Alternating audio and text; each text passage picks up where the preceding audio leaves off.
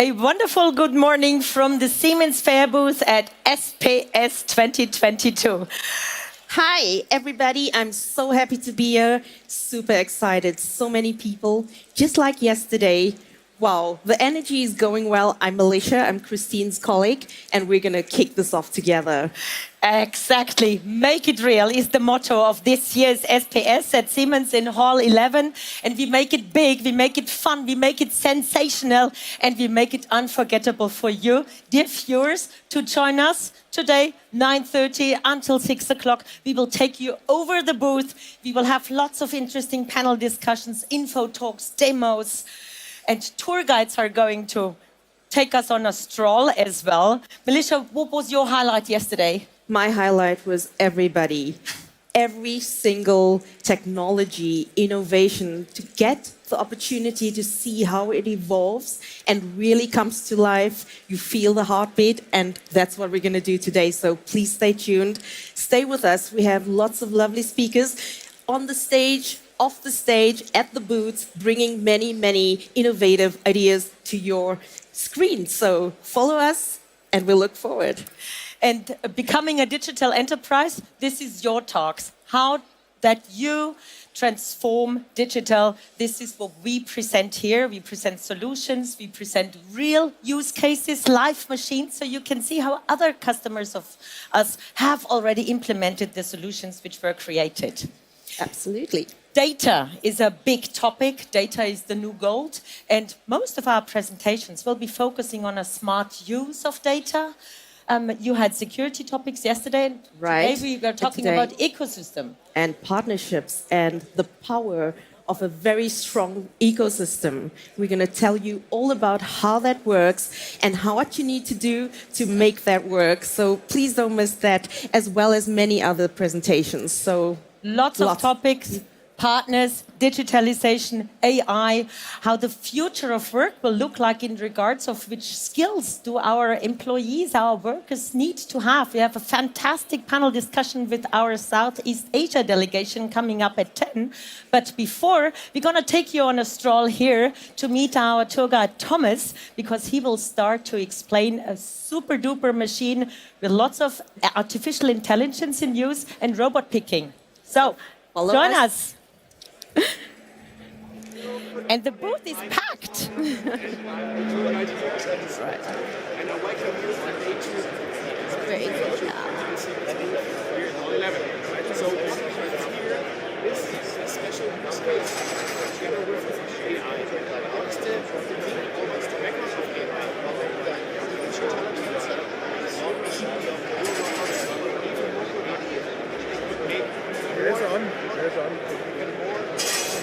It's on.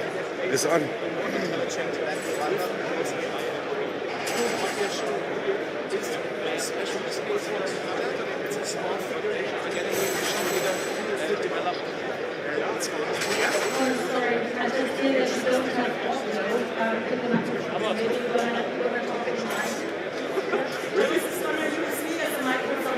Okay. That's great, but that's nice, guys. Yeah. So what you see here is the machine, which is a great example of how we make our machines more intelligent. And the challenge always is that robots from scratch are not very intelligent. Yeah. So they need an algorithm. They need help to make their own decisions, and that's the vision of our smart factory, right? And here the use case you see there, we have those small hinges here, and in former times they were placed or sometimes misplaced, and the robot doesn't know how to grasp those things, right? And therefore we developed a solution, by the way, together with the digital twin and simulation, and finally the robot is now able to find the right position, knows the information from the digital twin, and know exactly how to grasp. And that's the perfect solution, what we are presenting here. Okay, and Thomas, I just hear we need to find another solution for us and our Rasender Reporter slot. We're going to play a video and we will fix the technical problem right now. All right. Sorry for that. Thanks.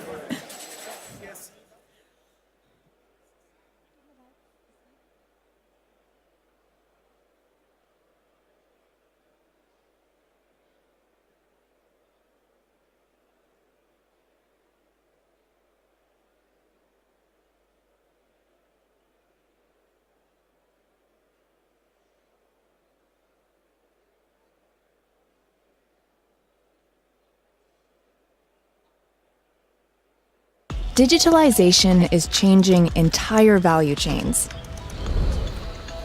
For the better. By creating an infinite flux of data between the real and digital worlds, it opens up endless possibilities for industries to be more productive, faster to market, more flexible, and more environmentally sustainable every day. Sounds awesome, right? But you guessed it, there's no such thing as a free lunch. Because to compete and maintain a resilient business, companies need to adapt and continuously invest in new technologies. And yes, technology is evolving at a speed that can make your head spin. At Siemens Financial Services, we believe that financing should be just as smart and connected to your business as the technology it unlocks. We've engineered adaptive financing models that let you upgrade your technology quickly and without sacrificing precious liquidity. Imagine, for instance, paying only for the use of a machine, or even just for the actual business value it's creating for you, or financing solutions to help you digitally transform your business. Imagine efficient, cutting-edge technology that practically pays for itself just by the valuable resources it saves. And guess what? These are only a few of the solutions we have in our pockets. Welcome to the connected world, a world of business agility, where smart financing is the rocket fuel to transform the everyday. Are you ready?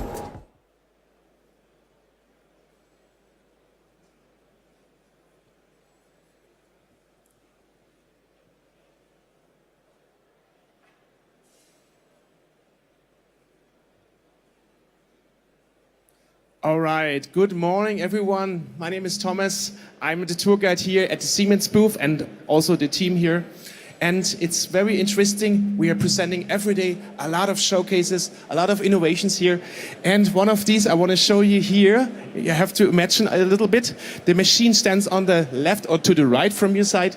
This is a great machine where we show just think about what is this, the challenge what we have here to make the smart factory reality. The smart factory needs autonomous systems, needs intelligent production lines and also intelligent robots. And this is exactly the showcase what we are showing on the left side.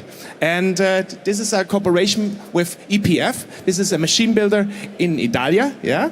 And together we developed an algorithm to make the robot even more intelligent. And in the showcase, we are sorting such small hinges here. They are on a little table. And in former times, the robot came, and if they are misplaced, or like this, yeah, you didn't know how to grasp. And that's a big challenge.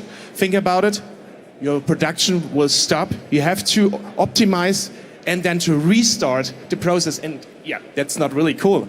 And then our Siemens solution, based on a little IPC box or directly on the 7-1500 controller with the AI module, now your robot is even more intelligent and knows exactly what to do. The little table shakes up like this here, these hinges to the right position, know how to grasp. And finally, you have a running system with our AI solution. So if you are interested in, then we can have a look later on the machine here. And I think what is also important when we talk about connecting digitalization, should we go to another stop or should we stay here? What do you think? It starts with a little bit of a technical warm-up phase, and I'm problem. sorry that it kind of met you this morning with the technical hiccups, Thomas. No problem. And also the viewers, tomorrow we're going to work on that the 3 tour stops definitely will run smoothly from the beginning.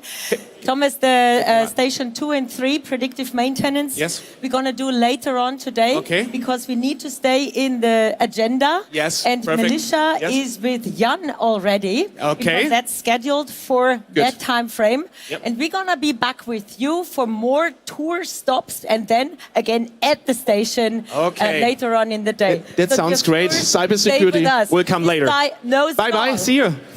Thank you, Thomas. All right. And we're handing over to Melissa and Jan. I'm here with Jan Hina. He's going to tell us all about SITRANS, SOAR IQ and Serve IQ. Hello, Jan. It's great to be with you. Thank you. Jan, so what digital solution would you like to showcase here?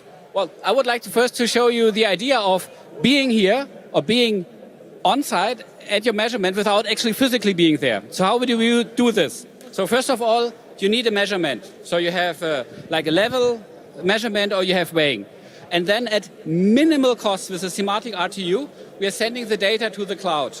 Any sensor technology we can send at minimal cost to the cloud.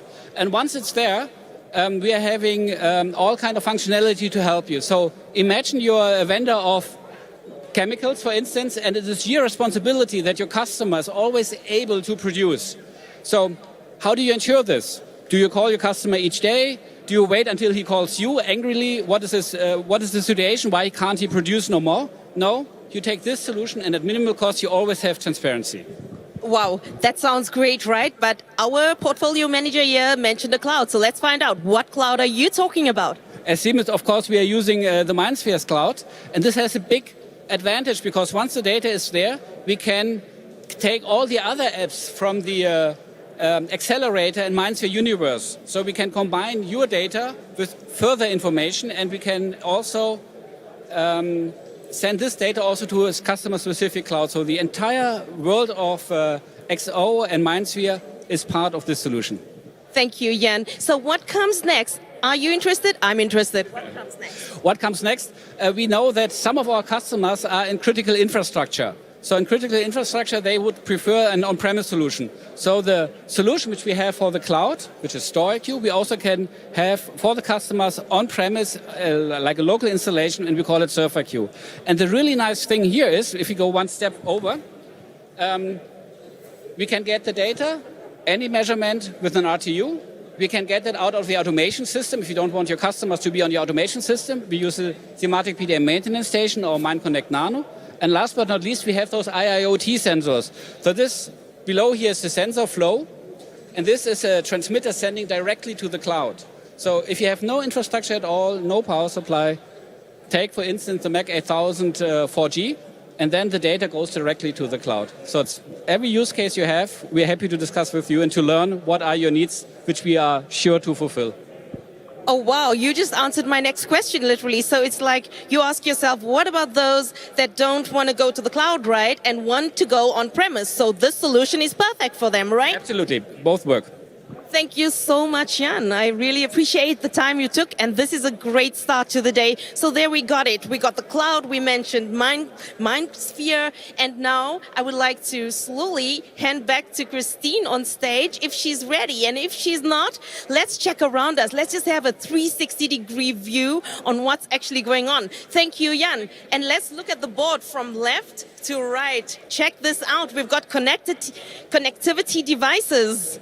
We've got IIoT, cloud solutions, connectivity devices. This is major stuff going on there. Yeah, do we have to ask ourselves some questions? Well, one of the nice things which we have in addition is, one more, we have a lot of customers who have, where's the instrumentation sitting? It's not on your desk, it's down in the ditch, it's up in the ceiling. So if you want to know what is the value of it, of course you can go onto the device and try to look at whatever is indicated, or you just simply take your mobile phone and you connect via Bluetooth to this sensor. And then from 10, 20 meters away, you can do easy commissioning, you can get the echo profile, you can change the settings. And even if you have an issue and you want to get help, you just simply take a screenshot, you download the parameterization information, and you send it to your service technician. So it is so easy. In former times, it was very difficult. Now, you just take your mobile phone, and you have it. Thank you so much for wrapping that up. So let's check our people on the stage. Christine, give us a heads up. Are you ready to blow our minds? Okay, mission taken, Militia. Welcome everybody here on site at the SPS. Welcome everybody, good morning. Why don't you come closer? We have wonderful, comfortable seats for you guys to take a seat and follow the coming presentation here on stage. It's going to be a long, lovely program, and we're here for you. Lots of experts on stage here, panel discussions on the agenda, info talks, demos, you name it, we got it all covered. When you think about industrial connectivity services, what is in your mind? Do you have an immediate answer? One sentence? Quite tough. Let's see what our colleagues promptly answered when they were asked what they think industrial connectivity services are and what stands behind. Let's roll the video.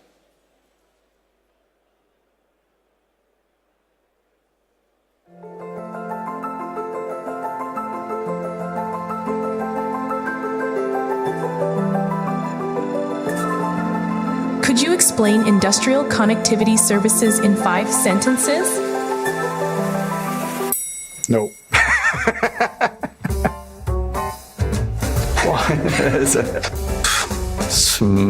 No. Ich muss kurz nachdenken. Impossible. Not possible. I mean, nothing is impossible.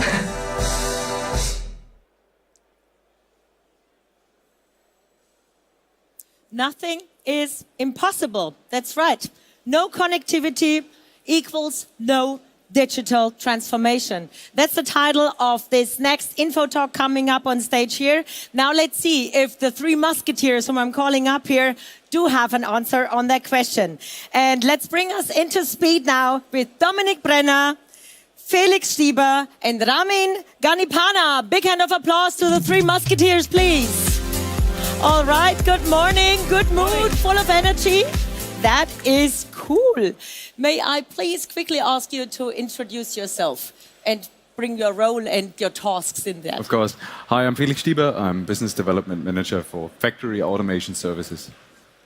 Hi, I'm Dominik. I'm a Business Development Manager for Digitalization. And my name is Ramin Ganipana. I'm Business Developer for Industrial Connectivity Services. All right.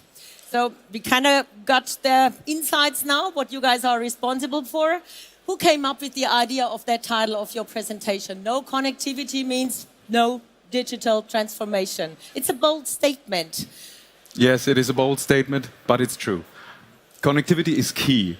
And what it's all about is nicely explained in that video. But now we're so happy to be here with you, Christine, and you guys to shed some lights on this topic. So, Ramin, can you give us an overview? Yes. So with industrial connectivity services, it's possible to connect and collect like data from sensors, actuators, PLCs, and databases. And we take these data and information and forward them to any other system like an industrial edge, the MindSphere Cloud infrastructure, the AWS Cloud, or Microsoft Azure, you name it. Absolutely. And also southbound-wise, it's literally anything, because also age, manufacturer, or what type of machine, it doesn't matter for us. We offer a holistic approach with all the state-of-the-art hardware, software, and one hell of a service connectivity team behind it. Right, Dominik? Right. We can connect anything with everything. Okay, hold on. That's, again, you guys are very creative in really bold statements here. You mean it, really connecting everything with anything, like, for example, coffee machine? Yeah, and we even did that. That's an easy one. So it's really only your imagination is the limit. Okay. Yeah, we do say it. If you can dream it, you can make it. And I can tell that this is in your department definitely alive. Well done, guys. It kind of really got me into the explanation of that topic now. It's clearer whether or not it was in 5 sentences as it was announced in the video. But it brings me back to the statement. No connectivity, no digital transformation. And you say that's true. Is it really that dramatic? Can you explain it a bit deeper? Yes, it is, Christine. Because without connectivity, you don't have access to the data of your machines or systems. And with that, or without that, you have no chance to get transparency and, for instance, have a look on your OEE data or process data. Absolutely. And this increased performance is only possible like when you have this transparency within the factory. And therefore, it's very important because you want to avoid, for example, unplanned downtimes or cost-intensive downtimes. And therefore, connectivity is the key. And all these downtimes can be avoided if we have information beforehand. Absolutely. So do you have a concrete reference? We do have, yes. At SKF Erasca, a bearing manufacturer in Italy, we realized the horizontal and vertical integration. For the purpose, the customer wanted to get more transparency regarding his processes, and of course he wanted to optimize his processes as well. Therefore, we had to connect its shop floor equipment and all the machines which were in the shop floor. And these machines and equipment was consisting of all the new systems as well as different manufacturers as well. So having done this, we have realized an end-to-end use case implementing several of our Xcelerator portfolio. Okay, brilliant. So let's jump on the next question. Hold on, Christine. There are even more benefits I would like to mention. Okay, nice. So Yes. go on. For instance, sustainability. Thanks to our solution, there is no need to replace older machines or older controls if you cannot access the data. We just equip them with the necessary hardware and software. And of course, when I may add also one thing, like based on the acquired data, you can also optimize the workflows and processes. So to sum it up, industrial connectivity is really necessary to realize any digitalization use case. Or in other words, without connectivity, there is no digital transformation. Okay, it's the case. You guys convinced me. Now I got the examples, I got the statement right, and it sounds like connectivity really is a game changer for a digital transformation. You have explained why industrial connectivity is so important with the example, but different customers are there, different industries, different challenges. How do you tackle them? I mean, this is the normal world, what you've been planning on, but now there is so much changes. How do you start to analyze any of those things, industrial connectivity services? The start is always listening to the customer and really understand what is the problem, what is the need, and what do they want to do with the data. And when we have understood, then we make a plan, a connectivity concept. And this is done by the most important, by our people. And we have excellent connectivity experts that know all the technologies, the hardware, the software, the connectors, operational services. And because we understood the customer, we really choose whatever fits best to solve the customer problem and make the most customer value.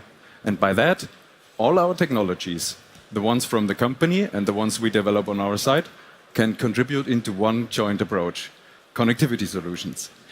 So the key is, it's not just about hardware and software. It's about the people. It's about having the right partner. A partner with a global footprint, with a long-lasting automation history, and with the people that can combine that automation experience with connectivity know-how and out-of-the-box thinking.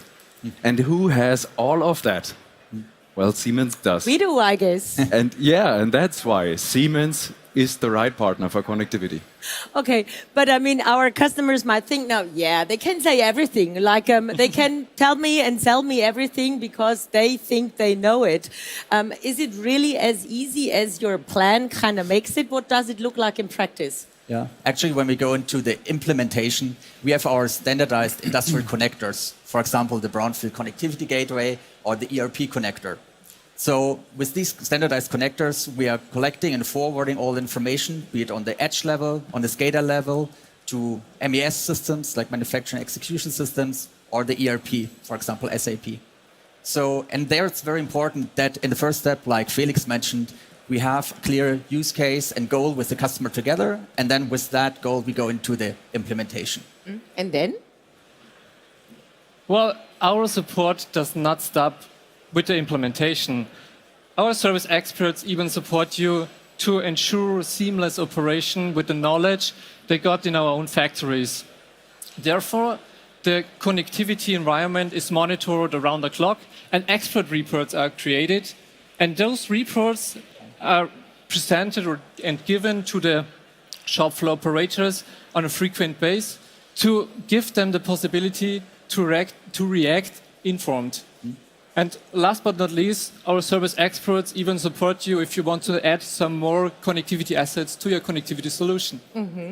It does sound like a great concept, and we have lots of time left. We've been rushing through here already, so we got a little bit of buffer time, and I'm asking you some really spontaneous questions now on your experience yesterday at the fair booth. What were the questions from the customers coming onto the booth? What is tackling them? Do you have like a highlight from yesterday which you can share in regards of new ideas, new projects coming up? I was not here, but indeed, a lot of guys saw that we have this connectivity and are asking me now, what is the connectivity? What's the data layer? We have this problem. There are factories with 500,000 SIMATIC inside, and mapping that into a connectivity is for sure a challenge. And I guess we really have a very exciting topic, and now already discovered and started some conversations about that. So challenge accepted. Yeah, definitely. Okay, it's great cool. to be here. And also, everyone is talking about IT-OT integration. So, for example, with ERP connectivity, like bringing the shop floor data together with the ERP system, this is also a use case which I discussed yesterday with the customer and which, brings us forward. Great. Yes, it was Dominic? good to see that every customer has a different challenge, I would say. So different controls, different manufacturers. So the problems are really, or the challenges, I would say, they are really, it's not a standard approach, and this is exactly what our approach is for. So we help and support to master this challenge, this complexity of connectivity. Good thing that you mentioned this, because our customers and interested persons here might think, okay, that's going to be a long consultation phase, and until all that data is analyzed, how long does it usually take? Do you have like a reference number, or is it completely different from industry or size of business? It really depends on the use case, I would say. So to connect 10 machines, if they are able to connect because they have the necessary interface and we do not have to add further hardware or change software, then it's quite quick. It can be done within some weeks, I would say. But if we talk about a very big factory with a lot of different controls, a lot of different brands, if you have to establish the condition to be connected, then we have to talk about months. It does sound promising here, and can you tell? I mean, spontaneous, very, very passionate colleagues. It's not even 10 o'clock. Booth is already full. Lots of viewers here. I think you really got the interest of all our visitors here at the booth. That's super cool. But in regards of our presentation and the topics, I just jumped spontaneously out of what we originally had talked about to go for. I wanted to cover some time with you guys. I mean, I have one last question in regards of what you have presented before with the 5 sentences which was asked for and the bold statement. Can you explain industrial connectivity services now to us all in 5 sentences? Of course, and we even nailed it down to 3. Okay. First, without connectivity, there is no digitalization. Second, with our connectivity offering, only your imagination is the limit. And finally, we are able to connect anything with everything. I'm going to take you serious on that. And we have one more day, and I'm thinking about a use case where you guys have to develop something until tomorrow afternoon. Absolutely. And we're going to show that to you, dear viewers, what we connected and how these guys solve that challenge, what we're going to spontaneously bring up here. I think mission accomplished for what you wanted to show us here. Now, we need to tell our visitors here at the booth where we can find the 3 musketeers. Yeah, absolutely. So we are here at the booth. So to the right here, or your left on the stage. So you can find us there. We will be very happy to discuss with you about your use cases and bring industrial connectivity services to you. It's booth number 44. And you can also scan the QR code. Then you get direct information and you can see the rest of the video, which we teased in the very beginning. It's worth to see it. All right, perfect. So, right done, guys. Well prepared, and I love it to see you tomorrow afternoon on the stage to find the challenge and whether you're going to solve my problem to connect anything with everything what I want to go for. Okay, awesome. Thank you so much for being here. Thank you. Have fun at the fair and good talks with our customers. Big hand of applause to you. All right. Okay.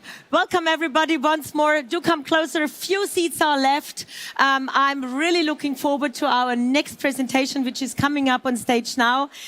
It's a panel with delegates who are visiting us from the Southeast Asian region.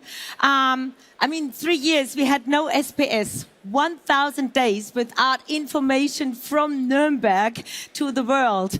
And SPS, a fair like this, is always great for having a large delegation on site to visit us, to see our use cases, to see machines really working in place, robots grasping little pieces. It's really fantastic. Motors are there. We have simulation things. We have a conveyor belt. You name it. Lots of projects being explained and demonstrated here. So that's always interesting for our customers. Industry 4.0, it's not a fiction anymore. It's alive. We have the use cases here, and we have customers who already implemented it. Smart Manufacturing 4.0, this is the topic in Southeast Asia. They already one step ahead of us. Building the vital skills for the future of work in operations is the topic of our next panel discussion coming up here on stage. It's very important to have the right workers with the right skills to accomplish all these challenges which are coming up. And one thing is certain, COVID-19 turned the world upside down. It has also caused, and that's the interesting part now, accelerated technical progress. And the economic downturn in Southeast Asia was really big, and it affected manufacturing industries. So how did they have to accomplish? They had to have the right workers. And this will be the topic of our panel, and I'm very, very happy to introduce my speakers coming up on stage after the video.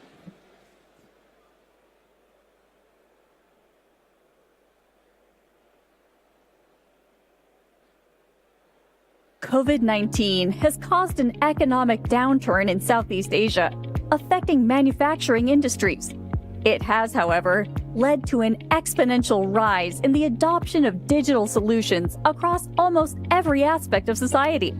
Megatrends such as globalization, technological progress, demographic change, migration, and transition to a low-carbon society are transforming the skills needed to thrive at work, and it is essential to ensure that workers' skills are aligned with the market's requirements. Skills supply and demand imbalances have become an issue, such as skill shortages, skill surpluses, and skill mismatch.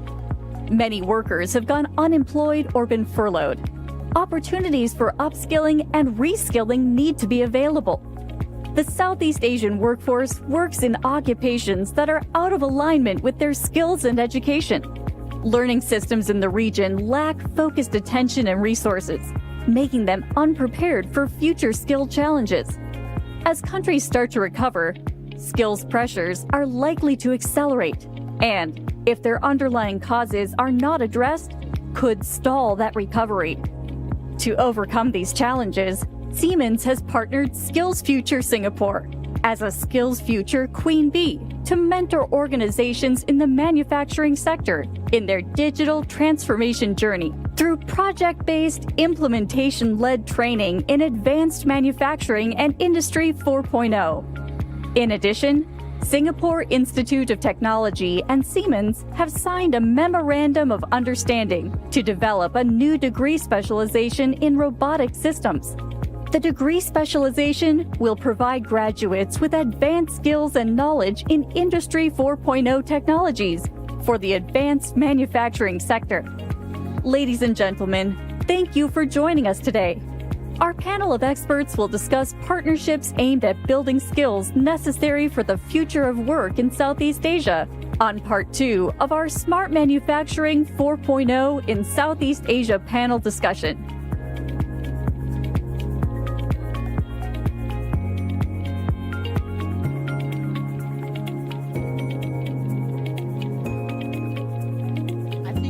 Start. The music will go on and on.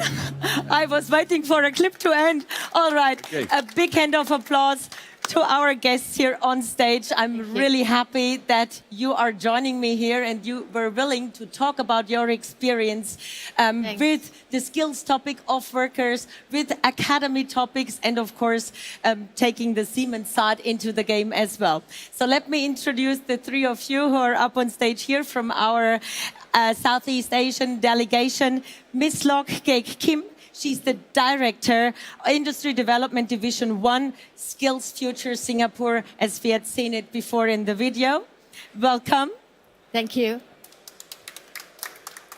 we have Mr. Arthur Pohey-Tat. He's the director at the National Center of Excellence for Workplace Learning, as said, NACE.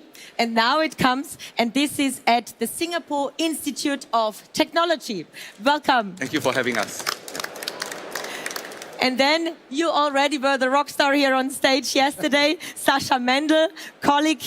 He's the senior director from Siemens Factory Automation based in Singapore, and he's responsible for the APAC region. Welcome as well. Thank you for being here. Thank you. Yeah, as said, COVID turned the world upside down, and it kind of unveiled the secrets which we had not known, that we cannot go on with education as it was in the past. We have to change because we have to adapt to megatrends, and we had to adapt to unforeseen situations like a total change in production, total change in regards of adapt fast, and the skills were not there anymore or in that amount how we needed it. And I think in Singapore, you were like a very, very early adopter, or you analyzed it very early, that you said, hey, we need to be prepared for changing environments, changing demands, and changing technological requirements. So, Kim, you are in regards of developing and skills definitely at the forefront. In your opinion, how can we ensure that individuals and firms have the skills on site to take advantage? Can you elaborate? Yeah. Thanks very much, Christine, for the question. And it allows me to tell you a little bit of story about myself. If I hadn't been in the public sector, I would love to actually pursue an engineering career. Oh. So being here today actually struck a very special chord in me. And I would wish that then someone would have told me what are the emerging skills trends of the sector, what kind of career progressions in terms of an engineer can take, what type of skills in demand and emerging skills that are needed, and most importantly, what are the education and training options out there. So this gives you actually a sneak peek of what SSG is doing. So over at SSG or Skills Future Singapore, we promote and drive the implementation of the national Skills Future movement. And we also promote the culture of lifelong learning through skills mastery. And more importantly, we developed and strengthened an ecosystem of education and training system in Singapore. And being the skills authority, what we do is that we want to develop our skills foresight and capabilities in terms of analytics to leverage on big data and to understand what are the local, regional, as well as the global market trends, so that we can actually prepare our workforce and future-proof our workforce. And because of that, we have to work with the community. We adopt a tripartite approach. So for instance, we work with private entities like Siemens, with public institutions like SIT, and the unions. And we work very closely with individuals, enterprises, training partners, the trade associations and chambers, so that we make sure that our workforce has access to good quality, sustainable, and also effective training. Yeah. Since how many years are you really intensively working on that you say, okay, we need to really adapt in regards of the skills of workers, that we adapt to the mega trends and changes? So I have the privilege of contributing to the workforce development in Singapore all the way back in 2006. So Skills Future Singapore has started in 2003. So we have been developing the workforce of Singapore to make sure that we keep abreast of ourselves and future-proof our workforce. Yep. So this is really not a mean feat, and we can't do this alone. That's why we have to work with our ecosystem, our community, to make sure that our workforce is ready for the future. Okay, and now I'm jumping into the partnerships and the ecosystems because you cannot do it alone. That's As right. you say, you need partners like companies and the academy. And this is where the Singapore Institute of Technology comes in. And Arthur, I'm going to ask you in regards of digitalization, world of work, which initiatives does Singapore have, and in partnerships with private sectors, with companies, and the politics and the government? Yeah. How do you work, and how do you kind of bring things into place to train our students? Thank you for the question. I think increasingly the universities realize that we cannot work alone. Neither can we work independently. We will need to collaborate with the industry. In Singapore, we were fortunate to have Skills Future Singapore to provide the road mapping. And we work with Sasha, Siemens Singapore, to develop and design degree programs that are useful for our students. Today, many of us realized very quickly that we cannot front-load education. So in the old traditional model of university education, we imagine what you need to know so that we give you front-loading of 4 years of education, hoping that you could contribute to your industry. But of course, you know, today it is challenging, right? With digitization, with technological changes. Yesterday we heard about the 4 Cs, the COVID, the climate change, right? The competition and the conflict, right? So we felt that this will not work, right? From a university perspective, we will need to work with industries like Sasha, like Siemens Singapore, to curate use cases, right? So that our students work on authentic problem statements to eventually be able to plug and play while they join the industry. And this is something SIT, my university, is very proud of. We have been around for almost 12 years in Singapore, right? And we have started correctly by taking the first step to engage the industry and to co-create the development for our people. So how did that start actually? Maybe Sasha, you can tell me how you got who had the idea to actually join forces? Was it from the company side that you said, you don't just need students coming from university, they need to have had worked before they enter in their real job? Was Siemens approaching the SIT or was it vice versa? I think it was somehow in the same moment together. I mean, it came up over, I think, a dinner, and I said, okay, we have challenges to find the right workforces. On one hand, we need the skilled workers for the digital industries, for the smart manufacturing. On the other hand, it's also when we are seeing the students coming from the university, there's normally a kind of a training still necessary until they're ready for work. So, and this was actually the moment where it was born to do something together, that we, from day one, as a company, onboarding the students already, that they are part of our organization. And at the same moment, they're doing their academic studies, changing between the academic and the company, back and forth, so that at the end of the academic, when they have their graduation, that they're ready already plug and play for the job. Yeah, and this was how it started. And today we have worked and we have a robotic study exactly for this model. Perfect. And it's called TITO, time in, time out. And in Singapore, you have trimesters, I learned. Correct. So it's 2/3 of the year students are at the SIT. They are studying, and 1/3 of the year they are really working in active at the office, in the factory, and learning what they actually study on. Correct. Perfect. The good thing is also, I mean, they're taking also real-life problems out of the companies back to the universities, which is then challenging also the university and the professors, because they're getting also, or they're facing then real challenges out of the industry. And with this, I think all the studies getting much more lively and much closer to what is actually required.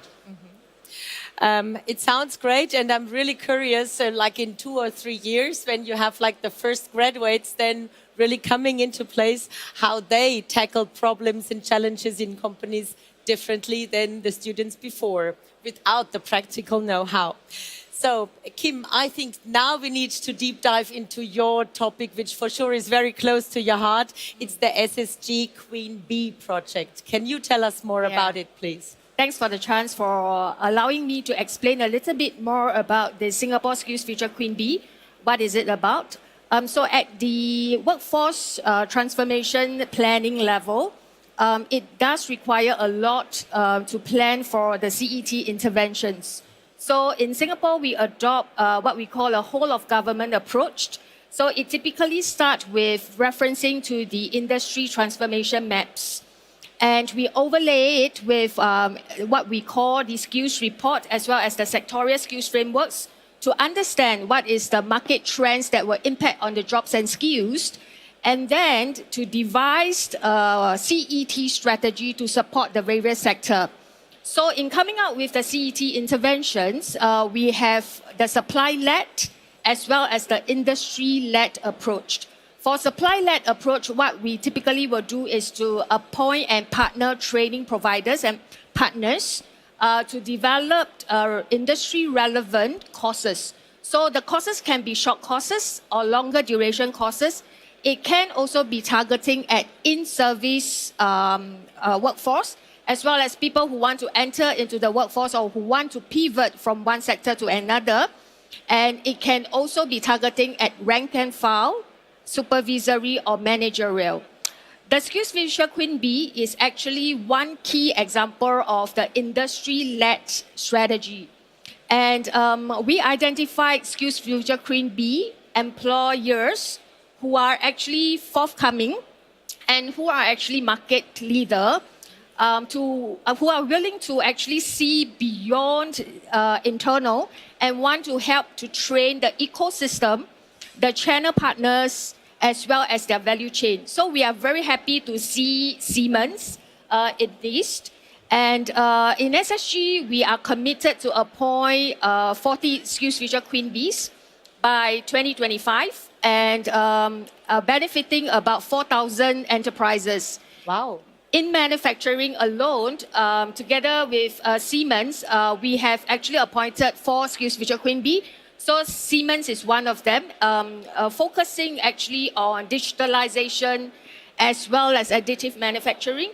We also have Bosch Restaurant that take care of industrial automations, HP on sustainability, manufacturing and procurement, as well as Micron on system integration.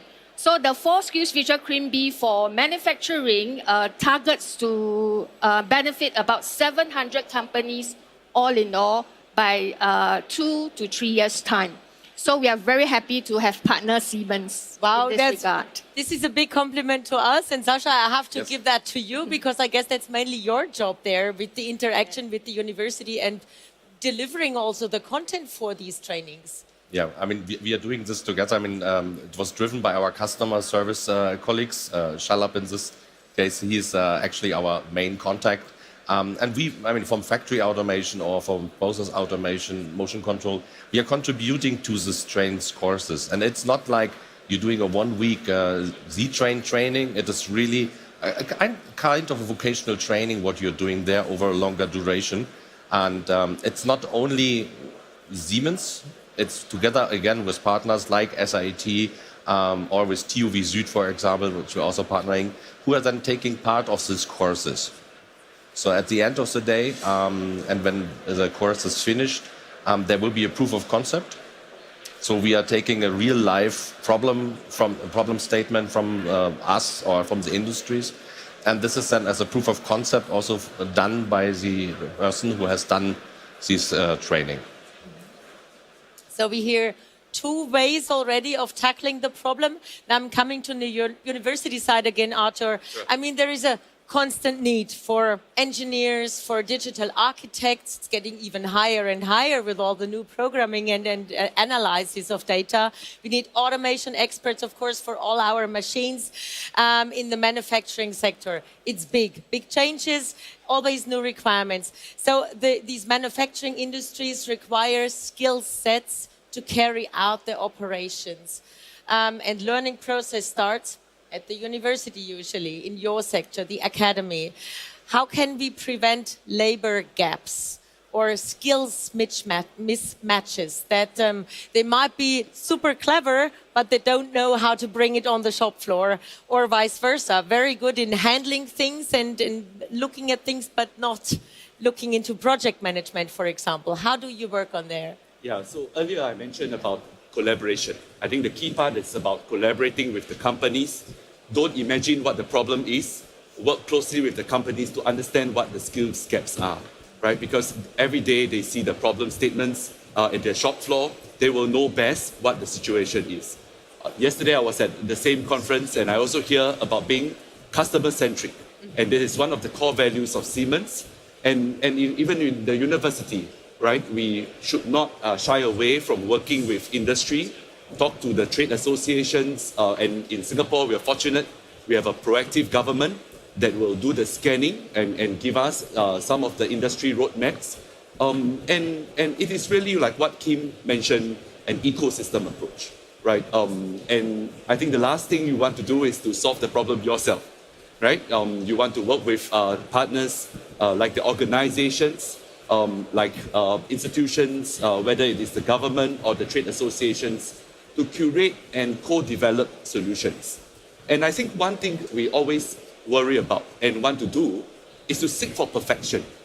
But my advice is probably not to go for perfection, but to reiterate as the skills and training evolves, right? Because the concern is that when you seek for perfection, there will be no more time left for you to transform, right? And the technology will have been way ahead of you, right? So rather than seek for perfection, the evolution of skills and the willingness to adapt and stay relevant becomes a lot more important. And I don't have a formula to make sure that it works, but through our experience over the course of 10 years, we realized that reiteration, plan, do, check, and adjust, right? And the repetitive reiteration will help to look at what our end goal is, right? And the important thing is for the university is about training ready graduates to serve the industry. And for the industry and the government, it is really about ensuring that the people's skills and the employees' skills are relevant. Can I chime in? Yes, sure. Yes. I expected you to. So on the topic of skills mismatches or how to reduce the skills mismatches, I think there are two things that we have to consider. Number one is information sharing. I think information sharing is very important. So the information, for example, back to my little story about the market trends, about the career progression roadmap, about what are the skills that are required, about the educations and training options that are available, are actually very important information that we should share, whether at your level or for us at the workforce development level as signposts. And these are very important for people to take ownership of their lifelong learning so that they can make sure that their skills are being upgraded and updated so that they can address the future skills needs. The second point that I thought was very important is actually the accessibility. So for example, we do have a repertoire of courses, training courses. But we have to make sure that these courses are actually accessible to Singaporeans and our citizens that are helping us in terms of the workforce and productivity. And the second area of accessibility is actually affordability. So the Singapore government had made sure that when it comes to continuing education and training, we have what we call the course fee subsidies, so that it can make training very affordable for individuals. And secondly, we have also rolled out what we call the skills future credit. So the skills future credit for Singaporeans, they could actually draw down the skills future credit, take ownership of their lifelong learning, and choose training that matters to them. That sounds great. So imagine I'm a Singaporean and I decide I want to learn more about digital architecture. Then I look online what courses you have and I can apply, or can I sign in? Yes. And how expensive are they? And do I have to be in a company in order, or in one of your partner companies to join good these question. courses? Good question. So I will recommend you to visit our website. So we have a My Skills Future portal. So in My Skills Future portal, we have such information that I was talking about, including a training management system, where you can find courses based on keywords. For continuing education and training courses, they are bite-sized courses.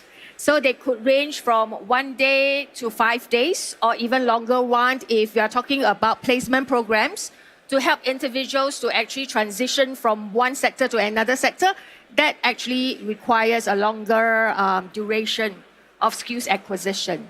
Yeah, please visit our website. Lifelong learning sounds like, okay, I sign in like I'm a member of a sports club and I can dive in here every month for 4 days in an evening course and I'm getting more information. Yeah. That's not the case. That could be an idea for an additional training session. Sasha, I'm coming to you in regards of the smart manufacturing 4.0, what we are experiencing in Southeast Asia. What are the skills required to support a smart factory? Oh, there's a lot.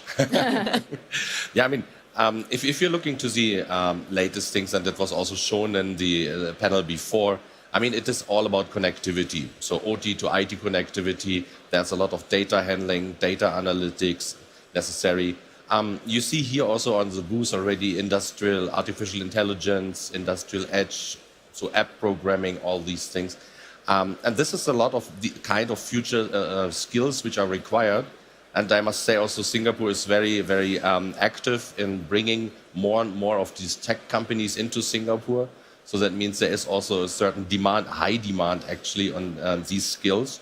And working together with Singapore Skills Future, working together with SIT helps us also to find the right persons and the right people, or upskill the people for these kind of jobs. Coming back to the SSG Queen Bee, how do we support as Siemens, or how do we really work together from your side? How do you tackle and bring students on their side? I mean, it is that somebody who would like to get upskilled or reskilled because you want to move from one sector to the other is kind of applying for trainings on one end. On the other hand, it's also that we from ourselves, I mean, as Siemens or our partner companies, having persons who can go to these trainings, and we also advise them to go to these trainings. And what we do there is, depending on the requirements, we are putting together our partner network. So who is required to fulfill this learning path? And based on this learning path, then we are working and upskilling, reskilling the persons. Yeah, earlier on, Sasha mentioned about problem statement. Yeah, so usually under the Skills Future Queen Bee, the companies, typically the small and medium enterprises, may approach Siemens with their problem statement. And what Siemens will then do is to help them with the consultation and the solutioning. And the solutioning can be training or non-training. Yeah, so Siemens actually play a very important role to help these companies in terms of their transformation. So with that, actually, their employees will also need to be trained. Yep. I just wanted to add that the entire concept of Queen Bee is really what we've been talking about throughout the 2 days conference, skilling at speed. Yes. Yep. Right? Because this gives an opportunity for Siemens to be an anchor company, reach out to its value chain partners, right, to basically sing the same tune, right? I wanted to also add that, in fact, many of the training, as we have observed, if it is just pure classroom training, it is very challenging because many of the workers, after the classroom, they feel good, right? But when they go to the shop floor, they do not know where to start, right? The way we then design our training with Siemens as Queen Bee, right, is what we call the workplace learning model, right, where the lessons must be taught in some classroom environment, but the real learning is in the application and the coaching, which what Sasha and Kim mentioned about. And we felt that many of the learning actually takes place at the workplace, right? Because they have a bit of theory, but now they actually see a coach or a master craftsman apply and they learn on the job. And we thought that this is wonderful. And this is a good way from a Singaporean experience, a good way to pass on skills, right? From the master to the apprentice, right? And for people to learn new things. Great. That's a great statement, I have to say. And the learning by doing is more true than ever, I guess, in that case. So we have 2 minutes left. I'd say we have one sentence or one statement from all of you. What are you appreciating the most with all these new developments and new possibilities with digitalization we're having? Starting from me. Quoting Skills Future Singapore Chief Executive, Mr. Tan Kok Yam, they say that it needs and it takes an entire village to raise a child. And we say that to have an ecosystem of high quality and sustainable education and training system, it requires a whole ecosystem of community partners like the private entities, like the public institutions, the unions, and all to work together. So I'm very happy that we have these partnerships, and we hope that there are more that would come forward. Yep. Thank you. Yep. Arthur? I started with 4 C's. From an academic institution, C is not a good grade. So I should end off with 3 A's, right? I would just leave with the first A, and that is appreciation, right? I mean, to the workers and to the company, appreciating the challenges ahead is important, right? Because we always get new surprises every day, right? Whether it is pandemic or even conflict among countries, we appreciate first. And the second call to action probably is action, right? You don't just want to appreciate and worry what's the next day. You want to do something, and Kim mentioned about going to the website of Skills Future, take a look at what skills are forward-looking, right? And work towards those skills, right? The last one is really about acceleration, right? Accelerating your learning, right? Adapting, staying relevant, and be prepared to learn, unlearn, and relearn, right? This is the world today. We must accept this, right? But the journey is not on your own, right? And then if you adopt an ecosystem approach, work with your partners, I think the journey will be a fun one. And it jumps in perfectly to our motto when it comes to the Xcelerator, the ecosystem, our open platform. Accelerate your digital transformation. Perfect. Thank you, Sasha. Yeah, I mean, just to round it up, I mean, accelerating, smart manufacturing is accelerating, the future is accelerating. I think we can only master these challenges together in an ecosystem with government, with institute, with other companies and partners. And this is what we are doing in Singapore very proactively. And I think this is something we are very proud of. Thank you very much. And I think that's the best statement with which we can close this panel.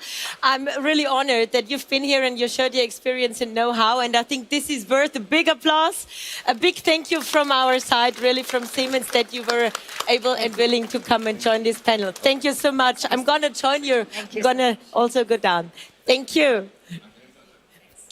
And with that, I'm handing over to my lovely wing woman, Melissa, who is on stage next with another panel. I love the way you call me your wing woman. Yes, I do. I love to be her wing woman. Well, welcome everybody. Thank you so much for tuning in, and also to everyone out there live on the LinkedIn channel, wherever you are. Thanks for streaming in. We are so happy that you're joining a very, very important. But just coming back to what Christine and them were talking, I have to say that we never stop learning, because life never stops teaching. That being said, we are very honest here. We're all facing turbulences and lots of challenges. And there is one trick to master these challenges. If you stand together, if you join forces and hold hands, we can tell you today what a powerful ecosystem is all about. So thanks for joining, and let me welcome my panelists. From the beginning of the time, I'd like to welcome Florine Kalarashu, Global Partner Expert. Hi, You stay there. Thank you for being with us. Thomas Grahl, CEO of Blue Automation.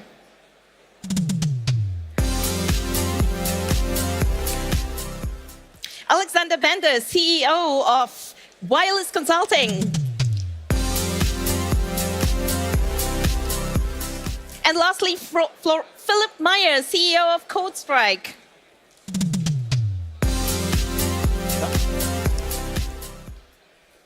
Welcome. Great to have you guys. Thank you. A cool warm-up. How do you feel? How is this? It's great to be here and see all these people. Look at the crowd. Isn't that cool? Yes, Cool. it is. Many people. now let's get to know you guys a little more and what your companies are doing and exactly how you contribute towards our powerful ecosystem. So I'd like to start with you, Florine. Maybe you can tell us what's that relationship, that business partner relationship all about?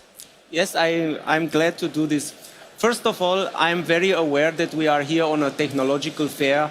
We have a lot of innovations among our booths in the area of automation and digitalization. We have a lot of products, a lot of systems, a lot of solutions. But I want to talk shortly about something else. I want to talk about something what stays at the core of our business success. It is about our partners and about our partner ecosystem. We work together with partners across all business fields. We work with them closely everywhere. We cooperate, we win together, we sometimes learn together, and whenever it's possible, we celebrate together. Recently, I conducted some interviews to strengthen our team within partner management. And I asked every one of the candidates what would be their core values.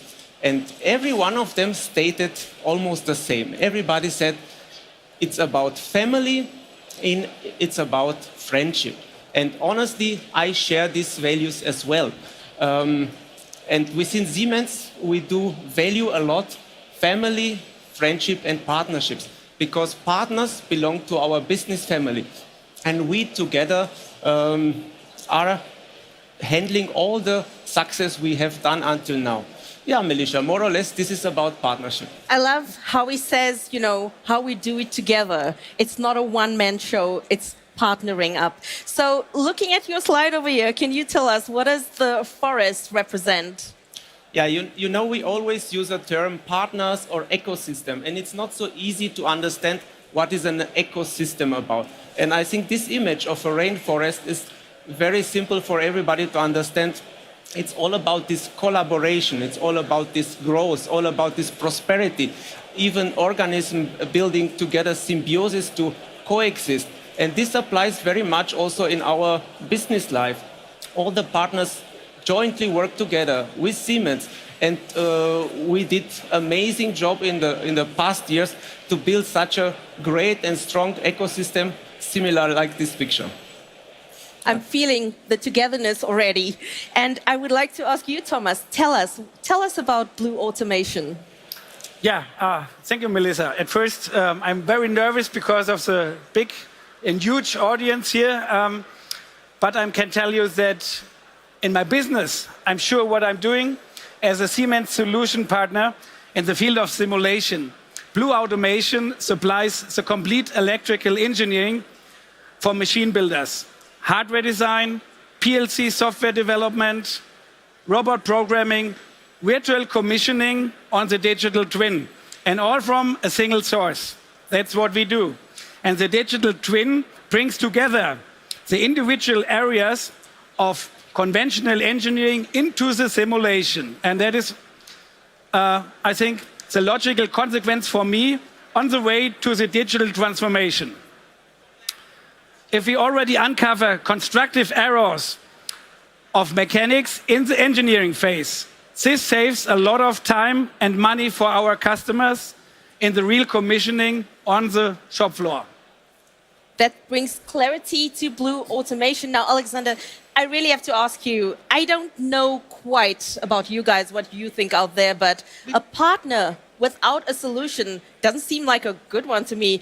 Am I missing Am I not reading between the lines, or can you tell us your story? I will tell you the story, yes.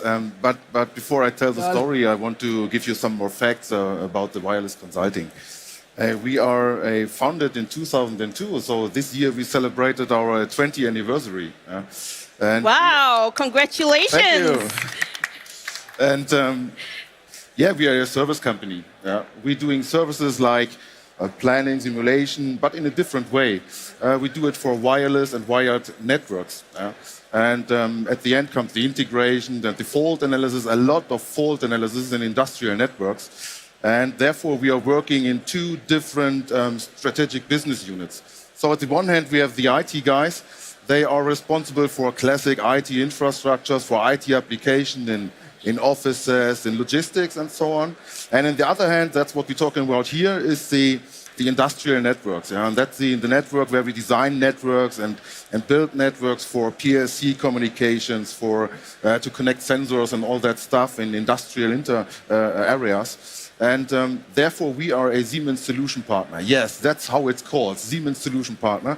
But I would say we are just responsible for connectivity in the field. We design the networks to connect all the sensors and devices, whatever you have in your field. But not the solution. The solution is what other solution partners did. So they design a train. For example, a automated people mover, which is a huge solution. And they need a reliable network in between to communicate from trackside to the train, from the train inside the train for different and various applications. And we are responsible for designing the ultra-reliable communication from track to the train. And that's what we did. And that's not the solution. The solution is the whole train. Okay, so let me get this right. You do have a solution. A little bit, yeah. if you say wireless, a system or a network is a solution, then we have a lot of solutions, yeah. Okay, then that answers my question. Thank you so much. And look, Philip, your journey is a long one. So can you tell us, when did your journey begin and how did it begin with Siemens? Yeah, sure. So basically our journey at CodeStrike kicked off at Hannover Fair 5 years ago together with Siemens.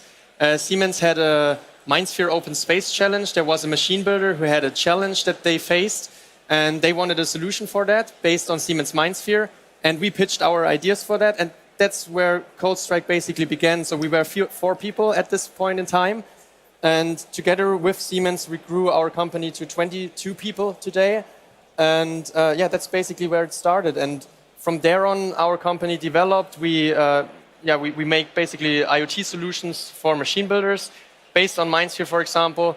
And after a few years, we found in many projects the same challenges to solve.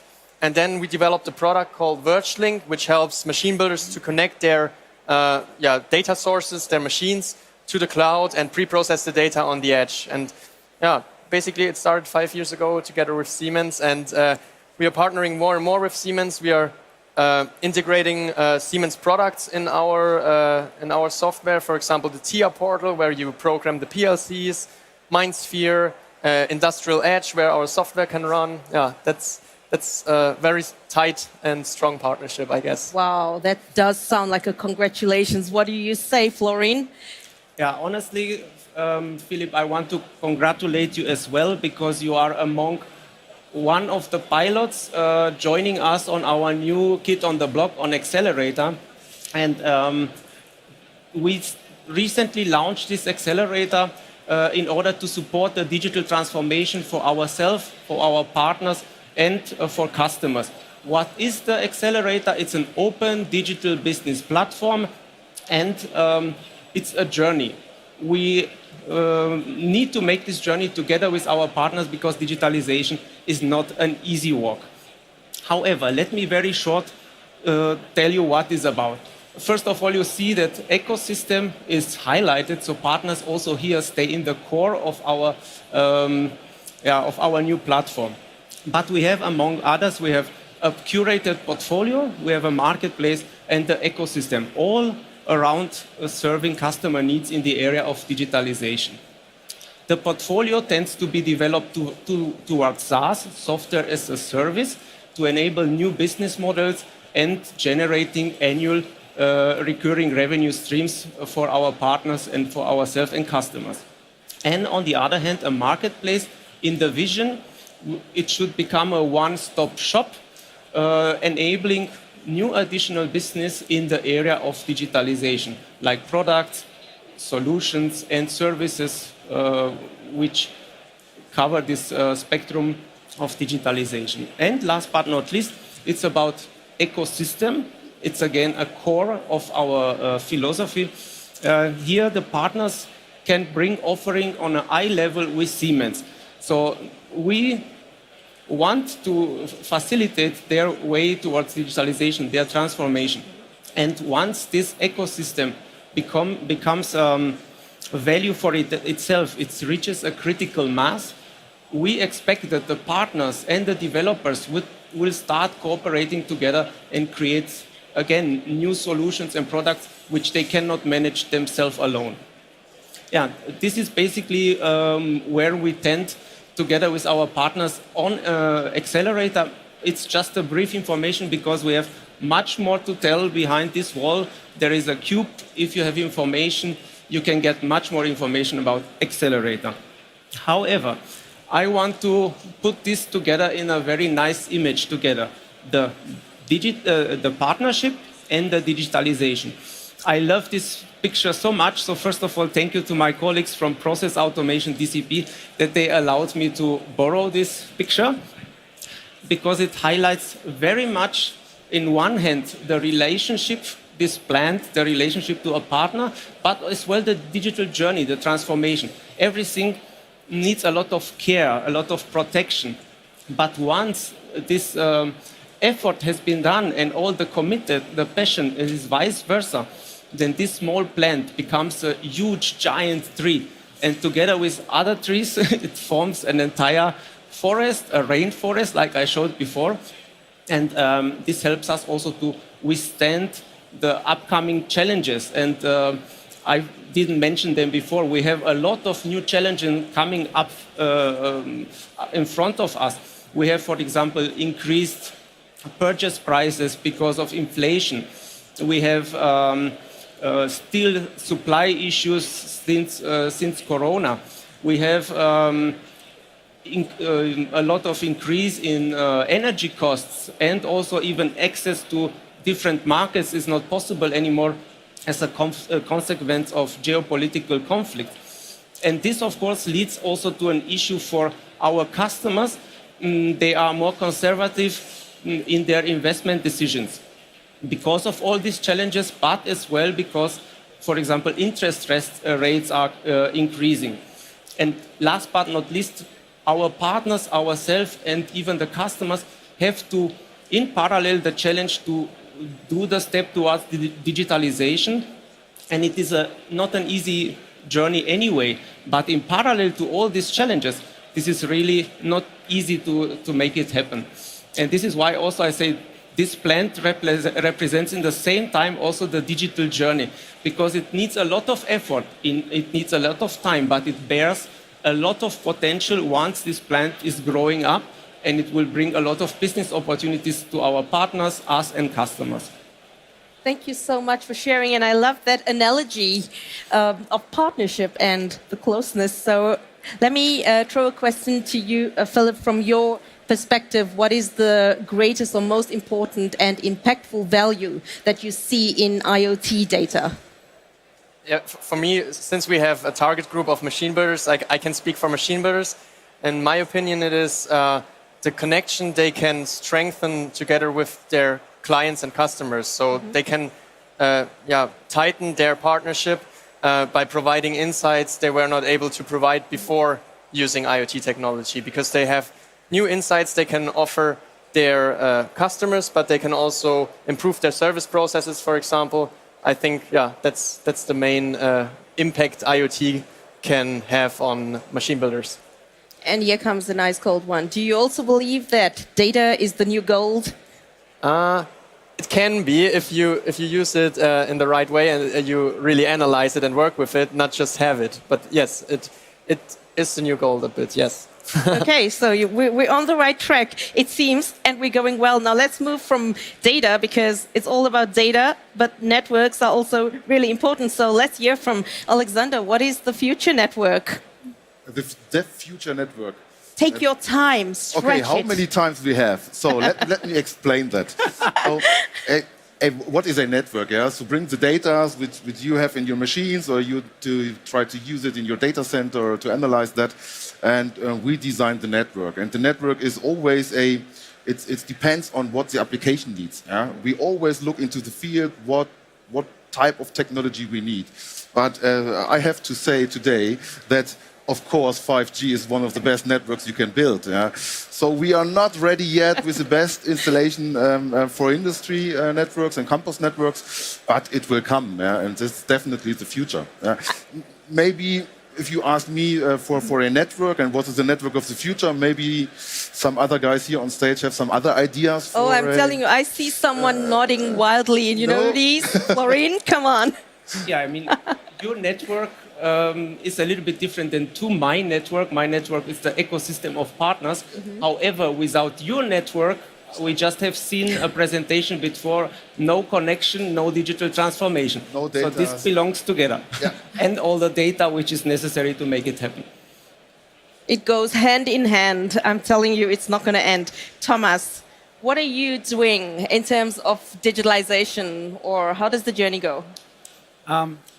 What we offer to our customers is a virtual commissioning on the digital twin. And we are bringing together everything from the normal electrical engineering, from the old time to the new time. That means the digitalization comes on this way, the transformation. And that is what we do for the future. Okay, so you're with us on that digital journey, right? We're engaging, we're connecting. Sounds really cool. So Florine, let me ask you this. This is going to be a big one. So what is the most crucial element that you see that we need to become more successful despite all the challenges that you were talking about? Honestly speaking, it's similar like in private life. And it's the same like made us successful until today. It's our family, friendship, and partnership. So in the business life, it's our ecosystem of partners. This made us successful, and I'm convinced also it will make us successful in the future. Family, friends, and partnership. It's being extended. Nice way of forming it. I like that. So looking at all of you, I'd like to look a little bit away forward. So what is the vision? What are the plans? What comes next? Let me start with you, Thomas. You're looking at me already. I would like to say the next big thing, the vision for Blue Automation will be the new start, the founding the company in the United States. That is the next goal for us. You guys are hearing that, right? We are having plans. What about you, Alexander? We don't want to have him. No, we don't go to the US. So a famous German politician said, if you have visions, you have to go to the doctor. Yeah? But, I always have the same vision, to make wireless better everywhere. Yeah? And that's one of the reasons why we are working together with Siemens, to make industrial networks highly reliable and maybe with ultra low latency communication, what we need. And that's my vision, to make it everywhere better. So you're positive about the future, right? Absolutely. So we are Siemens Solution Partners for more than 15 years, since 2007. And we are working, but we can't be everywhere, yeah? So we are working to build perfect wired and wireless solution for industrial applications. And that's my vision, to do that everywhere. All right, so let's get a code strike vision. What about you, Philip? What's the big vision? Let me tell you about our internal and very nerdy vision. So our vision is that every machine in the future has one Docker environment. What does that mean? Basically, a Docker environment can be understood something as an app store, maybe, where you can install various apps to have certain services, to make certain analytics, and it is a very flexible environment. So in the bigger picture, that means you need to have more flexible solutions that can work with data and that can be adjusted according to customers' feedback. And that's our vision. So one Docker environment per machine in the world. And one non-technical vision? It's the technical vision. So the technical vision is that we need one Docker environment per machine, and more bigger picture is that you need flexible solutions to build IoT solutions that really bring benefit to the end customer. Easy, flexible, open, we're getting there. Now we've heard our partners' vision. Let's check out what digital industries have as a big vision. Florine, tell us. That's a big one. It's big. It's big, yeah. But coming back to this picture, because I want to reflect one more time about it. When we talk about digitalization, we always speak about the real and the digital world. And I told you that the plant also represents in some way the digital journey, the digital transformation. And the vision is that we as Siemens put all our already existing portfolio of software, for example, in the area of digitalization, together with Xcelerator and working together with our partners, build all these digital twins of products, of processes, digital twins of buildings, where partners are cooperating with us on all levels, and they bring also their data inside, the smart data, all the simulation, and forming a huge ecosystem in the digital arena, connecting even more ecosystem to another, forming a huge world in the digital space, an entire universe, if you want to call it like this. And we call this universe the industrial metaverse. And we are very much passionate about it, like this child on this picture, to work passionate and with enthusiasm together with our trusted partners to make this vision, make it real. We will make it real, Florine, I'm telling you. And our partners standing right here are also going to make it real, because don't forget, they have booths on these sides here. So please, our experts are waiting for you guys. So please visit the booths. It's written up there, so please don't miss that opportunity. And it's clear, wherever you are on your digital journey, we're there for you. Let's join forces, let's hold hands, and let's rock this together, because that's what the future is going to look like, right? Yes. Are we in? Yes, we are. Thanks for joining. Thank you. We're going to hand right over to Christine. So let's clear the stage. She's already here, the Christine. She's already so there. Join forces. Well done, you guys. I really enjoyed that panel. Thank you very much. Thank you. All right. We're back on here on stage, and instead of talking about the Xcelerator on the other side of the booth, I'm going to get Sebastian Wolf here on stage to talk about what's happening there. Sebastian, big hand of applause to you. Woo! You see, there is power in that guy. Ladies and gentlemen, do take a seat. Really comfortable seats here. Give your feet a break. Sebastian, talking about give your feet a break, give your voice a break maybe. There is so many people there asking about the Xcelerator. Can you tell us about it? What's going on? Before we go into the details of Xcelerator, I would like just to say it's overwhelming, right? I mean, we've been here so many years, we've been talking about so many cool things, IoT, IT-OT convergence, cloud, edge. The cool part about Xcelerator is that everything comes together in one now. So we're here with IT solutions, we have software, we have OT solutions, we have all the great hardware. But imagine one place where this all comes together as curated portfolio, where people can leverage these solutions inside and outside of Siemens in an ecosystem of partners, contributors, startups. It's just great, right? I mean, it feels so good that we're finally there.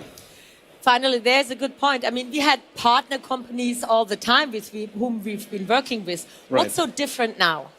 So we are opening up our systems. Meaning? We're opening up our software, we are opening up our hardware. So we are basically inviting all of the ecosystem to use our technology, to use our products, but also bring in their own solutions and products and jointly take it to the really next level. And we're not only doing this for industries, we're also doing this for infrastructure, mobility, for grids. Basically, everything is coming together for all the markets. And that allows us at the same time to really think about next level use cases. So imagine a building is talking to a line.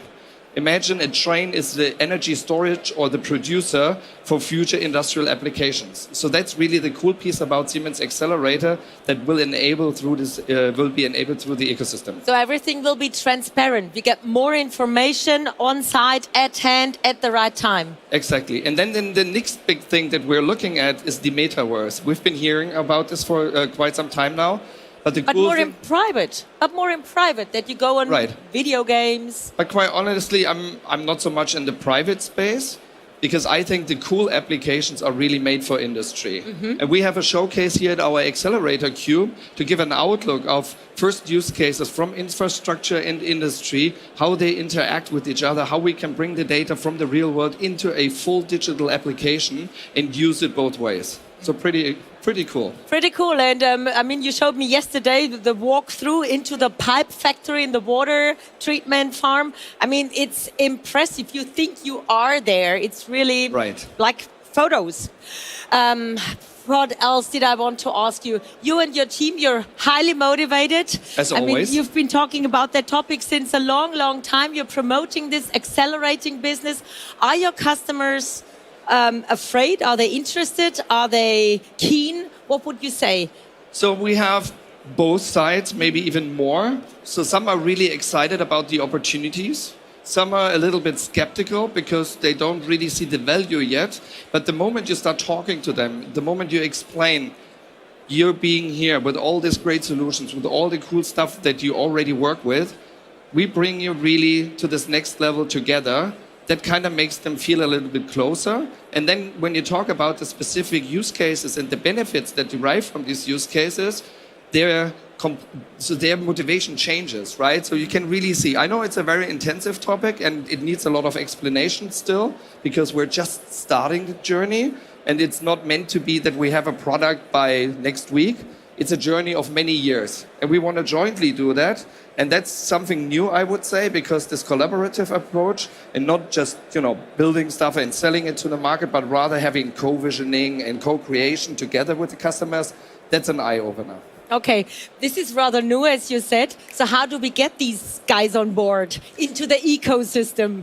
So, and therefore we have Matthias here with us today, and he's the real expert of Xcelerator. And I would like to ask him exactly the question, not only how, but why we are doing it, because digital transformation is really important, and I think that's the time to talk about it. And I guess that's my time now to go in switch with Matthias Oppelt. He's coming on stage, and I'm leaving. Now we're getting into details.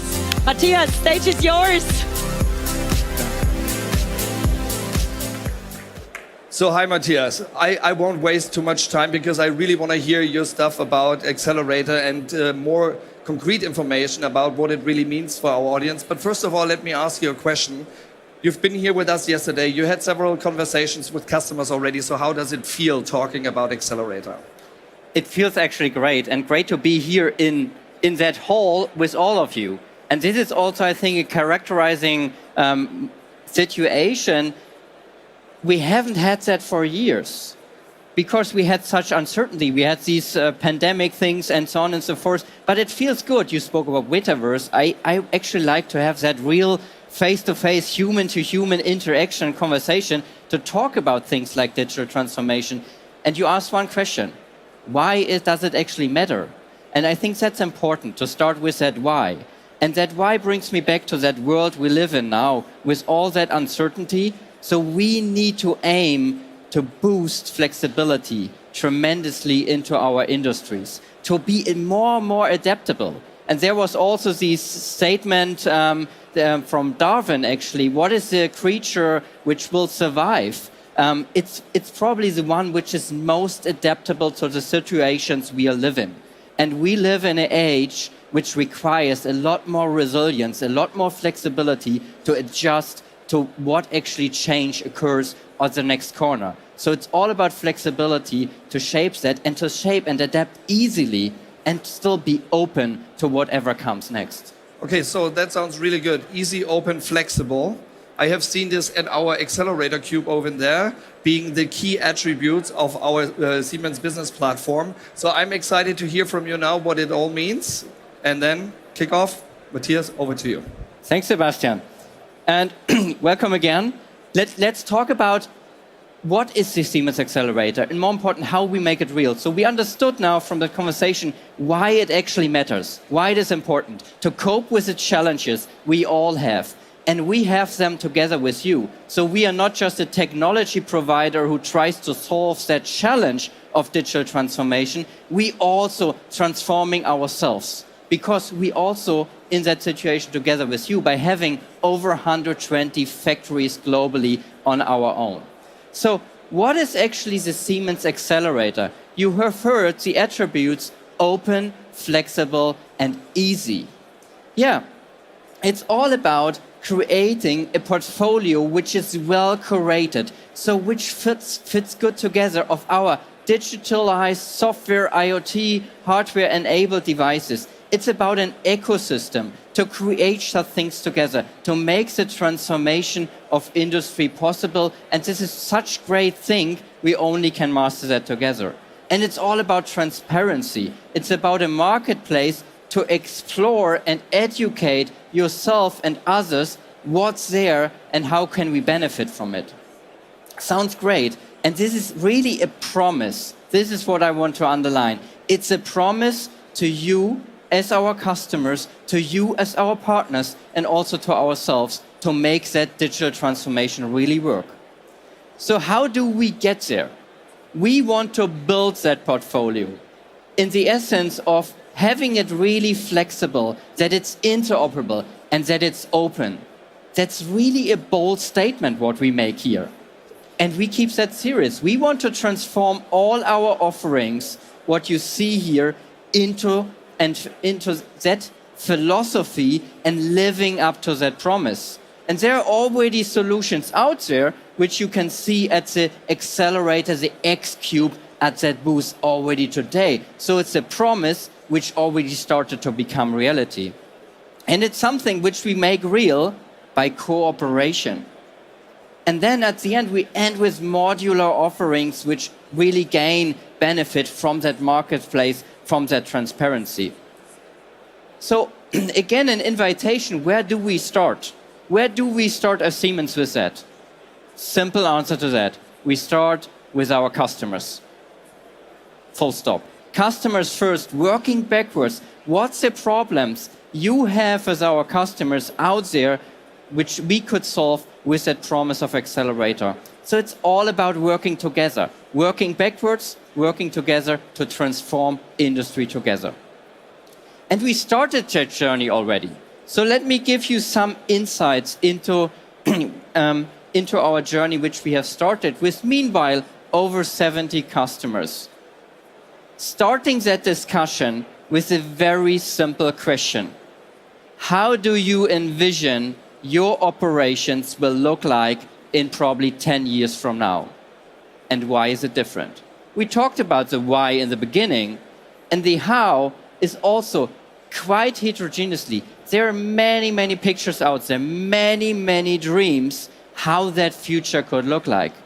And to make that real, that's what we are here for. And you could imagine that talking with so many customers, and this is just the beginning, and talking cross industries and really discovering a lot of use cases out of that dreams, how that future will look like. What is the commonalities across all of these? What is it in secret ingredients, so to say, we need to make and we need to create that this becomes reality? That promise turns into reality. Your dreams turn into reality. First dimension I would like to highlight is we need to have some horizontal integration. And you all know that. It's just, okay, you design things, you probably simulate it, you have some engineering, you have your operations and so on and so forth. Nowadays, and basically in history, you do that very sequentialized, step by step. Will it stay like that? No. In future, it will be integrated, horizontally integrated. Data flows from A to B, and you reuse that data always with the next step and the succeeding step. And you also can go back. You can learn from your operations for your next engineering, for your next design to make it even better. That's a situation we want to create, which is of the essence to make these dreams how future of industrial operations might look like to become reality. So first dimension, horizontal integration. It doesn't stop there. It's also about vertical integration. Vertical integration from the shop floor, imagining all your actuators and sensors out there, all the way to the top floor. Call it cloud, wherever that is. It's really breaking down these silos, these layers, and making their consistent flow of data become reality.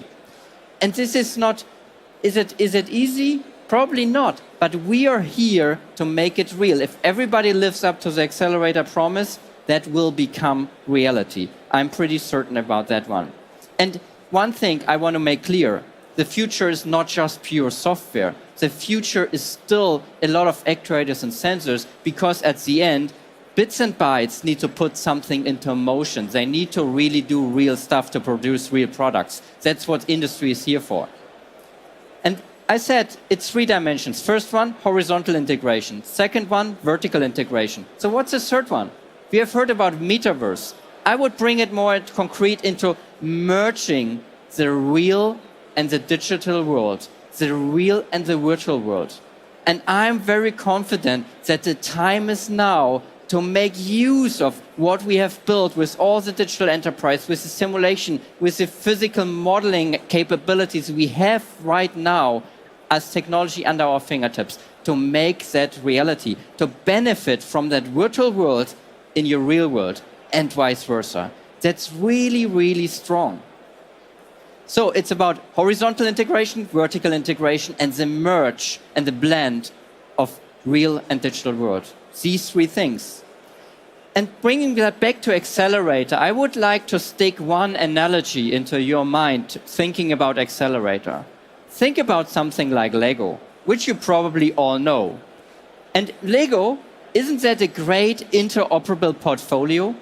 You can play with all these building blocks and bricks and build tremendous flexible solutions. You can reconfigure as you go. You can play together, and it's a lot of fun. And if all our industrial portfolio live up to an analogy, to a philosophy like Lego, we will realize a modular enterprise architecture, a modular portfolio. The only thing is, what we need to do, we need to agree upon that we're playing Lego.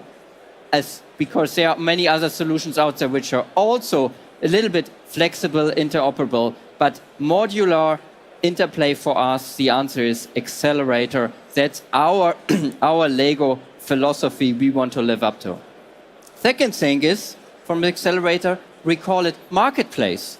So I would say the best technology is worth nothing if you have not accessibility to it. So accessibility is really key, and that's what the Xcelerator marketplace is. And the third thing is, we don't do it alone, we do it together. That's also part of our promise. It's about partnering, it's about growing through collaboration. We together address the challenges, we are all in it.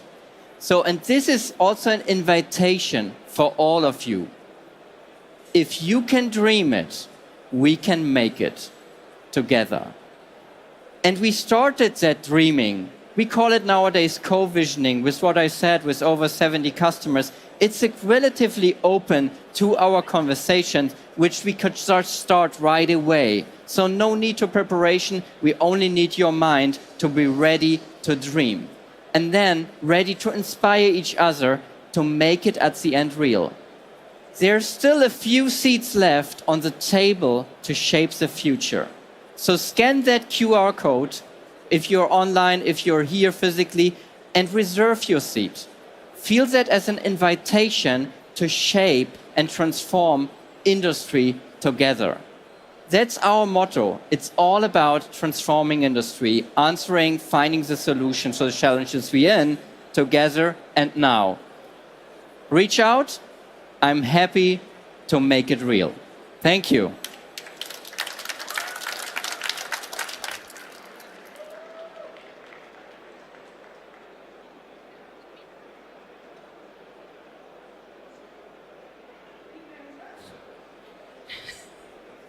I'm not alone. I'm not alone. Hey, everybody. the OT-IT integration journey with scalable solutions has begun. It becomes more and more exciting as we stand here. So how do we help our customers master their challenges and transform operations? It's such a pleasure for me to welcome Rogério Boletta, who is the marketing manager for OT-IT integrations. He's going to talk to us about this, so stay tuned, don't walk away. The stage is yours, but first tell me, look at all the people here. What excitement. Be here, it is an incredible feeling. All right, so... Thank you for introduction. Thank you for being with us, and the stage is yours. Thank you, Melissa.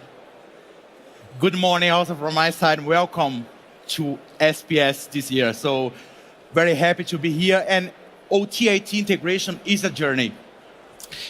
And when we talk about journey, it is also because it's an enabler for all digitalization that we are doing here, everything that we are showing. Before we start on the digitalization story, I would like to tell a little story from my side. When I start in Siemens, in my journey, 25 years ago, I think all of you know this kind of picture, this pyramid, right? So most of us grew up with that, and that's still true, right? 25 years ago, when I was working still on a power transmission distribution, we were selling measurement device to measure energy. So this device was only there if there's a fault, if there's a problem on the network, high voltage, so it needs to record. And this data needs to be on an operation level, right? Very simple use case, recording. The problem is the devices were measuring so good and have so high resolution data, and we just have modems to transmit that. So you can believe it, having a file of megabytes, having this transmission with modems with 56 kilobytes per second. The guys from the operation was waiting for 30 minutes, 1 hour until he get this information. So, and then there's about national security, right? So I think everyone knows a little bit from these stories, and that was one of the main contacts that I had with OT-IT integration challenges. So that's one of the technical point of view. That's why if the communication is not working fine, all the things that we are not doing here, so they are not going to work well. So that's why OT-IT integration is the essential point for us. So, sorry, but now when you go and look at the left-hand side, I think you saw a lot of this picture. So OT-IT are converging from a technical point of view, right? So communication is not more a bottleneck as it was before, but now we have other challenges, we have also solutions. So for the communication, we need standardization, we have IoT technology that support us to get this data where we want, but now we have also system on the IT side that can leverage those data and give another value for them. So that means we need to consider the whole chain of functionality of this. The technical solutions are there, but what is driving these solutions? What is necessary? What are the benefits you get out of this? So that's the point we hear, and that I would like to approach in my presentation with you. We took a look close to the customers. So we look the feedbacks that we have from the customers. We look also for surveys. And the good news is, so we are all embracing the digital transformation journey. So customers are starting, as we as suppliers are always starting with that journey. But OT integration solutions mostly are not completed. Maybe they will never be completed. That's a journey, right? That's not necessarily a bad news. But there's a lack of confidence of those data. They are not reaching their goals. And the staff. Staff is a problem that's everywhere. So how we can approach these topics and drive digitalization. Driving digitalization is not going to be happening overnight. It's a journey. So, how we can do this? Only if we work together. So it's not about technology only, it's bringing OT and IT to talk together, defining targets together, define benefits which are priority for both. So we always talk IT is there, OT is here, but that's merging. That's not there anymore. So how to get there? We need to approach these pain points. We need to identify these priorities and work together on that. Otherwise, we will stay and be blocked on a POC and we will stay for 1 year. That's nobody of us want that, right? So, have you already started your journey? 100% you have started at some point. So that means the digital journey, you always have started at some point. How you get from where you are to where you want to be. So that's a way, that's a journey again. One of the main points that we saw is the technical part of the solution is there. But when we talk about the mega trends that are going to influence the decision-making process to bring those projects ahead, we took only 4 of the main mega trends, let's say, that could help us. So if you understand what quality is necessary, what I need for that, and what brings me that, right? So it brings me satisfaction from my customer, find the loyalty of my customer. So let's focus on that. So ensuring data source from a technical point of view and getting the OT-IT integration a focus to address this value. So we need to have a focus of value, right? They will have touch points on all of them. So quality, flexibility, cost reduction, I think, and sustainability, everyone is aware about these mega trends, but we need to get a focus. If you want to get a project ahead and build a good story, we do need to have a focus on that. Well, there's a lot of use cases which come below these values, right? So that's a change that we are also driving inside Siemens. Now, from the mega trend, working on the use case that really serve that benefit. So, and that's also a journey for us in Siemens to get integrated from different kind of business units and solutions to build up a solution that works for you, that you can start good. Well, we have to bring that together. But even though the technology is still there and we still need to manage that, so we have different parts of the technology as a puzzle that we have to put together, right? So we are solutions, products that we have to bring them. So how to start that? How to get that on a way that we go to benefits on right away and also with our vision and our promise of the Xcelerator together.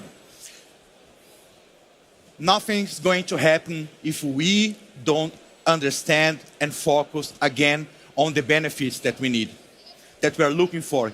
Get a focus one after the other. What we did, we took that first picture that we saw on the right-hand side, where the convergence was doing, and took a look at all scenarios which were possible and clustered this in 3 kinds of solutions. There are more, but we start with those. We also need to get a focus on that. So the first thing is connectivity. If we don't talk about connectivity, there's no integration, everyone knows that, but we need to have also a use case that focus on that and are focused on the whole solution. So connectivity, how to contextualize this data and aggregate this data, right? And that's a work that has been done together with IT. And what I do with this data together again. So all these 3 blocks are for us an area where we are going to focus specific on the solutions and use case that you can use as a plug and play. It sounds a little bit weird, maybe a little bit too much, but that's what we want to do. Every use case that we are going to put in one of those clusters need to work together so that they go to our customers, that at the end of the day, we have end-to-end to reach those additional values and that benefit that we were looking for. So, if we go on a communication part of it, so then we have a different use case also in the communication part, right?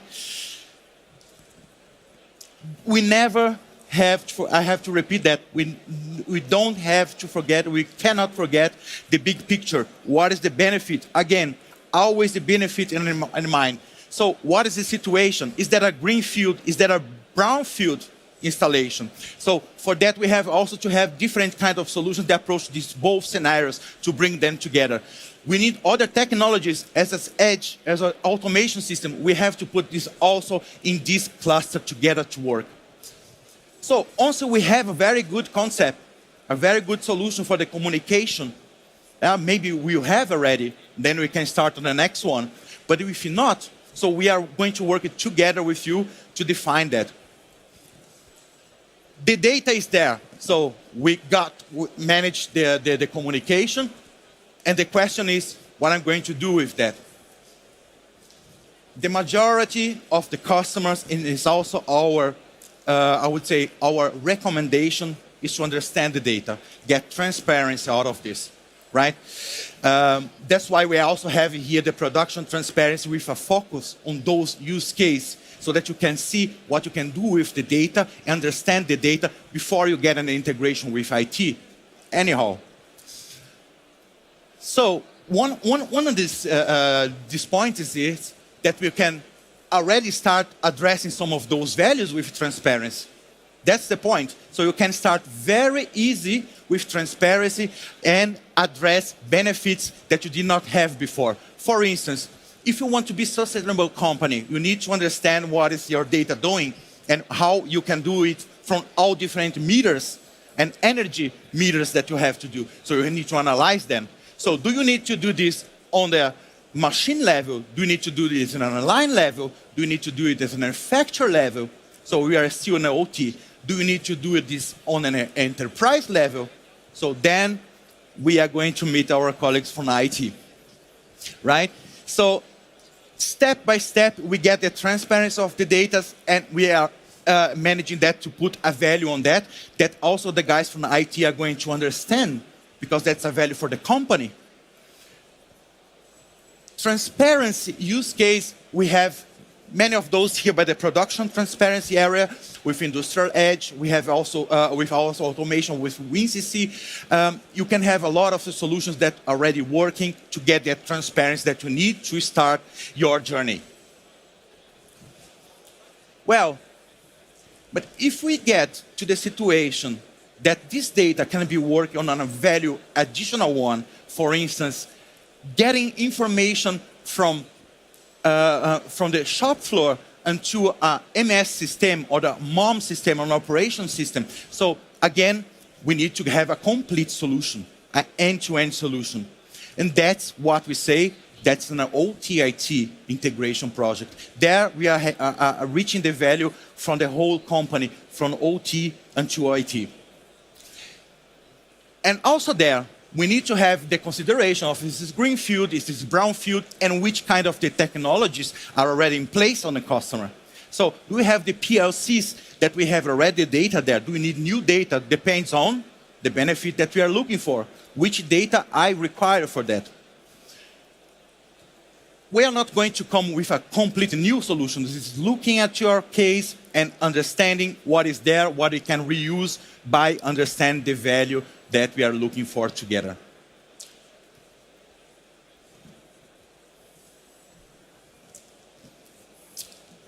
If I had to give you 4 points to take at home, OT integration is necessary, it's the backbone And we need to drive this from the customer's perspective, the benefits that you are looking for. OT integration is a journey, and you can start wherever. If you look at everything and you see, okay, you are overwhelmed with so much, we can start smarter. Think big, start smarter by using what you have and looking for the data that is necessary. Align the expected benefits. Again, getting the benefits on the first place of the priority list from OT and IT. And again, think big, have the benefit in mind, and start smarter. Not small, it's smarter. Let's try to use that together. So again, we have production transparency here. We have end-to-end solutions on the other side there with my colleague Christian. And you can have the complete view. It's not a presentation only. I cannot take all the demos here, but we have there, we have here. Go to the OT-IT integration and see all the solutions that we have in a use case that we prepared for you. So here you can find where we are located with our use case that are relevant for this with complete answers. Together we can make it. Thank you very much. Rogerio, always cool. You made it. You were so nervous and now you rocked the stage. Oh, no, you don't have to. You see the applause was yours. Everybody's smiling, happy. They followed your presentation. Where can we find you and your topics at the booth? As I said, I'm here in the transparency booth. But I'm everywhere, but I'm here, you can find me. You're everywhere. I'm trying to Another be. bold I'm statement. trying to be. Thank you. Okay, the pathway is set, Rogerio. So join the IT-OT ride. All right. Are you in a good mood? Everything fine? I see nodding people here. Yeah, happy people. All right, La Laola is going on. Okay. Now we got a large fan base here. This is really great and crazy somehow. Also, hello to our viewers joining us online via the stream. Also super cool that you're with us. Makes it even nicer for us to act here on stage. Our next presentation is about the ecosystem and about a community and about how we work jointly together to develop new solutions for our customers. How a growing community of ecosystem partners transforms a value chain to unchained value. That's a nice title. I like it. We bring industry-leading expertise and solutions in an open ecosystem together. We talked a lot about it already today to solve your challenges for a digital transformation.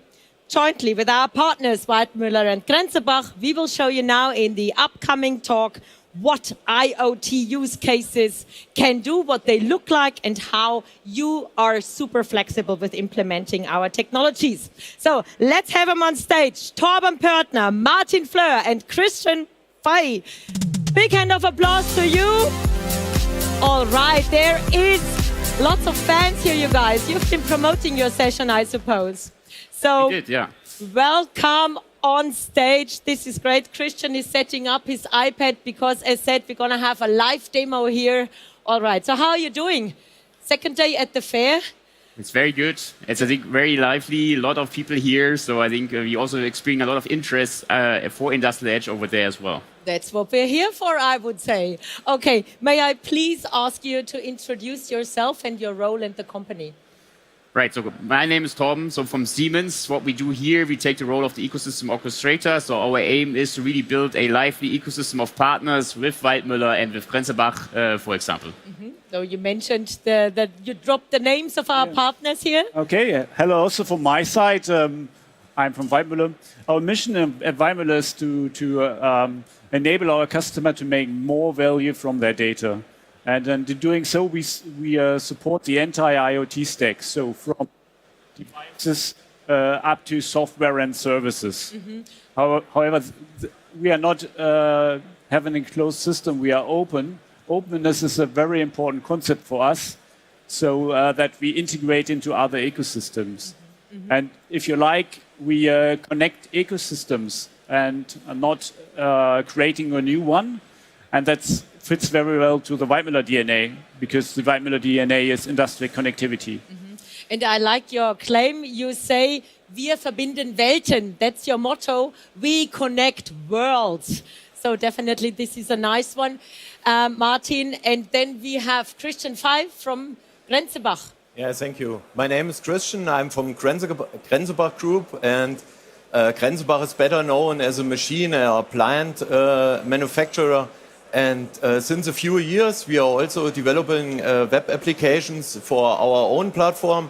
And one of these applications we have ported to Siemens Industrial Edge ecosystem. And you will see in the next minutes what's going on. Okay, what's going on? All right, we talk about ecosystem. Cedric Neike, the CEO of Digital Industries at Siemens, says you have to think and work in ecosystems and not in egosystems anymore, because ecosystems not going to bring you forward. So it's not like a buzzword only. What is the idea? What's the plan behind it, Torben, the ecosystem? Right, so as you said, it's a buzzword, but I think there's a real motivation behind or driving us all towards ecosystem, and that's a customer demand, right? Our customers want to have more flexibility, transparency, and they're already on a very matured level. So I think we as Siemens and together with our partners, we need to really think and act in ecosystems to bring up real use cases, productivity use cases, which can actually meet these demands. So when we designed the Siemens Industrial Edge platform, we designed it in a way that is very open and interoperable, so that in the end, also use cases, preferably from our partners, can actually work directly at the customer side. We bring together our customers with our partners on the platform and roll out these use cases there and on the shop floor. Does sound interesting, right? Okay, but who is participating in these industrial edge ecosystems? And what are the roles and benefits? Martin. Yeah. So we are a device builder, and as Tom mentioned, Siemens Industrial Edge is quite open, but we are also quite open. So our recently launched US operating system for industrial IoT and automation, we claim it's open, it's flexible, and independent. And you find on that device the US on all our devices, and you can install our Siemens Industrial Edge app. And by doing so, you are completely integrated into the Siemens Industrial Edge ecosystem. So our users can benefit from the power of the marketplace with all the apps and can install the apps on our devices. Sounds good. Christian, you also have some benefits which you can drop here? Yes, as an app provider, it's great for Grenzebach to offer our digital solutions to a larger customer base. If we only use it internally, we would only reach building materials, glass, interlogistics, and stuff like this. The challenge for us was to make the app fit for the commercially stuff and technically ready for the ecosystem. The recorder app itself, it's a platform-independent application. You can use it on most common devices like smartphones, tablets, or a PC. And you have different use cases. You can also use the app in offline mode. You don't need wireless LAN everywhere. And you can, everything you do on a paper in a plant, like QA or AD reports or inspection walks, you can digitize it directly in the plant, and later it will be synchronized to the server. So you're working on this, you're developing all these things, and you bring it to the customers. So what are the benefits for our customers, Torben? What do they say? Right. So in the end, I'm referring back to the use case. I think the real value lies in that we offer a very wide and diverse portfolio of use cases, and preferably not only from Siemens, but with the partners together. And I think what we do from Siemens with Industrial Edge is that we provide a way to the customers where they can easily connect to existing shop floor assets. They can actually create these use cases and then roll it out from scale, so that we're leaving, let's say, all these POC statuses where you have tested something in a lab environment, but you really can take a use case, it has proven its value, and you scale it out, you roll it out across the whole company's factories and shop floors. And then the devices jump in, I guess, Martin? Yeah, so as a device builder, we enable at our joint customers a multi-supplier strategy, which is a very important value for them. And even it's a great thing, the expectation of the users is that it works out of the box. Out of the box? Out of the box, and this is where the ecosystem comes in, that ensures that the products from the different vendors, apps, devices, management are working smoothly together.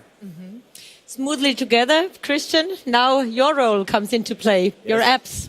There are a lot of benefits with our app. You can use it without programming language, like no code. It's super easy. After a few hours, you can use the app directly and record and analyze data. There are also some extra benefits. You can prevent errors in a plant, and at an early stage, before it appears, you can optimize your quality of your products, and you have an improvement in your maintenance process. Okay, that's theory now, huh? Yes.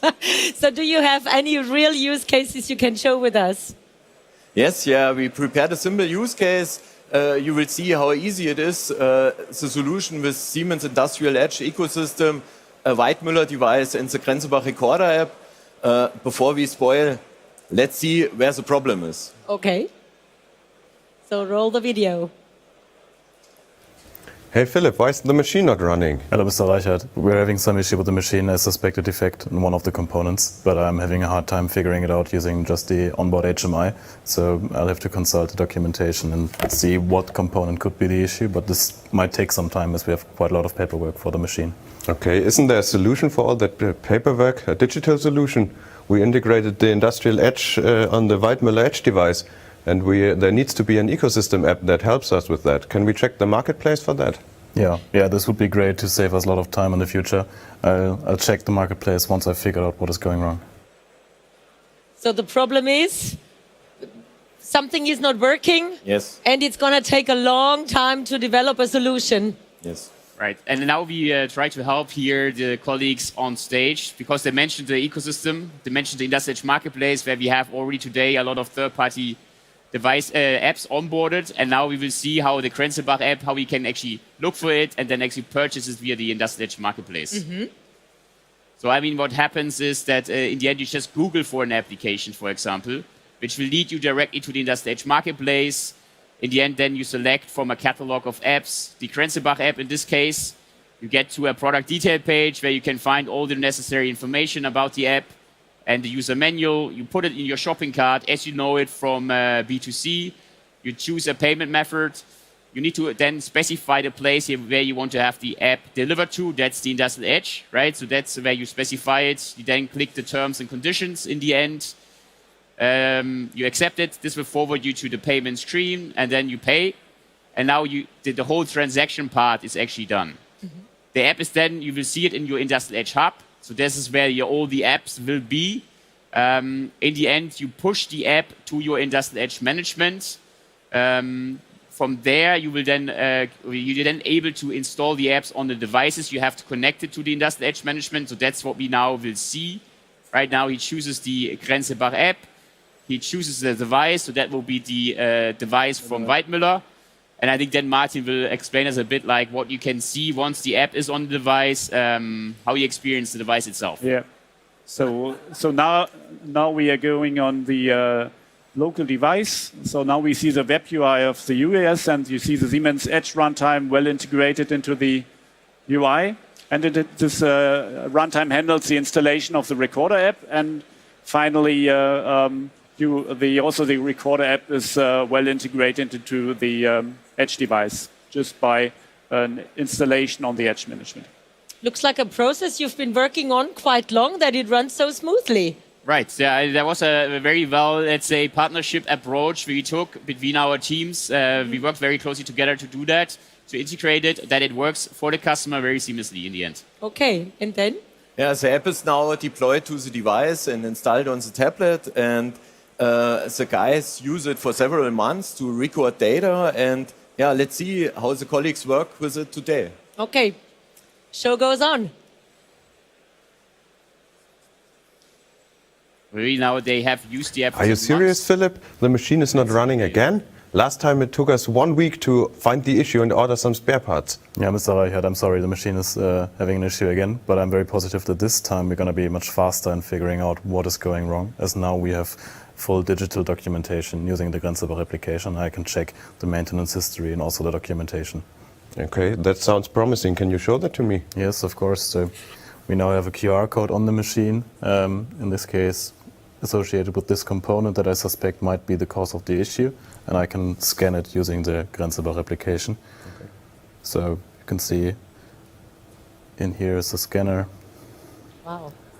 And now I'm on the maintenance documentation for this component. I can go through the maintenance history. Wow. It looks so easy. What have we done like 10 years ago to solve problems? Waiting for the service guy to come by 8 months later. Yes. Yeah, looking for a similar failure is really easy.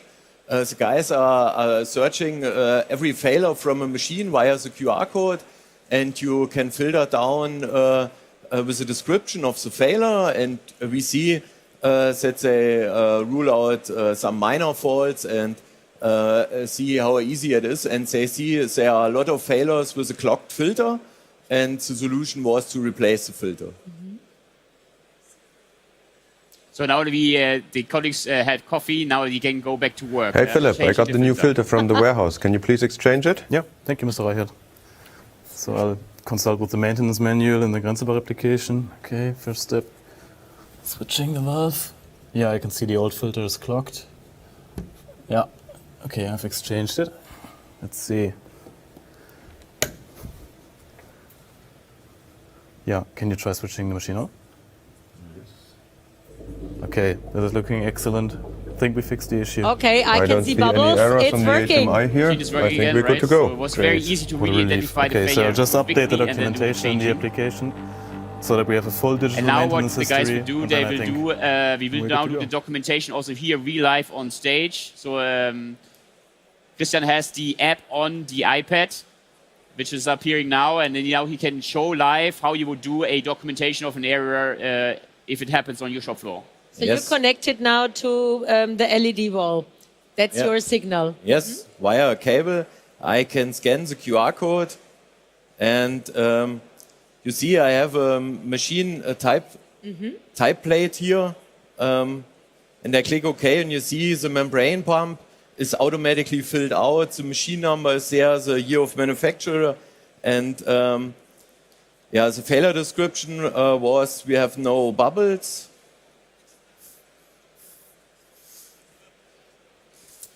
It's a critical failure. The machine is not running. We have a mechanical problem, and the downtime were 35 minutes. I can also add a picture with a camera. Take a picture from me with a nice background. Well, you should do one with us here on stage. Nice memory for you. Yeah, and the root cause were a clogged filter. And the solution was replace the filter.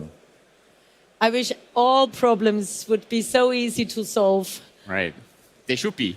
That's the aim, yeah. That's all. I have to talk to you.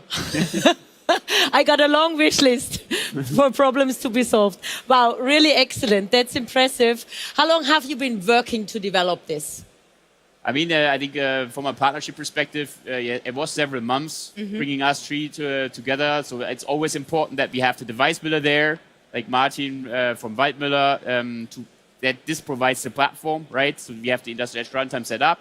And then, of course, the app needs to also run on it. So that's what we need to bring together.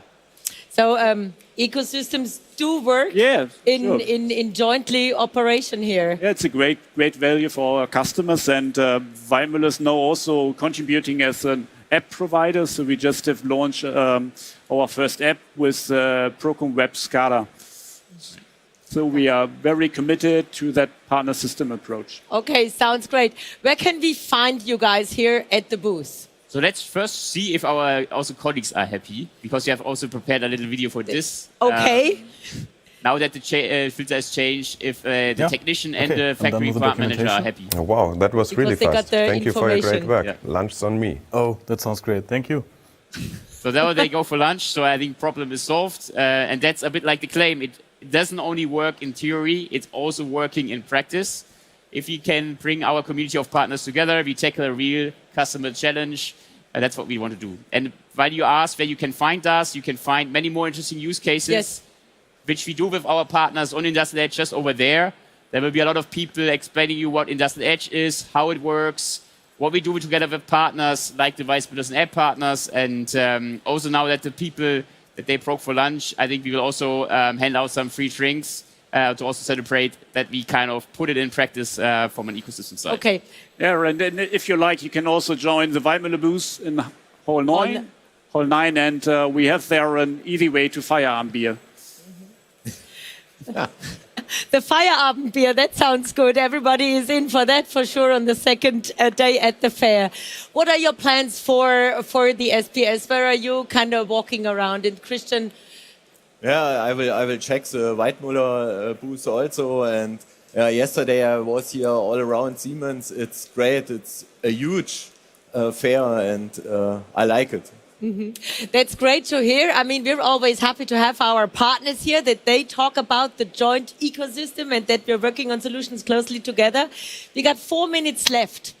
When I ask you now, like for a highlight from your first day yesterday at the fair, can you already bring some example? Maybe it was a talk to a customer with a new challenge, or maybe where you've seen a machine where you say, this is something I want to work on. Anything in mind? Yeah, for us, it was a great highlight that we can present you as. Okay. All right. Always cool. Weidmuller actually was already at Hannover Messe at our stage, where you guys also had a problem with your machines, which we solved in joint partnership. But exactly, I think also like when we have now the US from Weidmuller and we put it on India Industrial Edge devices, I think they're also like, we had interesting customer discussions already that customers see that we lift the claim of being an open ecosystem, so we don't only have Siemens Industrial Edge devices, but we also have Weidmuller Industrial Edge devices. So we had already first discussions with customers who also say, yeah, we want to have a second source strategy. And I think that's exactly what we're also working on, to actually lift this claim that we are open, that we also work with partners, that we also provide competitive offerings into the ecosystem. So for us, it doesn't matter if somebody uses a Weidmuller device or a Siemens device. In the end, the customer success counts.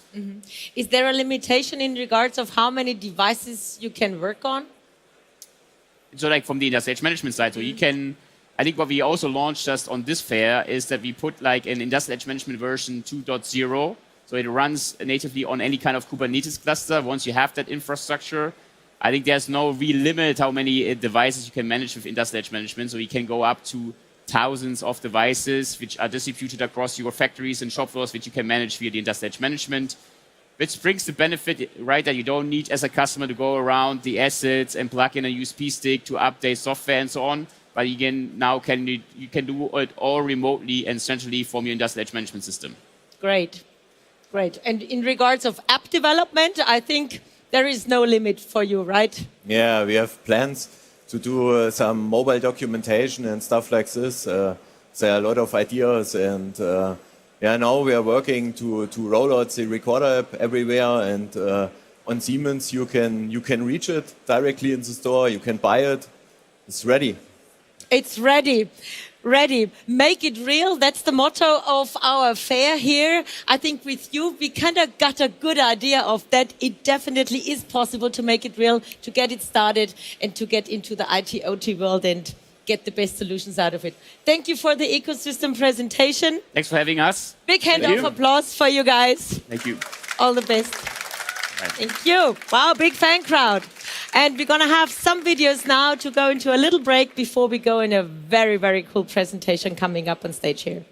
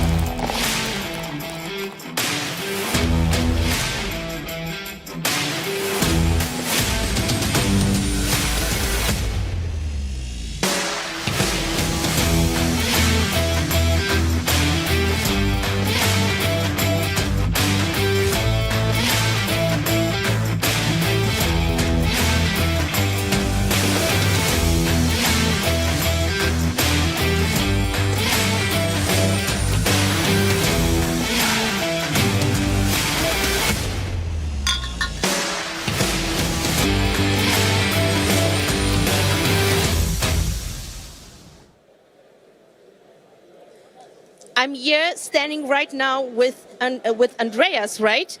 And yesterday we spoke about digitalization process in the power distribution and on-premise cloud-based applications. I'm here with Andreas to ask him a few questions on what's going on here. But first, do you realize how packed this place is? It is really packed. I'm really surprised and I'm glad to see that much people. It's really, yeah, you need to get used to it again, but I'm enjoying it. We are crowded up here, so please, yesterday you spoke about this topic, so can you tell us your key messages? Yes, of course. Yesterday we presented two different solutions that we have in the part of in the field of power distribution. So when it comes to power distribution, transparency, reliability, and availability are key factors to keep your production running. And to help you with that, we've got two solutions. One is cloud-based, the NX Power Monitor, and the second one is Simaris Control, which is an on-premise solution. It sounds like magic. So what is the function of this Simaris Control? Yeah, what we see here is the Simaris Control, our on-premise solution, and that's a digital helper. It pulls together all the information that is available from the devices that are installed in this type of switchboard and provides an overview. Status information, energy consumption information, for instance. There's also an additional function that we're integrating here, which is temperature monitoring. Reliability of your switchboard, as I said, very important. And one measure to increase the reliability of the system is including temperature sensors. For instance, at the not factory tested connections that are inside the switchboard.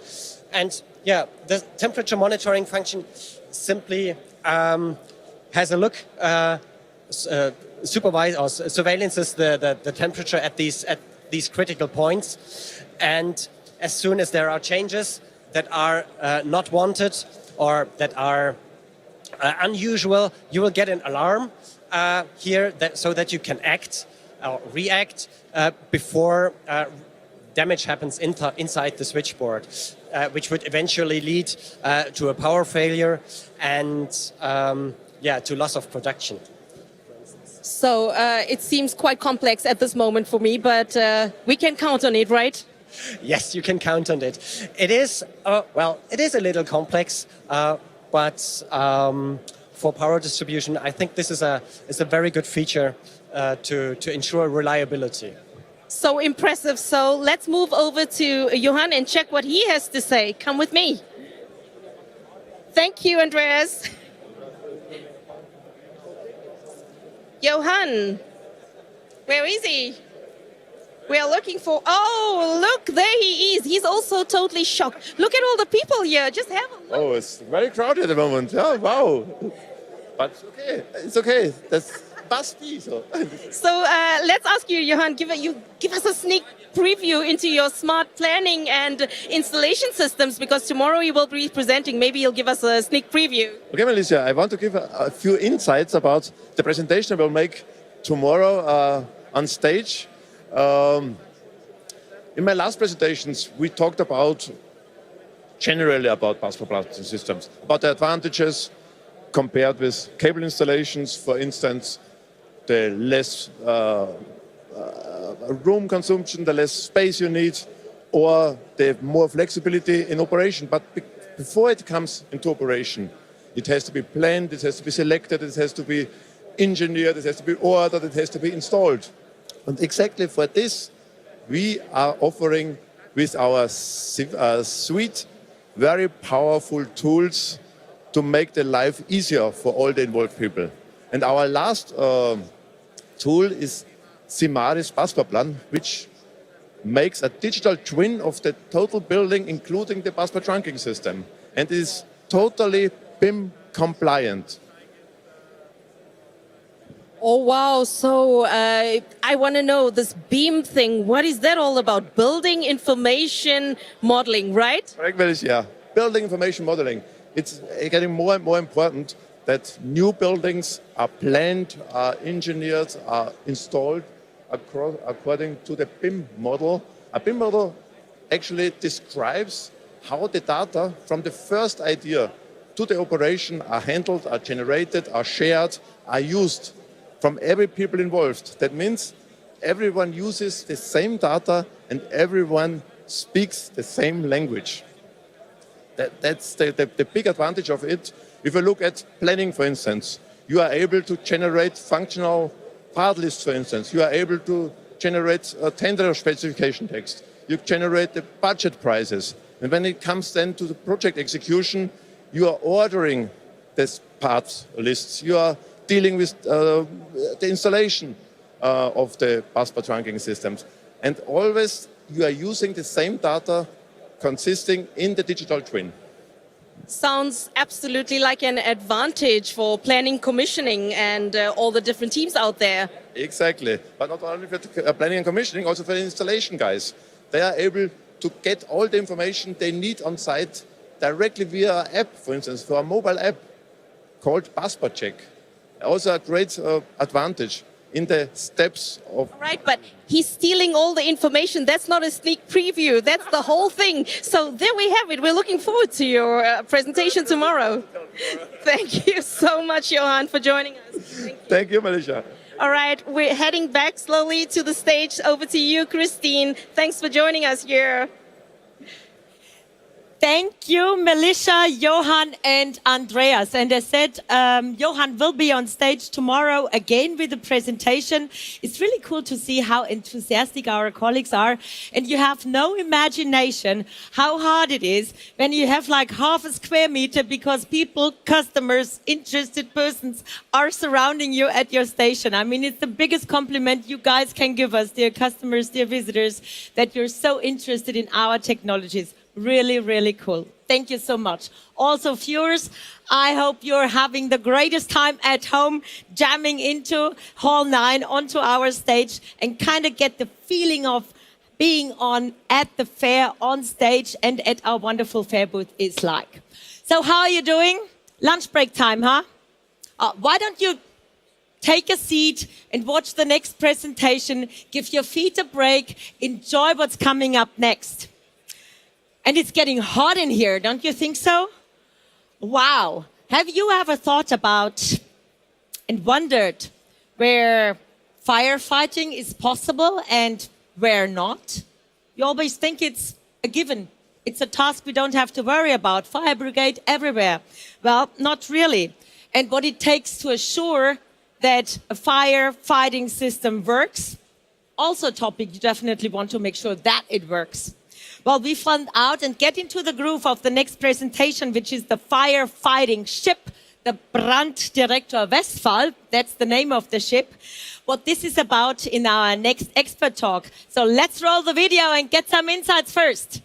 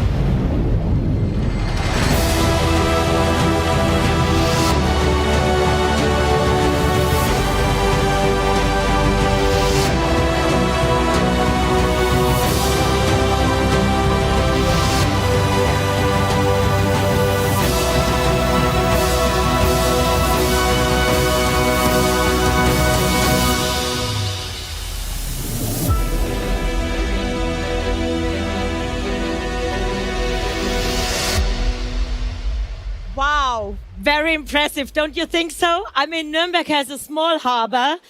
This boat is located in the harbor in Hamburg, and as a matter of fact, it's the biggest firefighting boat which exists. And the guy who works on this, who develops this, who got all the ideas what it needs, this is our next expert coming up on stage. Please welcome coming all the way from Norway, the group manager for automation and electric drives design firefighting systems is the company Atle Vogel. Atle, nice to have you here. Great Thank to be you. here. Thank you. Super, I'm really happy. Let's take a seat. Yes, we can do. I mean, the film was already impressive, and we will see some pictures running through now. Yeah. While we talk about what you work on, what you develop, and it's really great. I never really thought about that.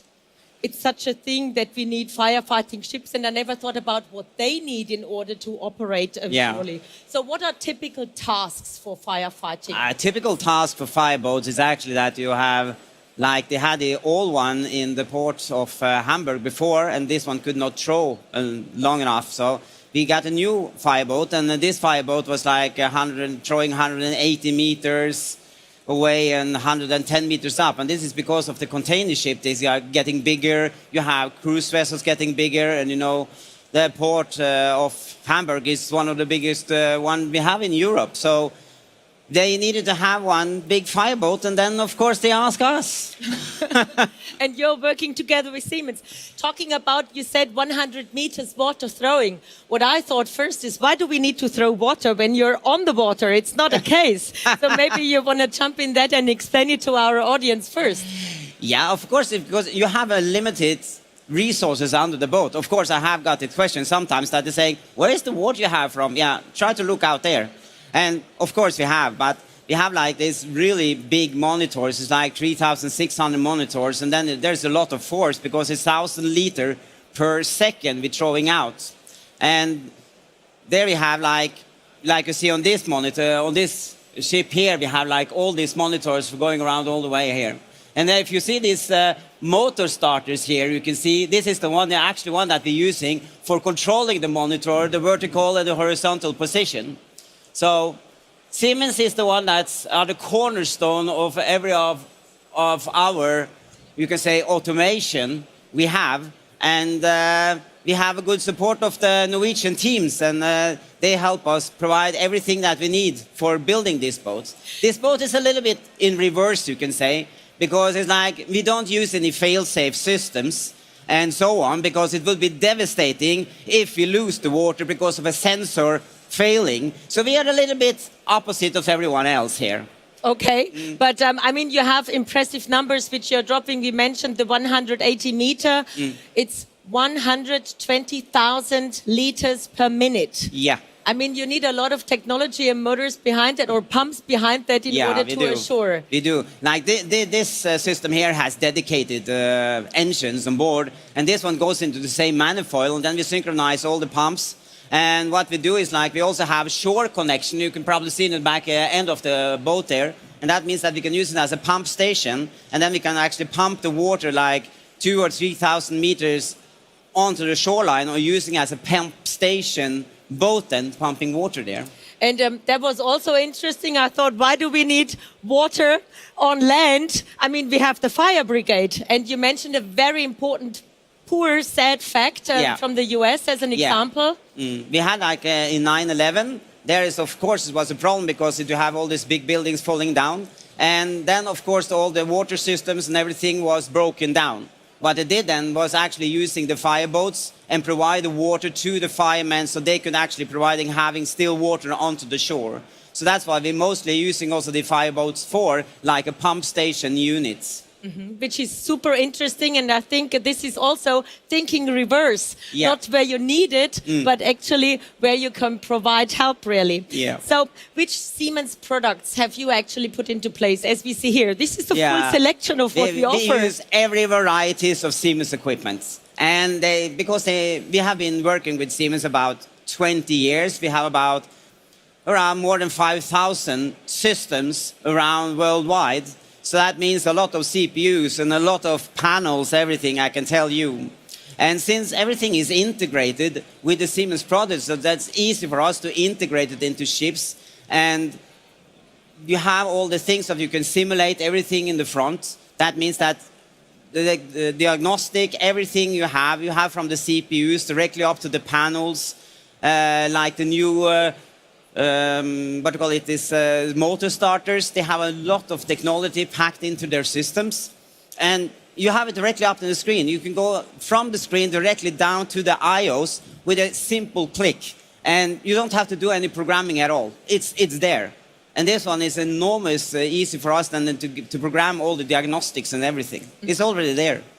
I mean, you're in this business for many years, I guess, with your company. So maybe you tell us a little bit more about your company and how long you've been working with Siemens and how this journey went more and more digital also. Yeah, you can say that. We started about 20 years ago, and then we used the ET200S. That was like big motor starters, everything like that. And then the new hybrid technology motor starter comes up, and they are like smaller. We can have more. You can see you can have more in the same one here. Like before, we only could have 2 motor starters or 2 monitors. Now we can have up to 3 or 4 monitors at the same space. It is light, and that is also some of the things that you have to think about when you're making a boat and ship. That is the weight. They want to have down the weight, and the weight is much more less, is smaller, is more compact. Everything is more compact. So in these ships, it's about 8 or 10 cabinets that we have distributed all over the system in the boats, and you have everything up to your screen. So no problem. Siemens is perfect when it comes to their equipment. I can say that. And I'm always happy when we have customers here who are so convinced and happy about our solutions. Yeah, you don't use anything else. This is the best compliment I have to say. Yeah. So specific challenges during the development of the systems you also faced, and how do you overcome those challenges? Yeah, you can say that, again, as long as you have the technology that has all the protocols, that have everything that can be integrated to other systems, because, you know, this is one ship, and when you have 5,000 different other ones, they are always different. And everyone asks you, can you interface with this motor? Can you interface with this system? We have this top system. We have autonomous ships. We have everything like that. And then at this one here, we had like one challenge, and that was because they had top system. Luckily, also Siemens. So then we used the PNP coupler controlling, having signals backward and forwards, no problem at all. Okay. So it was an easy task to actually manage doing this boat because, of course, it's a German boat. They want to have Siemens products. So no problem with that. By the way, we did not pay this guy to come here up on stage. He did that voluntarily. You know, I have to say that he's really convinced enough. And you said 5,00005 ships you're having in action. Well, yeah, everything from tugboats, supply boats, rescue vessels, like dedicated fireboat like this one here. And yeah, we're making military ships when they have all our monitors on board. We have the Coast Guards making things. Everyone wants our equipment. So we have like 80% of the world. We are the biggest supplier of this type of equipment. Well, bold statement, and it must be for a reason. So in regards of the energy you need on these ships, how do you create energy? Yeah.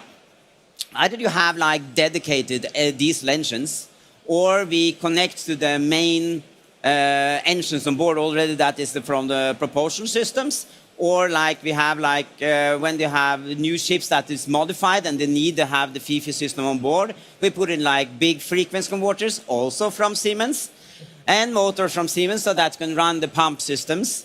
And yeah, you know, we use about, on the biggest pumps, around 2 megawatts to running one pump for one monitor. So it's a lot of energy you need here, I can tell you. Yeah, I have here, it's 3 dedicated Caterpillar diesel engines with the total capacity of 3,500 kilowatt. Yeah, I mean, that's a small one.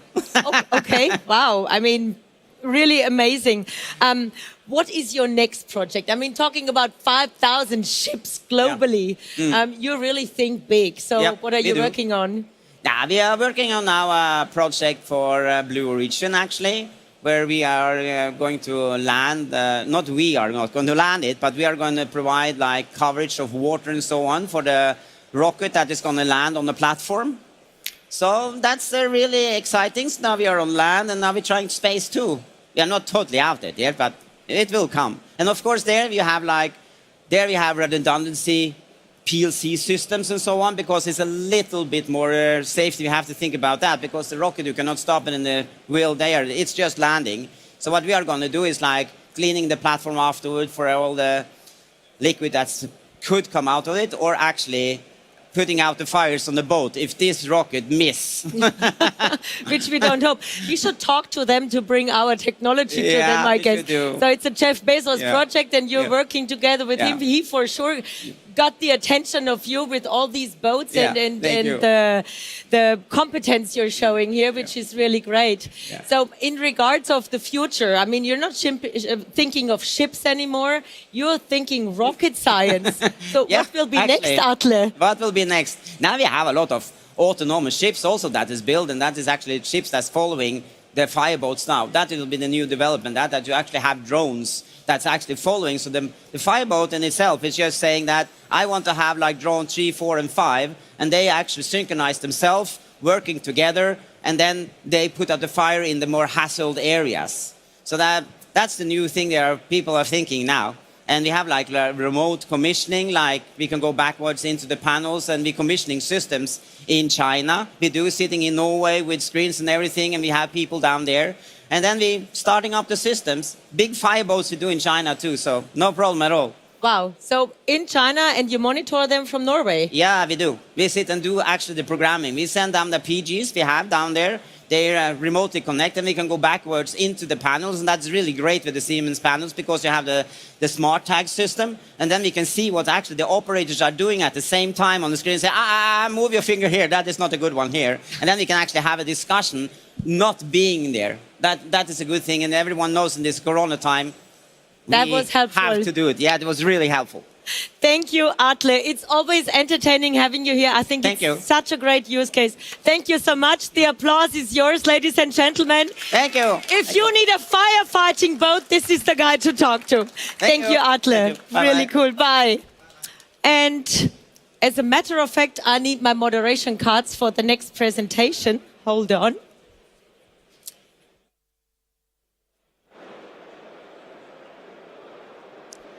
That was nice, huh?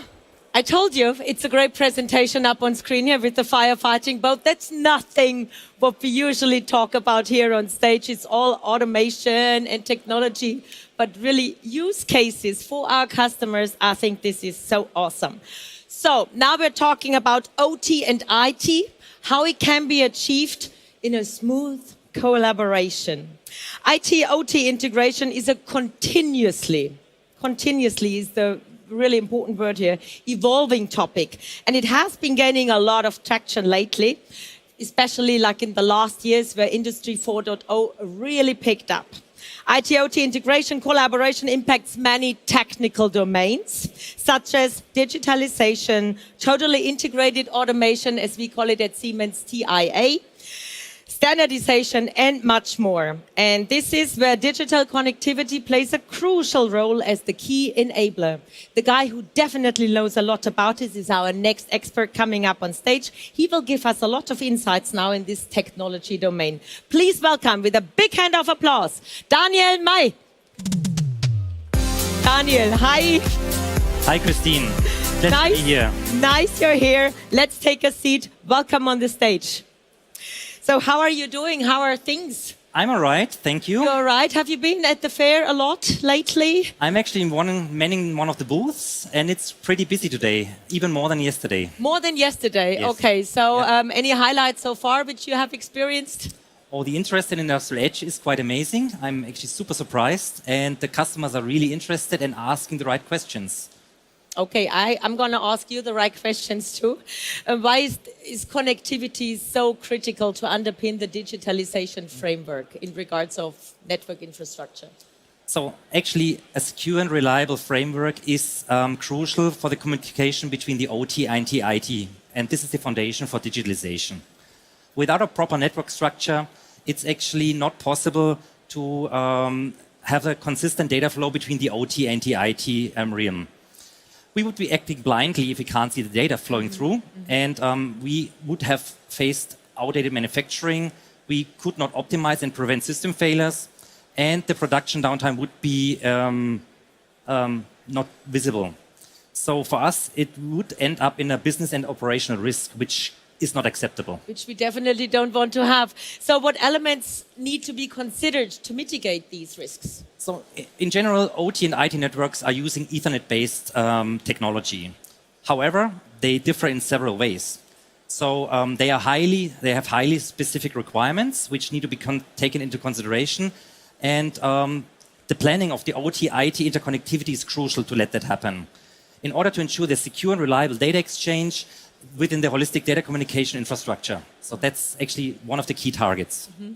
I hear secure and I hear reliable. And I guess this is what you guys also are looking forward to. So that's the keywords. Can you deep dive into these a bit more? Yeah. So the difference is basically the difference between cybersecurity and IT. It's all about aligning with the CIA triad, which means confidentiality, integrity, and availability. And this is all kind of written down in a cybersecurity framework called ISO 27001. And it's basically industry standard in the IT industry. In OT, it's quite different. We are faced with different challenges. For instance, delayed safety telegrams are not acceptable because a delayed telegram, which means will mean the machine stops to operate, which causes production loss. We have also a lot of assets in place which might be outdated or not updated anymore because a press will do still its job, but for many, many years. But some of the components won't be updated moving forward. A common issue in OT is also common vulnerability exposures. So unpatched systems and devices are commonly used because the assets we are talking about live for 5, 10, 15, 20 or even longer when you talk about power plants. Insecure protocols are used because, historically grown, some of the protocols have been developed in the 80s or 90s. And we have also backdoor connectivity, which is used for OEMs to remotely access their assets.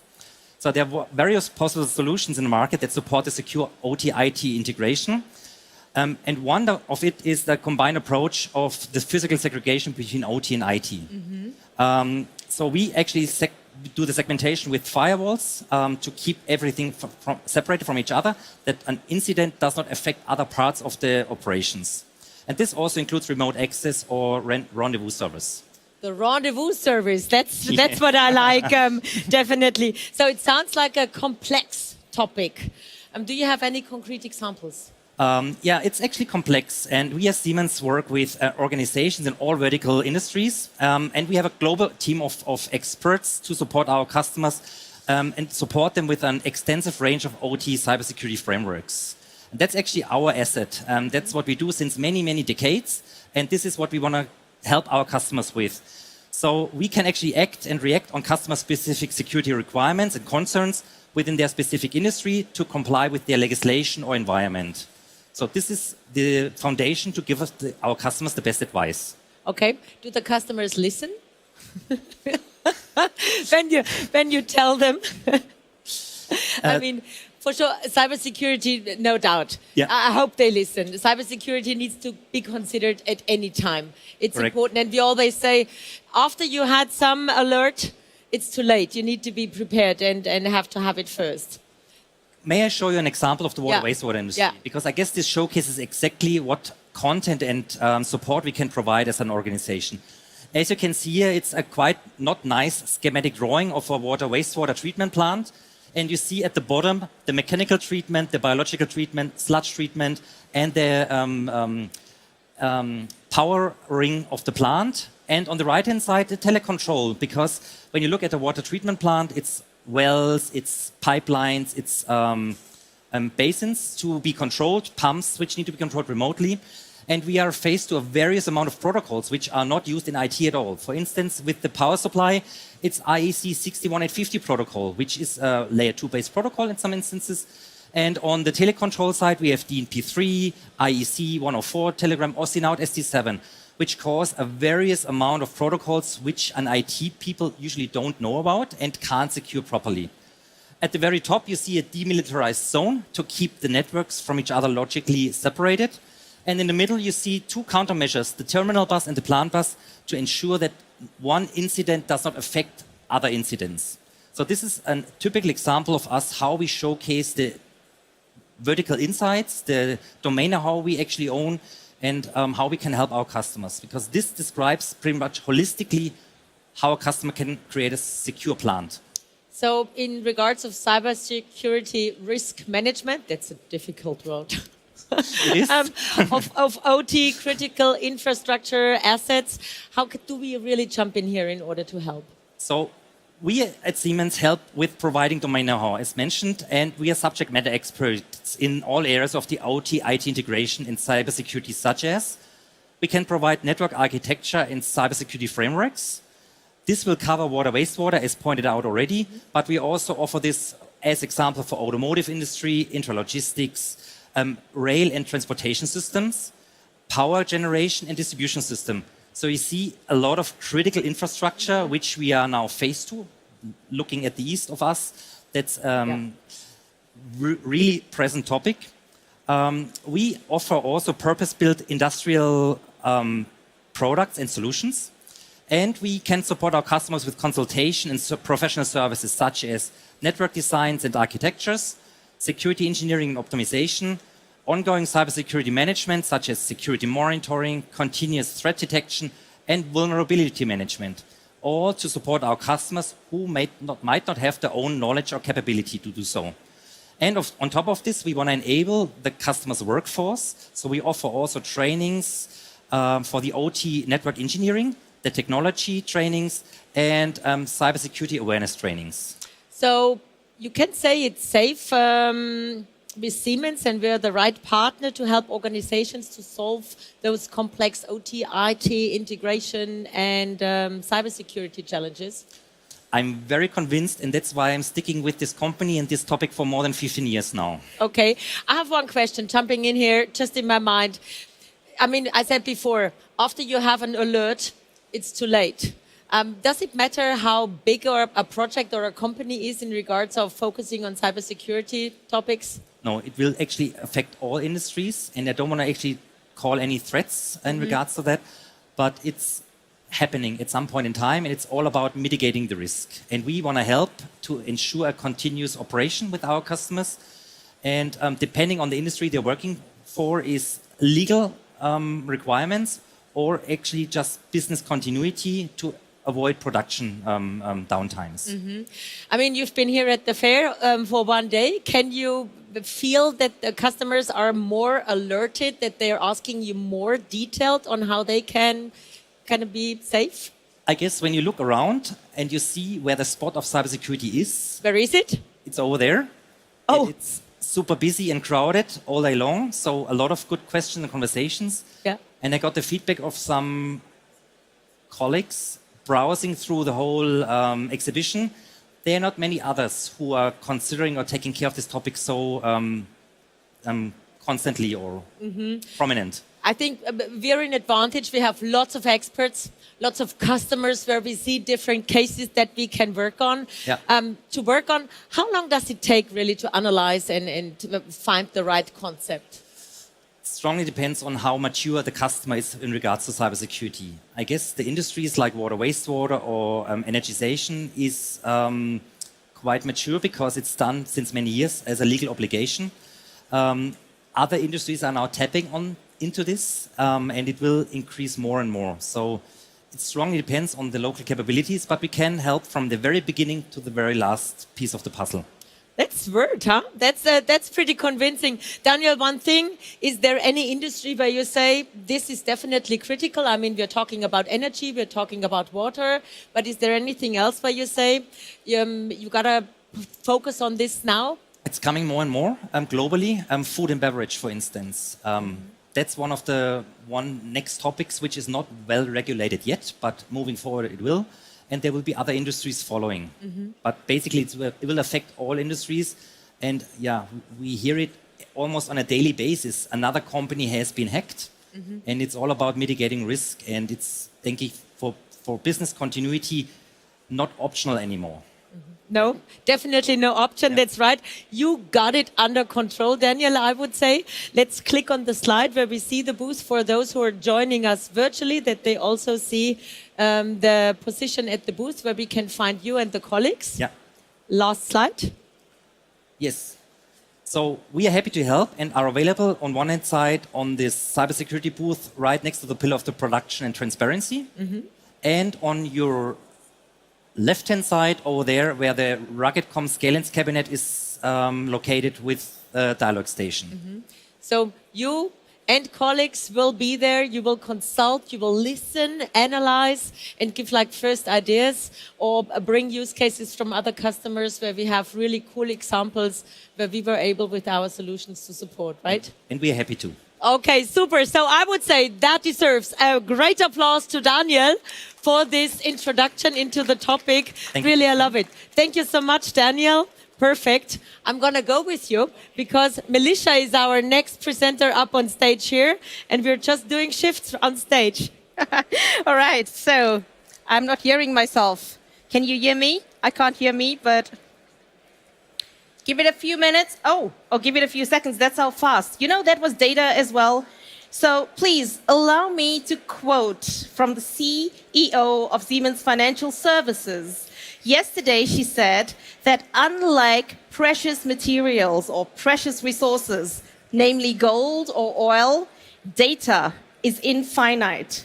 So data is currently the new gold, right? So how do you transform data from data ingestion to data storage by using AI and automation? In other words, making the best use of data and using it to your advantage. So please welcome my next speaker from Mytra Control, Marcos Rodriguez, who is the project manager.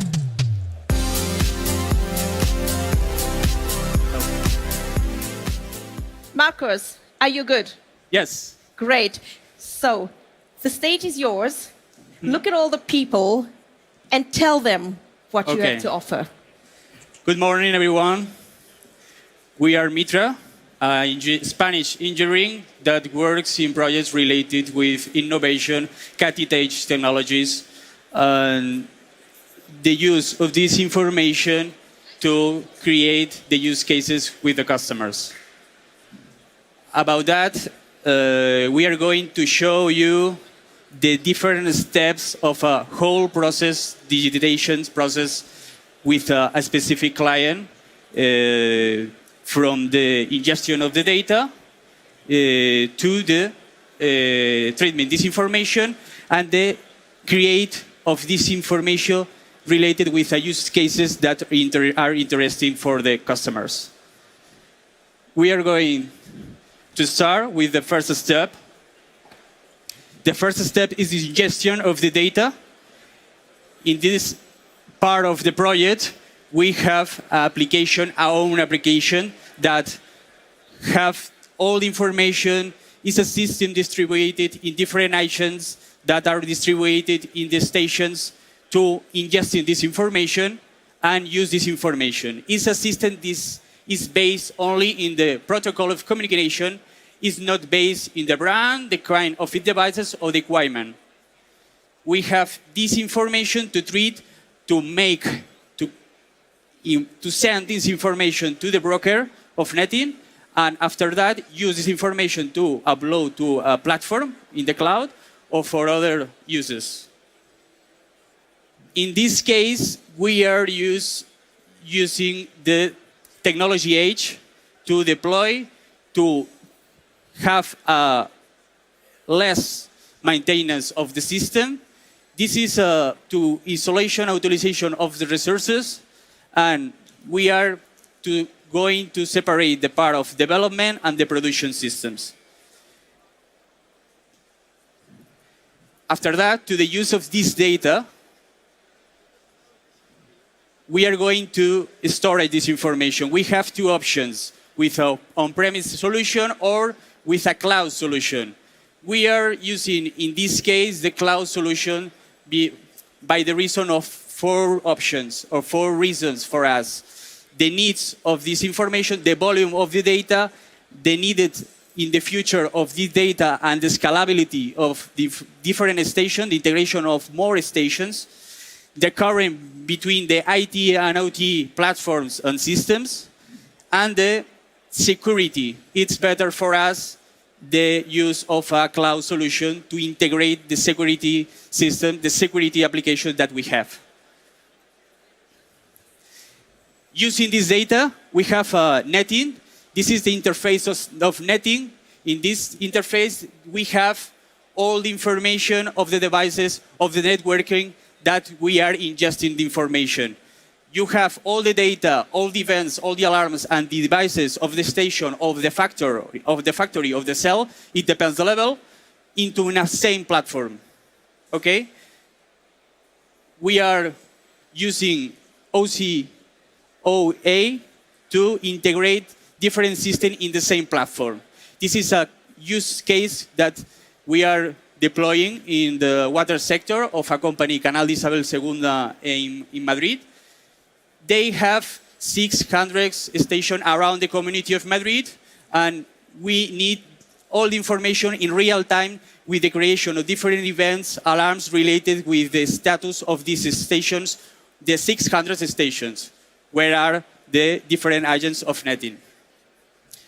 Other option is the integration of Cinema Resi to control and to manage the access, the remote access of all the users, the specific users that the client have, to allow or avoid, it depends the situation for maintenance, for a specific integration, and it's another system that is integrated in the platform OE.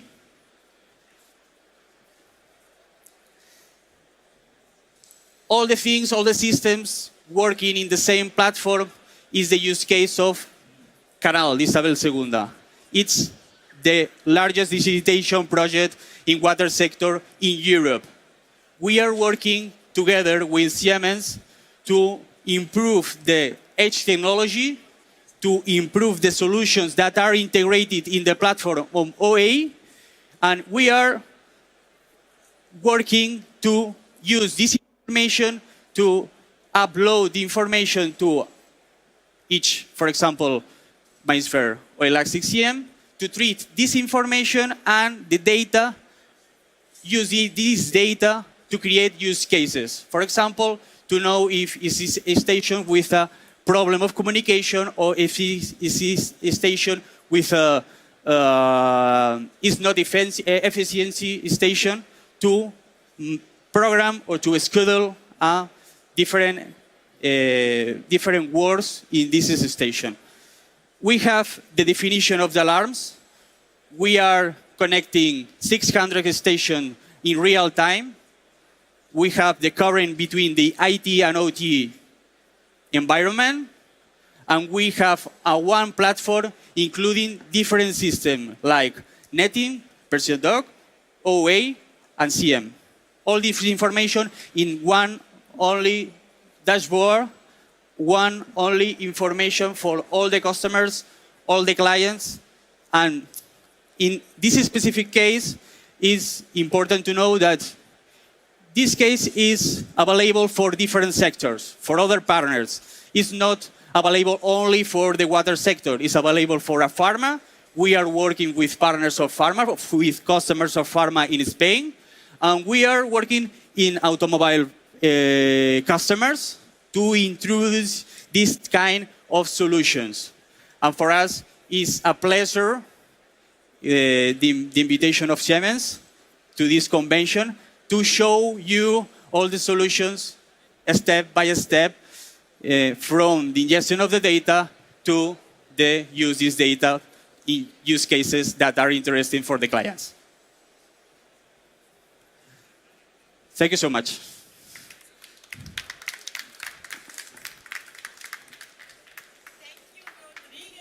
Thank you. Cool. That was a quick run. You got 6 minutes left. That's how you shocked the team there. Yes. Because we were not prepared for your rushing through here. So maybe I'm going to quickly jump in some questions. Yes. You are somewhere at the booth, or at least your colleagues are there. For all the assistants, we are in the 34 booth. If At you the want kiosk. more information about the solutions, about the different integrations that we have, are you invited? Okay, have you been around at the fair booth already? Or like at other booths, or? No, probably this afternoon I'm going to walk around. Okay, so you jumped in here today, and you were astonished probably by the amount of people at the booth listening to your presentation, but for sure for good reasons. Yes. Okay. Very cool. In regards of highlights, what you expect with talking to customers, is there anything on your wish list where you say, this is a project I'd really love to work on? Yes. What is it? For me, the collaboration between Canal Segunda, Siemens, and Mytra to improve the solutions, to improve the technology age that are involving in this moment in the develop and in the rollout of the project. Okay, and in regards of the partnership and how long have you been working together with Siemens as a partner? To improve the solution, the edge technology, we are talking daily to... Oh, is it? Yes. The sure fix?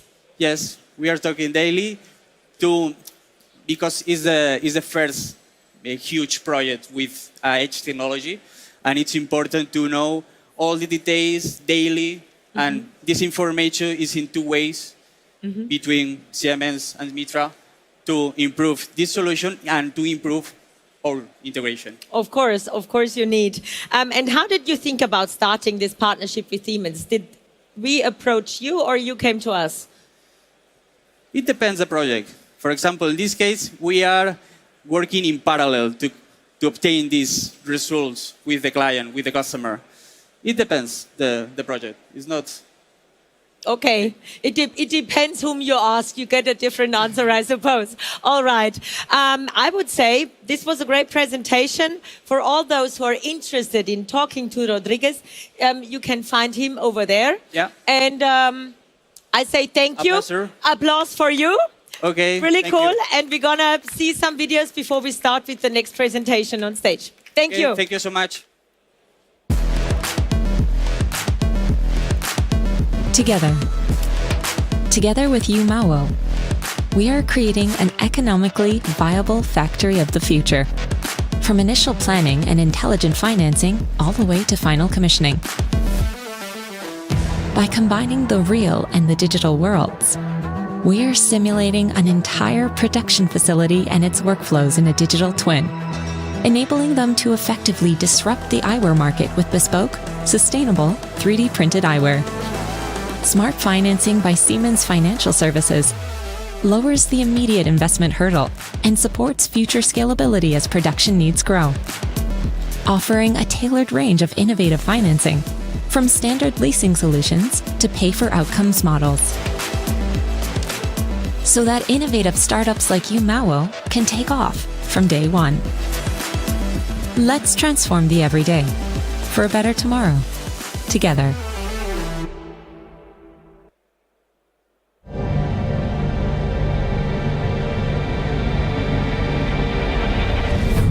Are investments that will guarantee you a successful tomorrow already available today?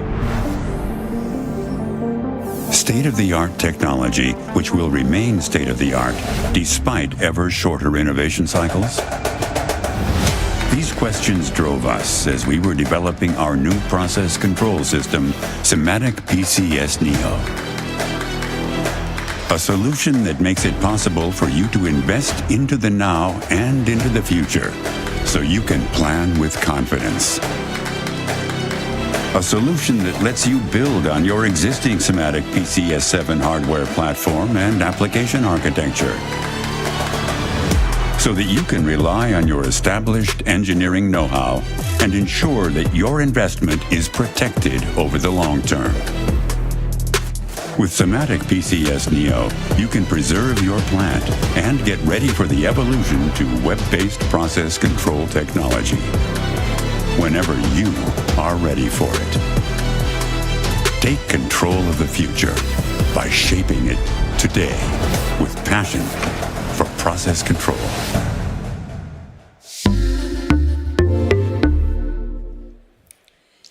The SIMATIC's PCS Nano opens doors to a world of process control. There are infinite opportunities in engineering as well as operations that will get you secure into the digital future. How are we going to do it? Please welcome on stage Fritz, Head of Hardware Products, Marco, System Portfolio Manager, and Manuel, Head of Marketing. Thanks for being with us. The stage is yours, guys. Thank you very much. Thank you very much. Also welcome from our side. We just saw it in this nice little movie. It's about process control technology, and in process industries, we are facing very long plant life cycles. So it means plants we build today will be in operations for the next 20, 30 years. And what makes process control technology so special is that we have to anticipate and consider already today how we can make sure that our customers can be flexible in their production in the future, that they can scale their production and also adapt to changing requirements. And I think in the last 2 years, we had a lot of changing requirements that we have to adapt to. And the solution, as already announced in this movie, is SIMATIC PCS Neo. It's time to uncover unknown potentials. Are you ready for a one-of-a-kind process control innovation? Completely web-based, creating the opportunity for effective global collaboration. Anytime, anywhere, on any device. Offering the highest level of cost transparency and individualized support to our customers. To create the highest business impact for the future of process industries. This is why we developed SIMATIC PCS Neo. Okay, but we're sitting here for a short panel discussion and not to watch only movies. So my first question would be to you, Marco, as head of product management for PCS Neo. Can you just give us a short intro about what are the highlights of PCS Neo? What was also the motivation to develop it? Well, first of all, the biggest highlight of the system is that it is the first completely web-based system. And that means that every information are just 2 clicks away. That means if you want to be an operator, just select operation in a web browser. You can do you can be an operator. You want to do engineering task. You just click in the web browser. You are an engineer. And the same is valid if you do field device engineering or stuff like this. So this is one of the highlights we have in PCS Neo. On the other hand, we have a really easy, secure access to the system. And we have an outdated intuitive user interface. For all this application, they are the same workflows. So the trainings and the training time for new users are really reduced to the maximum. And we have a built-in collaboration possibility for global teams. We call this multi-user approach. And we are future ready because we are also following this MTP approach from the Namur standardization community. So there is a lot in since the first version, and there will come more.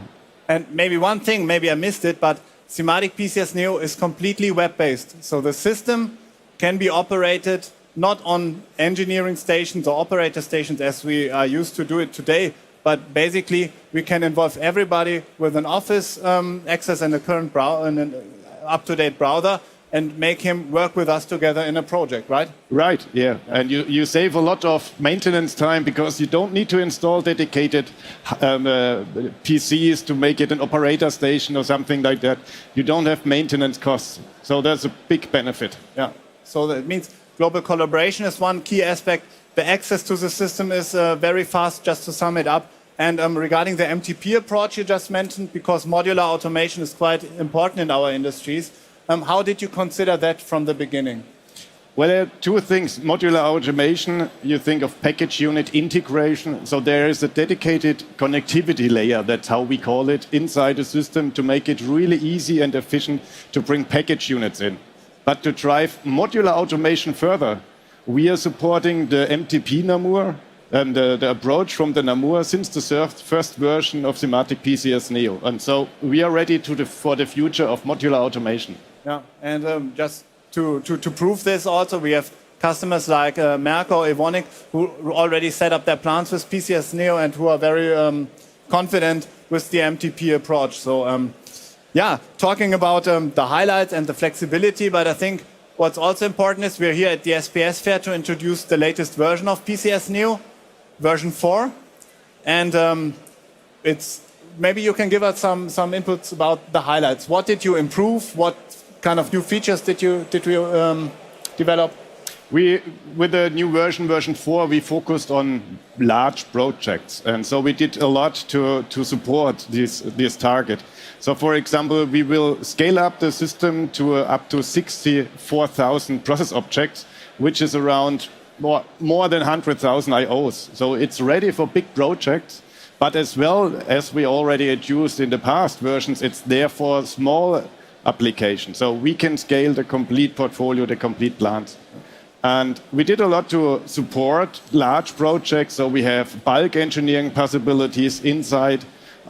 We have done a lot of engineering template efficiency enhancement inside the system.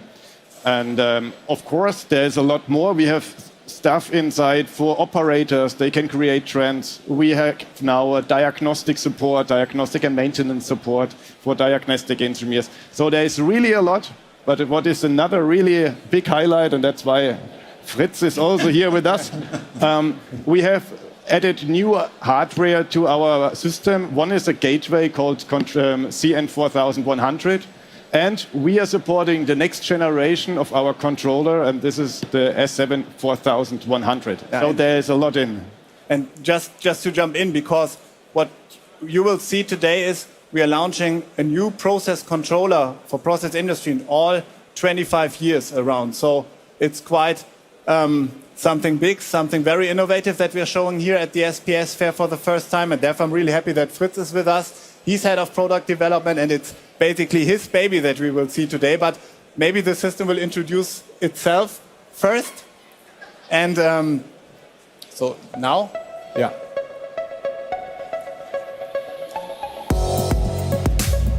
Sound funktioniert.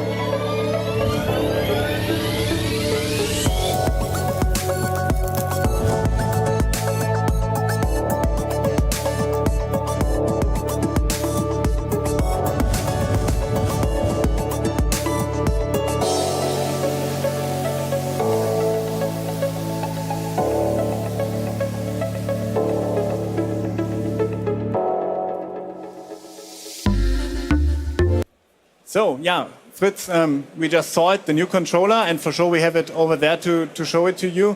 The next generation is coming. What makes it so special? What are the highlights, Fritz? Well, Marco, thanks a lot for this nice introduction. For me, it's also a very emotional moment because it's also my 25th anniversary with Siemens. Wow. Yeah. So it's really a once in a lifetime chance for an R&D head to present a new controller. Yeah, because the lifetime of a process controller is 30 to 40 years. Yeah, now I have the chance to introduce it to you. There are three major things. The first one is on the outside. Yeah, come to our booth and you will see it. It's a lot smaller. Yeah, it's about 30% less space in the cabinet. And the second one is on the inside. Yeah, thank God we could participate on the newest chip technology, meaning we have a higher clock speed, we have new memory sets.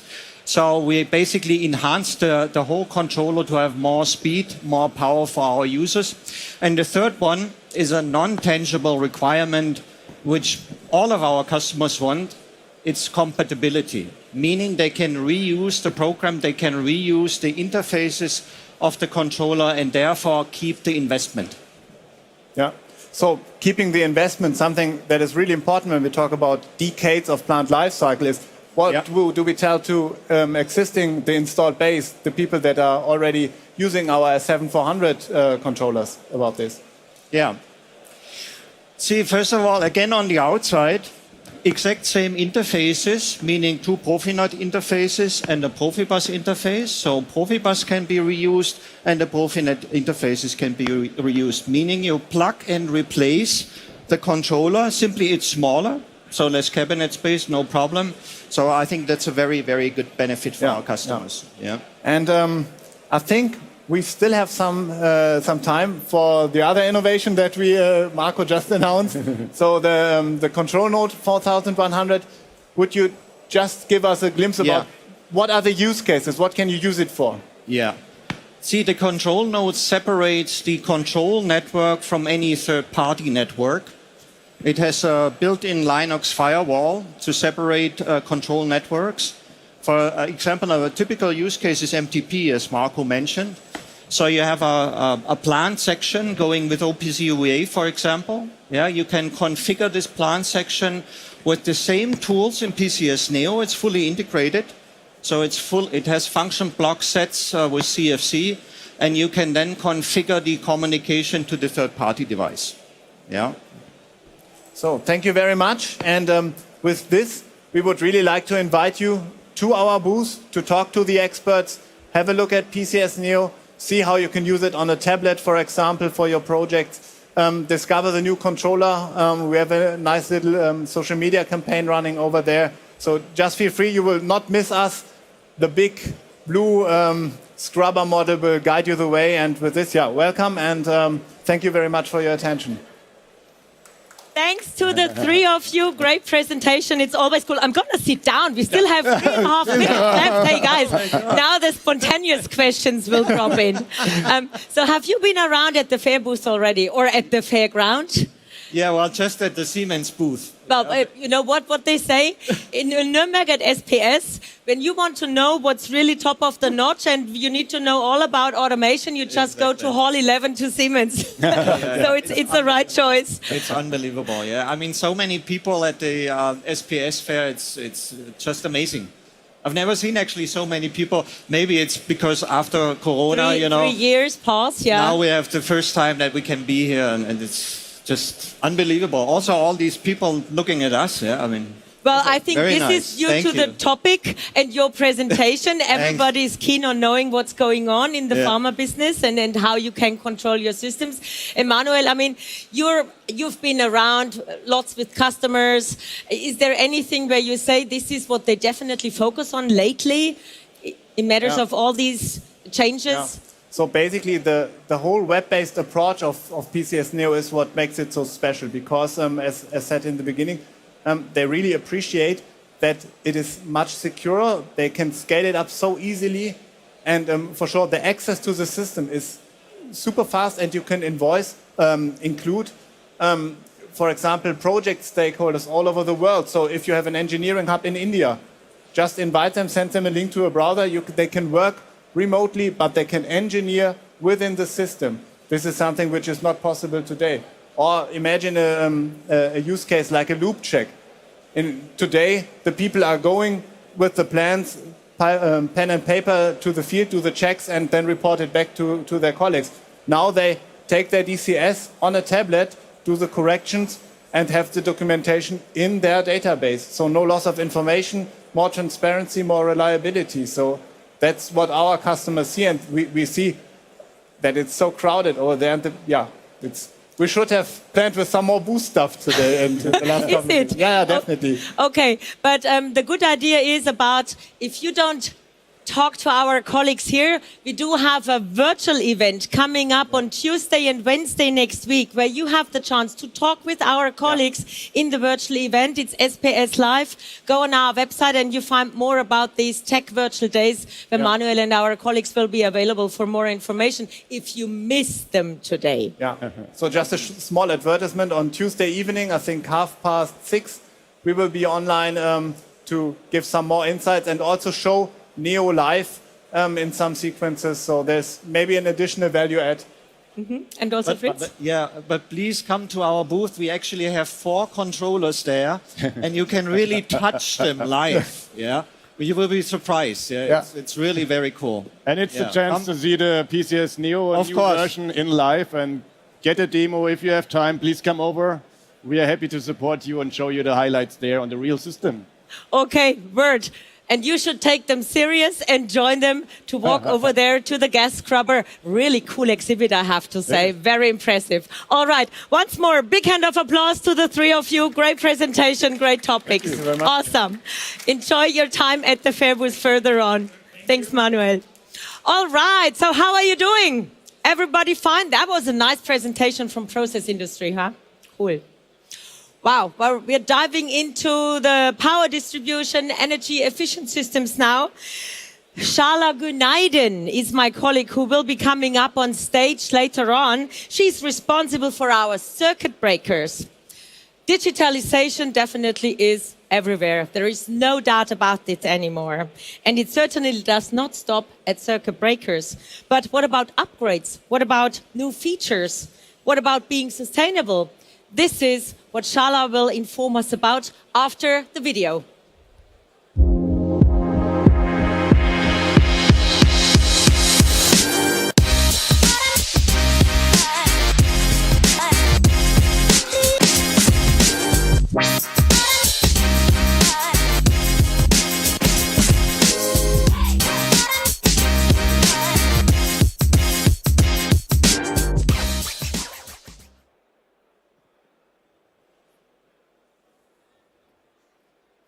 Have you already done your workout today?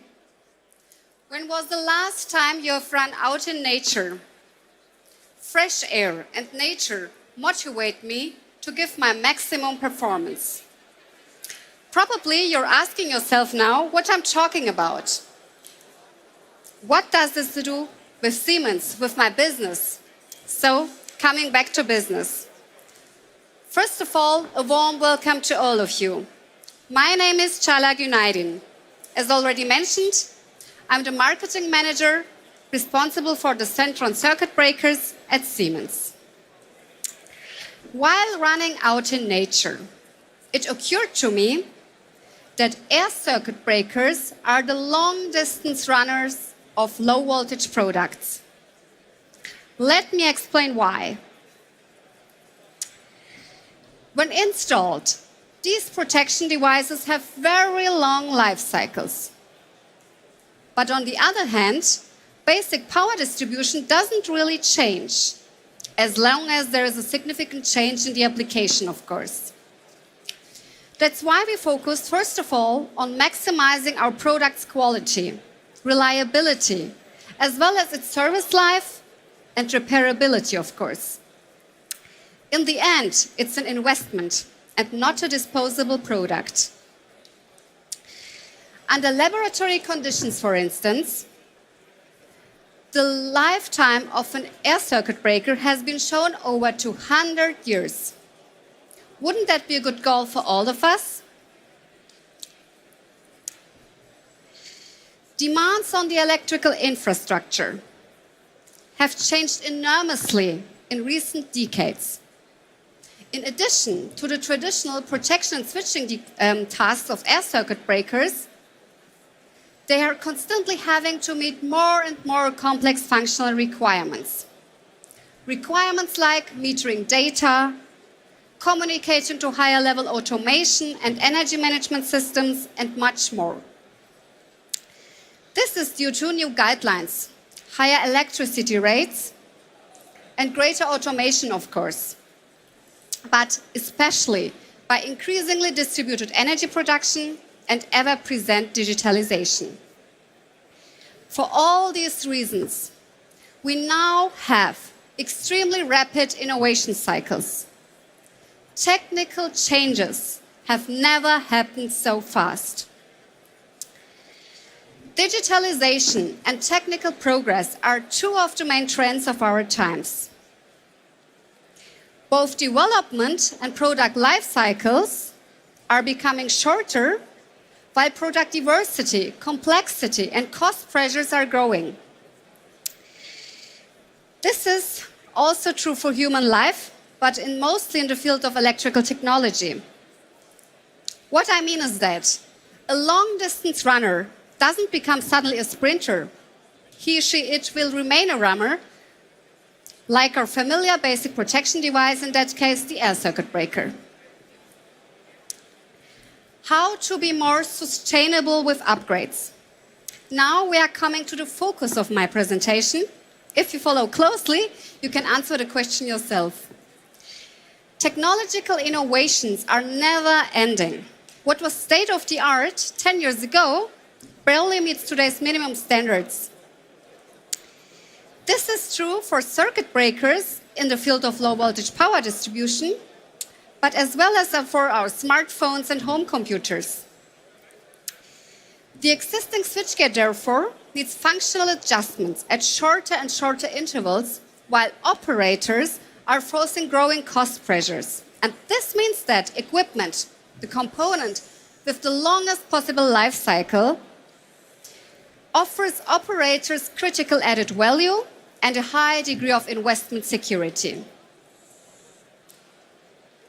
To meet this challenge, we introduced the Zentron 3WA air circuit breakers. These breakers are designed up to 30,000 operating cycles. They can remain the state-of-the-art for up to 30 years, which is a huge increase in their service life. And all these features with really fewer maintenance requirements. These breakers only need one inspection per year. By the way, please don't forget to get the health checkup also once a year. In addition to these features, to the long lifetime, we have a really highlight feature, the upgrade feature. What do I mean with an upgrade? These breakers can flexibly be modified for new tasks without physically be replaced. To repeatedly replace them with new one, even though they still work fine mechanically, wouldn't be neither efficient nor sustainable. Now, for the first time, upgrades can be done 100% digitally. Herefore, users simply download new features like measuring features, new additional protection tasks from the internet, and can easily add them to the device. And they will in the end benefit from a high level of investment security. But coming back to my question, how to be more sustainable with upgrades? I mean, upgrades are just one of the several features of the 3WA that contribute to sustainability. There are really some more. But today I mostly focus on two following topics. The first topic is the life cycle. The life cycle is actually only a synonym for high quality, reliability, and the long lifetime. And all these kind of features with really maintenance requirements. And the second feature is that the long lifetime is getting even longer with upgrades. The 3WA system is able to grow with requirements. There is no physical change needed if your application or standard changes. In the end, it's a completely scalable system, which makes it a secure investment for the needs of today and tomorrow. So, finally, coming back to the runner. Where is the analogy? I mean, in the past, you had to plan your running route in advance in order to know the running distance you would cover. Today, there are smartwatches. There are some apps that tell you exactly in real time the exact distance you run, the calories you had consumed, and also, of course, the detailed time it took. I mean, also, you can get information about the average heartbeat you had. So that means basically, things keep getting faster, smarter, and also more precise with data, which lets you design your training more efficient and targeted. And this is exactly the same analogy I want to explain here with my 3WA air circuit breaker. I mean, the runner is the 3WA air circuit breaker, who will remain an excellent runner. It will not change. And with already existing and upcoming new features, we call them upgrades, we continuously help you, support you to make your application more efficient and more smarter. So let's get to the last picture. Here is the first picture also. Keep on running, get regular health checks, live a healthy life, and stay always in balance with the nature. And if you are working in the field of electrical power distribution, then keep always the 3WA on your mind. Thank you so much for your attention. Thank you, dear Shala. Big hand of applause for our great presenter here. We just said you're doing it in such a cool atmosphere. I'm so really under control. This is super, like our circuit breakers, I would say. We got tech talk format here. That's what I got as the compliment to forward to you. Thank you. Shala, I guess you're going to go for a run now, huh? You're in the mood for that? No time for that. No Today, time no for time. that. Okay, definitely. So where can we find you at the booth? Yes, we are directly here on the right side on the power distribution booth. I will be also there and waiting for our customers. It's near to the info point, so really easy to find us. And there is a special feature. We saw that yesterday already in the stream. Maybe you want to talk about that and explain it a bit. Yeah, there is also the possibility to get a souvenir photo in our booth because our breaker is so intelligent. It meets all requirements. You can even do a selfie on it with the breaker. It's a special feature for our SPS fair. Okay, so you go there, take a selfie picture, you will be famous on the wall. It's a big screen where all these pictures are being placed and you get an email to get it sent home.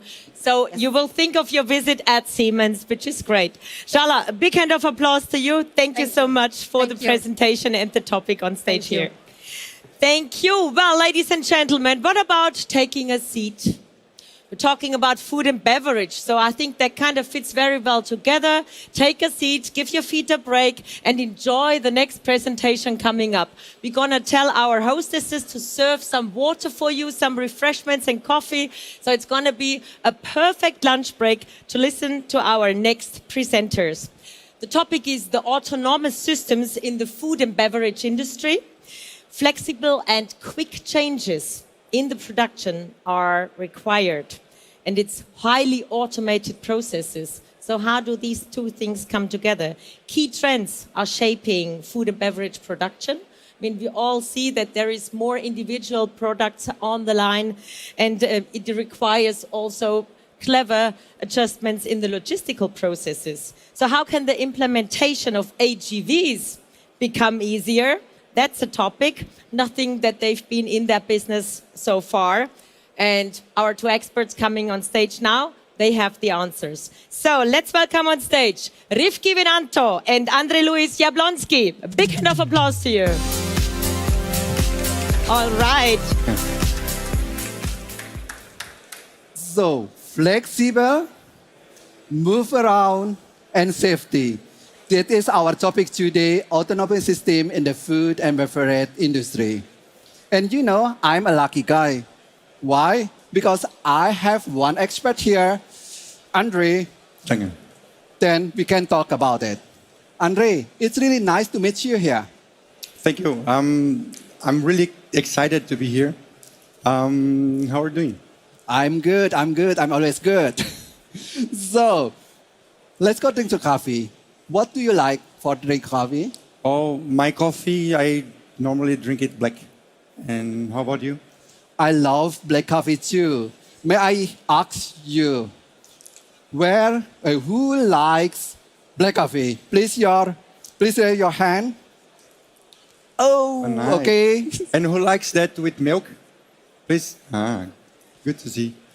You know, Andre, we have different preference for coffee. And nowadays, more and more people want to eat healthier. Example, more vegan food. It means we would like to have options like soy milk, coconut milk, and other things. This is one trend in the food and beverage industry. The consumer preferences are changing rapidly. That's true, Rivki. This trend, it has a huge impact in the food and beverage industry. Manufacturers, they have to adapt their production lines faster than ever. They have to become flexible. And this transformation brings material flow or make it a key factor for customers to achieve the optimization and efficiency in the production. That's correct, Andre. The manufacturer has a challenge to optimize the production process. Planning new materials flow or optimizing existing one is not as simple as easy. You know, Andre, I was at my customer side. In her production, there are different machines for small, medium, or big products. For each product, she uses different packaging materials. What is your opinion? Is there any possibility to optimize the material flow and make it flexible for continuous changes? Interesting. Have you thought about AGVs? AGV? Yeah, autonomous guided vehicles. Imagine instead of having classic, rigid, and static production lines, you would have a flexible vehicle that is moving around the production, bring material from one place to another. For example, imagine if a machine or a station finishes its job, the AGV comes by, picks the material or the product and brings to another station. Or if you produce another thing, it will bring to another station. It's flexible and it saves costs. It's really a good idea. But so far I know, Siemens is not an AGV manufacturer. Oh, that's true. With our domain know-how, we want and we are developing solutions for end customers and AGV manufacturers to equip their AGVs. We, from Siemens, we know that the flexibilization impacts the production itself, for the efficiency. But if you don't do it right, this impact can be also negative. For instance, if the number of AGVs increases in the shop floor, well, it can cause deadlocks, waiting times, and unexpected conflicts, even with the production. Another problem is the automation of different types of AGV, the commissioning of it. A lot of errors and problems are found during the commissioning. And if it's affecting the production, it could become a nightmare for your customer. Yeah. Your customer needs a holistic solution, one system that allows the implementation and orchestration of AGVs. It has to be part of the complete production, this integration. Interesting, Andre. I have known that we such solution. Could you tell me more how it works? Example, how it will be engineered? Sure. Well, our solution or our system is modular. We've developed different modules and libraries for the automation of the AGV itself. We have modules for communication, libraries for navigation, and what is also important for diagnostics. We also develop modules for the central coordination of AGVs. And a very important part is that safety is integrated. I think here the engineer has benefited. He can reduce the engineering time. They can use the library for the first project, and the clue is that for the other projects, they can use this library to create small or large AGVs. But Andre, another challenge is safety. You already mentioned it. How is about the safety for the people in the shop floor? In the plant of my customer, they have experienced forklift drivers. How can we ensure customers about safety of autonomous vehicles? How can AGVs be tracked and localized? And how can AGV recognize if there are obstacles as walls or even people? Well, that is a really important topic. First, our solution, or the highest priority in our solution is safety. And I want to split this challenge into topics. One is the way the AGV behaves itself, and the other is how the AGV navigates from one position to another one. Look, the AGV has to behave safety in every condition. And in our solution, that's not a problem. Our solution, together with our SIMATIC safety PLCs, they fit perfectly together to fulfill those requirements. And as I said, the second topic is the navigation. It has to navigate from A to B, avoiding all kinds of obstacles. and, if necessary, to recalculate the trajectory on the run. And to make this happen, Siemens can support you or your customer with our solution. ANS Plus is our advanced navigation system plus. It's industrialized software system for navigation, and it's based on data provided by laser scanners. It's really perfect for my customer, Andre. And you know, at my customer side, they have different machine, different product, like sugar, like coffee, and so on. And they have already different AGVs. I mean, if the customer have already AGV, we cannot say that, dear customer, you have to buy the new one because if you want to use our solution, you know. So, is it possible to integrate the different AGV easily? Oh, it would be great if they are going to use only Siemens, right? But we understand that. Customers have different types of applications, they have different types of machines, and for sure they're going to have different AGVs to fulfill different requests. There's so possible that the customer is going to have different fleets delivered by different suppliers, and each one has probably a different and proprietary communication protocol. And it becomes a challenge for your customer to understand what's happening in the shop floor. Why your customer, the planners, the maintenance guys, they're taking decisions based on information coming from the shop floor. And that is what our solution for fleet management does. It brings everything together to one place. So, Andre, let me summarize what we already discussed.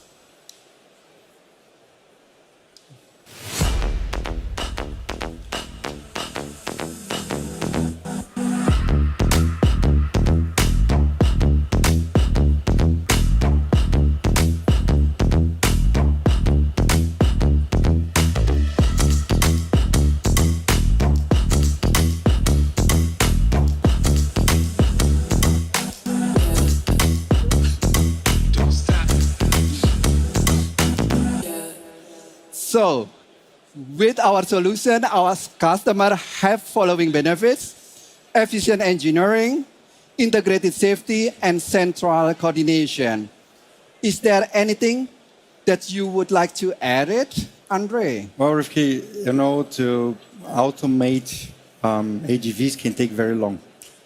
A lot of unexpected errors are found during commissioning. That's why we're also offering a solution package for simulation. The idea is that the automation part could start even before the AGV real is on site of your customer. The target is to validate and implement and test the AGV, the interaction with the machines and with fleets without interrupting the existing production. It saves cost. You know, Andre, it's really, really amazing. This is an innovative solution. It's really good for my customer. And I think the solution is not only in a production area, but you can use it also, example, in intralogistic area. Well, the solution was developed to be able to be applied in different areas.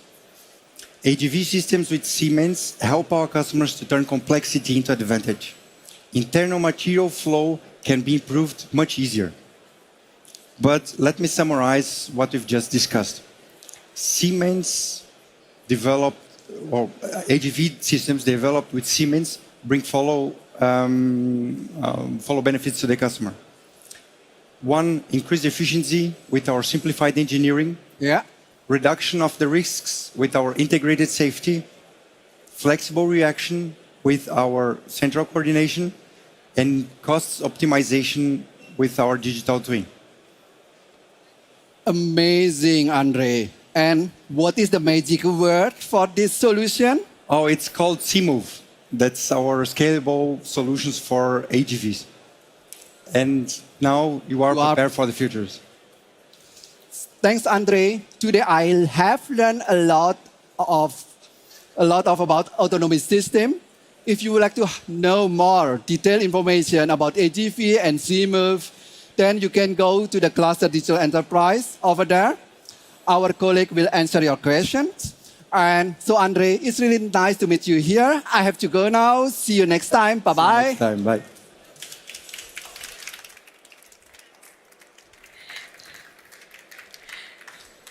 All right, so that really shows us that if you're flexible, you're efficient, and if you're efficient, you're certainly in the league.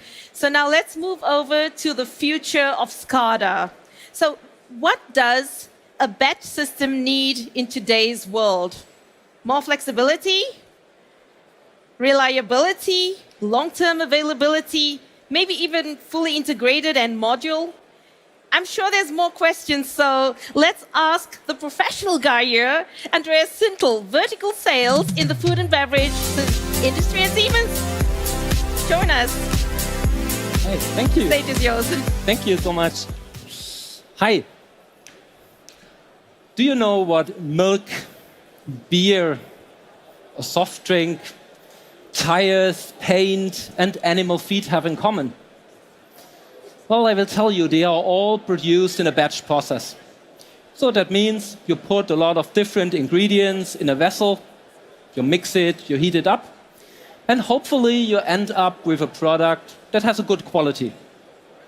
And to ensure that you always have a good quality, typically such batch processes follow a recipe. And a recipe is what you know from cooking at home, when you do your tomato sauce. So you have some ingredients, your tomatoes, your onions, you put them in a pot and then you process it. And that's the same what industrial producers do when they produce on a large scale. However, they have to ensure that the product is always of the same quality, the same consistent quality, wherever they produce it in the world, so in different plants. And for that, they translate that recipe into an industrial recipe, explaining how to automate such a batch process. And that's what we call a batch system. A batch system, however, does not only have to execute the recipe, it also needs to be easy to implement. It needs to be flexible, because sometimes the operator wants to add a new recipe, change some parameters, to have a different product. A batch system must be long-term available. That's very important because typically you do not install such systems for 5 or 6 years. Such productions run for decades. And a batch system must be easy to be integrated with IT systems because we want to have a vertical data flow. We want to get our data from ERP systems, from MES systems, from the laboratories, and integrate it into our process control. So let me ask you a question. Is there anyone here in the audience who has experience with such batch systems? If so, just raise your hand for a second. Okay, I see we have some experts here, that's fantastic. And I'm sure you are going to agree that typically such a batch system is built quite easily. You take a PLC, the best one that we have on the market, of course, NES 7-1500. You add a visualization, so to visualize your process. And then you need some own libraries. So you have to build your batch engine, your recipe editor, maybe an integration with IT systems. And most of the companies, they do that by their own. They have some key experts that develop such a recipe based on the experience that they have gained in different projects. And then with each and every project they do, well, they optimize the library a bit. They modify it according to the needs of the current project. And that works perfectly. Now imagine the following situation. You are in the office. It's a Friday afternoon. you want to go home, meet some friends and family. And at the moment when you leave the office, your phone is ringing. It's one of your customers where you have installed the system 10 years ago. And you decide to take that call. And the customer says, Andreas, we have a problem here.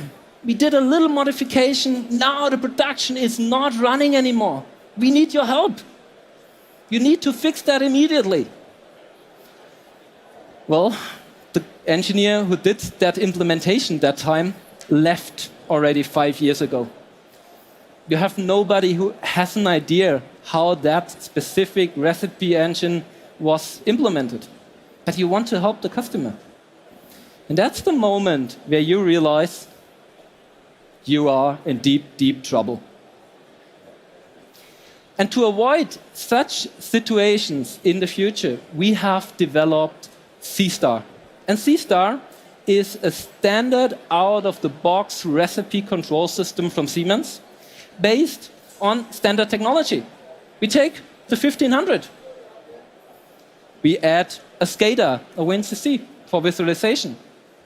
And now we also offer an out-of-the-box recipe and batch control screen, allowing you to do all that easily without developing it by your own.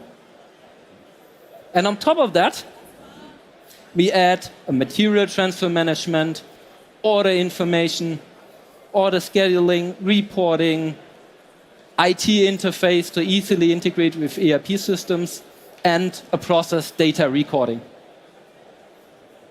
And if you need ISA 88 compliance, because typically batch systems need to be compliant to ISA 88, well, you have that with the system.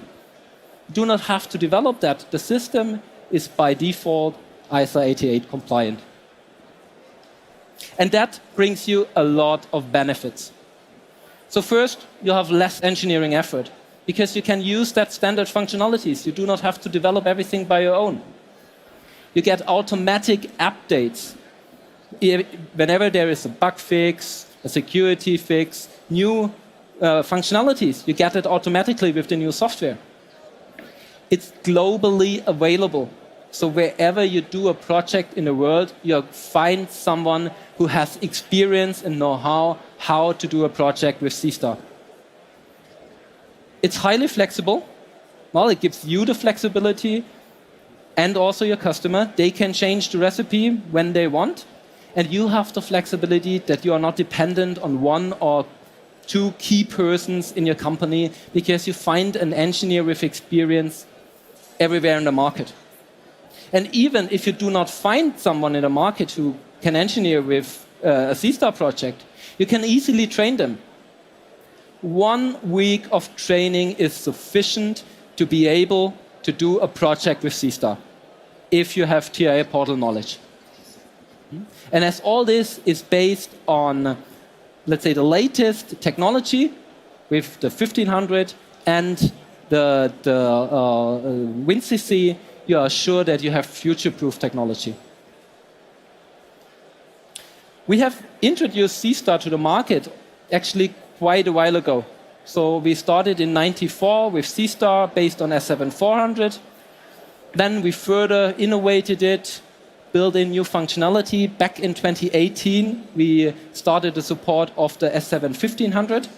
And now we are continuously going on with that innovation and implementing new functionalities. And the rest of my presentation, I want to focus on these new functionalities.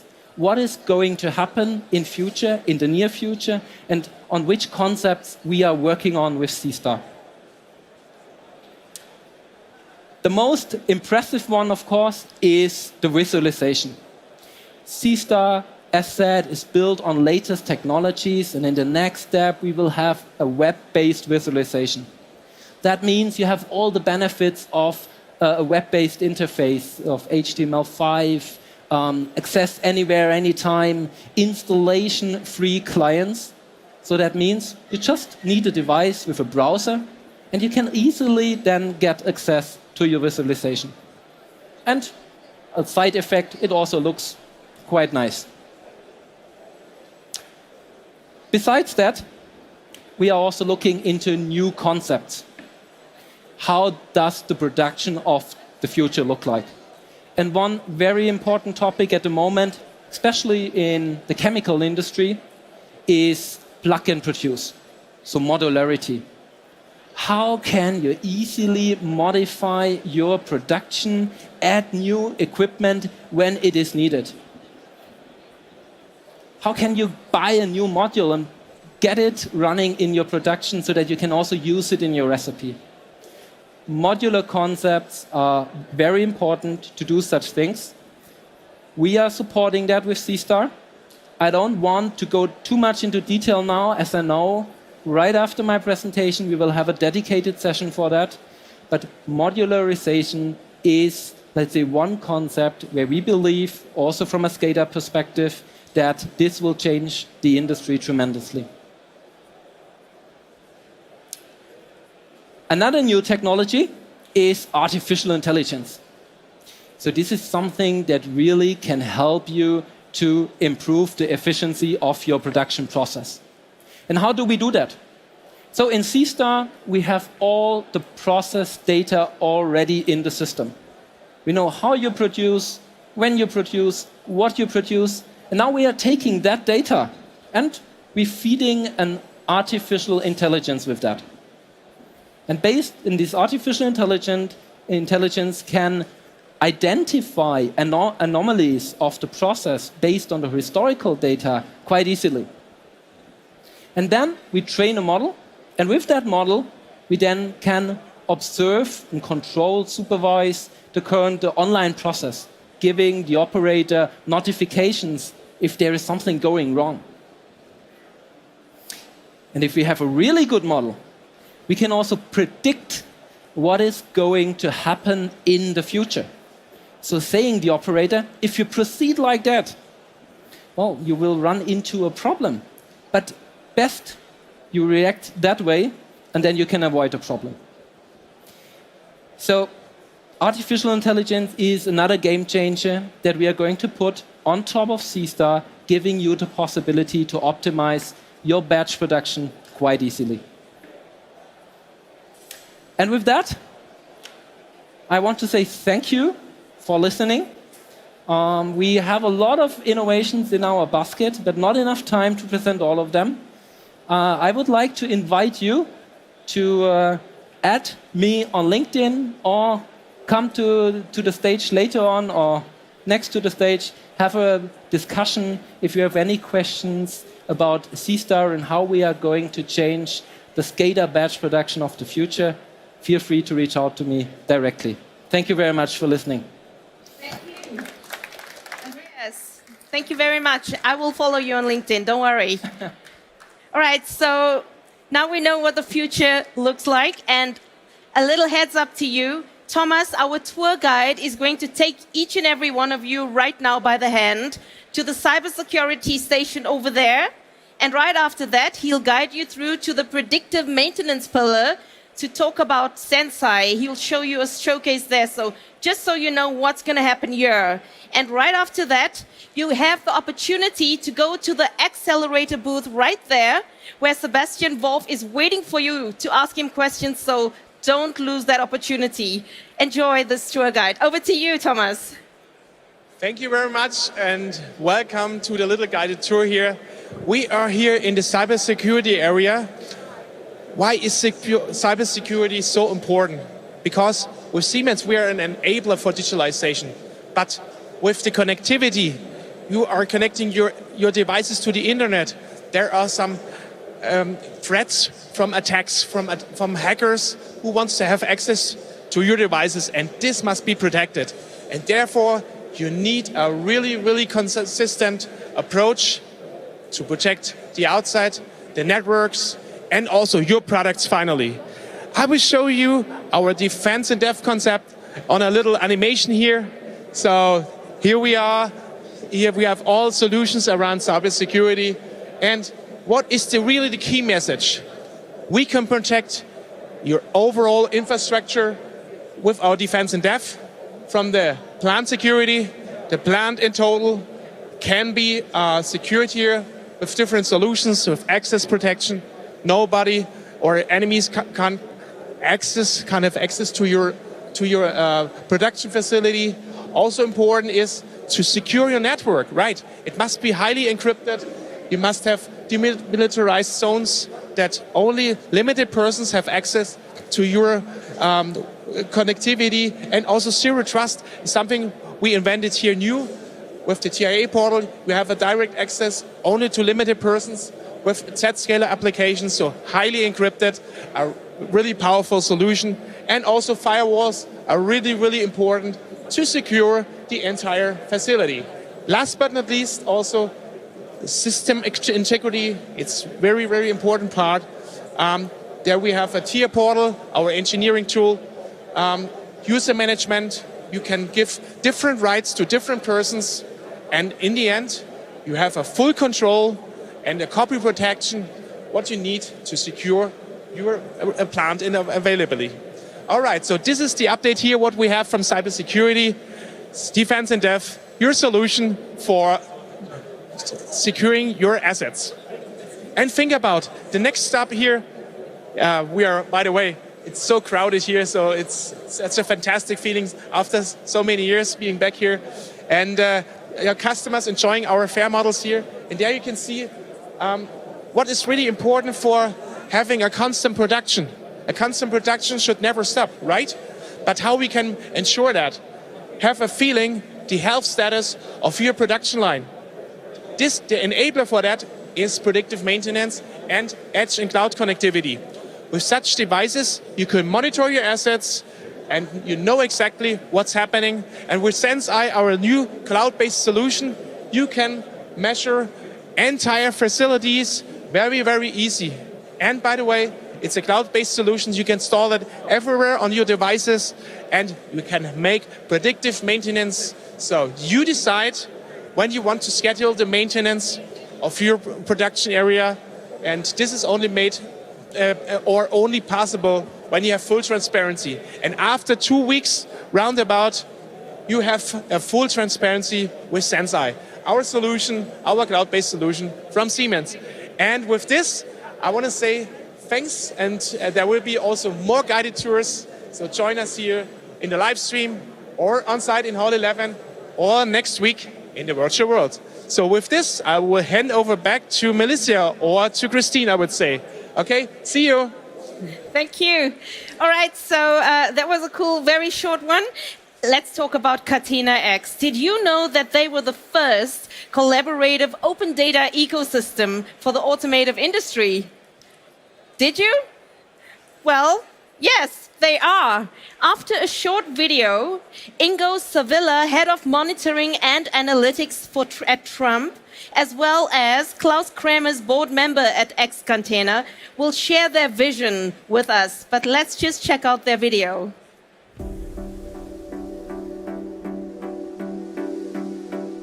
Aren't the questions we ask ourselves today more important than ever? What can we learn from nature? Why don't we make new cars out of old ones? How do we use our networks, technologies, and people for positive change? What does a perfect cycle actually look like? The world is connected, from the smallest of cells to gigantic ecosystems. But if everything is related to everything, how do we then embrace complexity? How do we enable flow of data for better products and services? How do we guarantee sovereignty and interoperability? How do we ensure security and fair collaboration for all?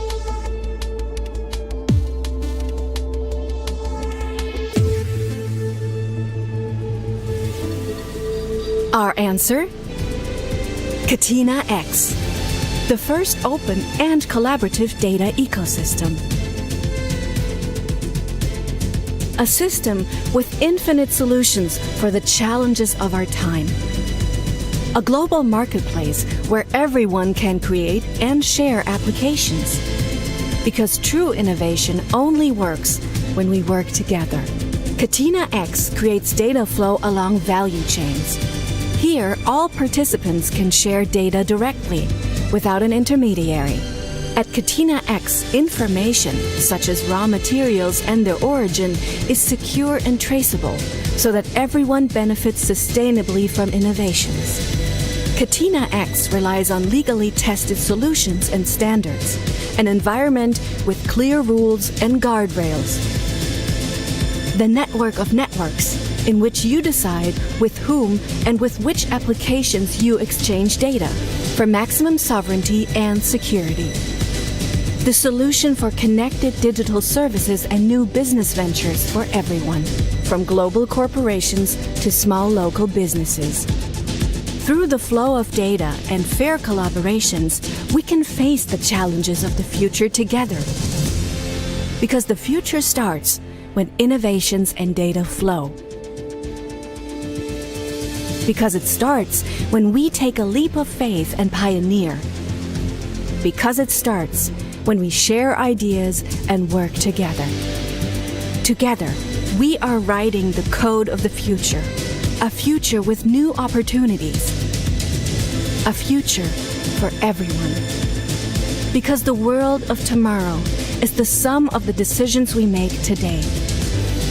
Become a part of Catena-X and shape the future together with us.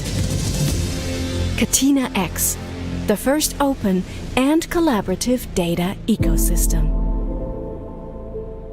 Yay! Wow! Catena-X, that's it. So, today we want to explain you Catena-X. Siemens is part of Catena-X, and it all started 1 year ago. And today we want to explain how we come from the shop floor to the supply chain. Together with me, Ingo Savilla from Trumpf. Hello, together. And my colleague Roland Rosen from Siemens, and we explain you in 15 minutes everything about Catena-X. Everything. No, it's not possible. It's so much. So you just saw the nice movie? So I think everybody now is a Catena-Xianer already, right? But Catena-X has some specific topics that are very important to understand. Why did we create Catena-X? Who created Catena-X? Catena-X is really one of the first external ecosystems from the automotive industry until the whole world will be conquered by Catena-X. Okay, that's a lot. Catena-X comes from real industrial problems that we all understood in the recent years. It's about resilience of the supply chain. Who of you wanted to order a car recently? Some hands go up. Some of you wanted to order a car. How long did you wait for your car? More than 1 year. So that's why we don't have all the parts ready. The parts are not there, right? Chips are missing. Everything's missing. So that's why we need stronger resilience in the supply chain. And the second biggest part, we have to create data ecosystems. We have to make the data flowing through the supply chain to get all the data that we need to get the resilience done. And the data ecosystems are core of Catena-X.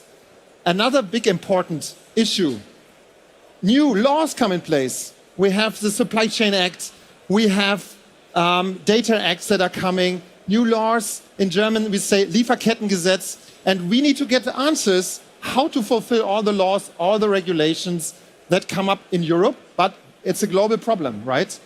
We won't solve this problem alone. That's very important. We have to do it together, and that's why we created Catena-X. It's a huge consortium. We created an association already with 120 partners already in the association, and 26, all the big European car manufacturers are in our consortium and building it together.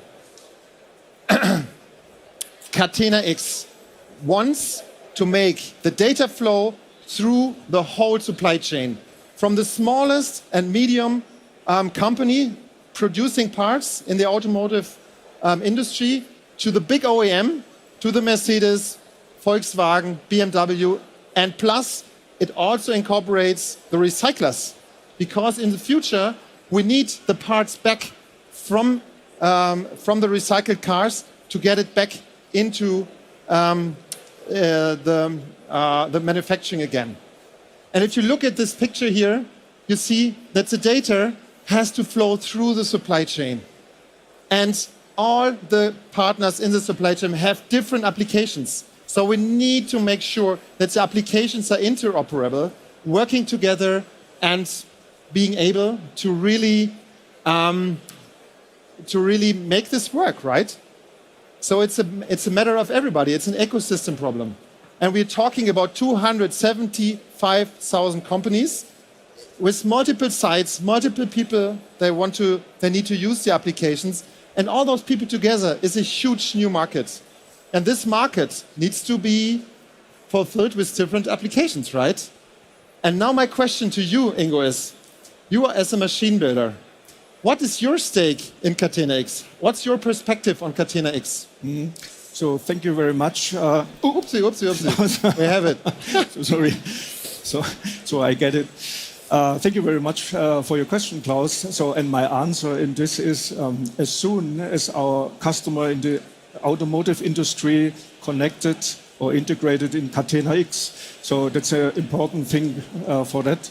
And the Trump Open Factory core architecture we find in our products like Ozone will help to enable the integration for our customer. And that's an important point. So for the machine builder, also the connection to Catena-X means the seamless integration of IT and OT. And I heard in the morning a presentation from your colleagues, Mr. Botella.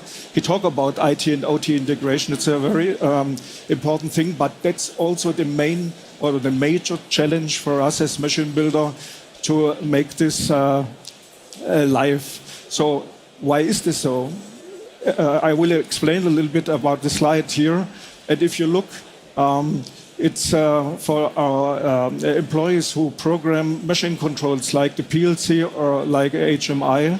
They are also facing a learning journey for them to make this happen.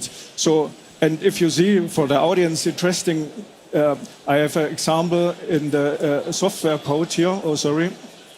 In the software code of the left side, you see the OT world. So it's programmed in the program code for EEC 61130. It's a structured text. And on the right side, it looks like very similar, but it's in Java. And there are two worlds, which two programmers who talk together in a different way of language. And that's a problem, and that's a major challenge. Also, about when we talk about product security, data governance, or the other points. So much has to redesign the architecture, the product architecture, the factory architecture, and interfaces are redesigned, are extended, and but in total everything remain compatible, and that's also a challenge. The advantages are recognizable, so through the data exchange supported by the networks, it will be clear that we can provide online updates, predictive services, marketplaces, micropayments, smart contracts, and all known things from the IT world. It will be enabled for the machine builders, and that's the important thing. So, in the end, we will work with Siemens together in Catena-X to make that happen. So I make a little hand over to Roland, who talk about with the question, how does Catena-X achieve this in the shop floor in general? Please, Roland. Thank you. Thank you, Ingo. A main work stream in Catena-X in the public funding project is the realization of several solutions for different use cases. And you can see here on this picture 8 use cases in which Siemens is involved. And as you can see, one set of use cases are related to sustainability and circular economy topics. It's quite an important application range, but today let us speak a little bit more on the production side and on the shop floor. And here you can see some examples like modular production, and here we are develop with other partners together some solutions, some applications for a more flexible production through a faster reconfiguration of the production itself. Another example is the behavior digital twin. Here we use the data of the car during the operation and transfer this data in the supply chain back to the suppliers. And here we can use this information for an improvement of the production, improvement of the product itself. And I guess this example shows a little bit that we are not only exchanging data in Catena along the supply chain. Also, this data must go direct connection in both directions to the shop floor and to the product development. So it's quite clear that we need interfaces here to IT systems on the shop floor, like MES systems, to machines, and maybe also included from Trumpf, and of course to intelligent sensor and so on. And another topic, of course, is what does it bring me on these solutions here on the shop floor? And one of the main topics, and already mentioned here by Klaus, was the resilience. Yes, of course, between producing companies, there is ever one logistic partner which are moving real parts, real products from one producing company to the next, and of course up to the car, hopefully closer and faster than 1 year to you. And yes, we will build not only the information about the material flow, about the plant material flow on several levels. Level means here for different time ranges from weeks to several shifts.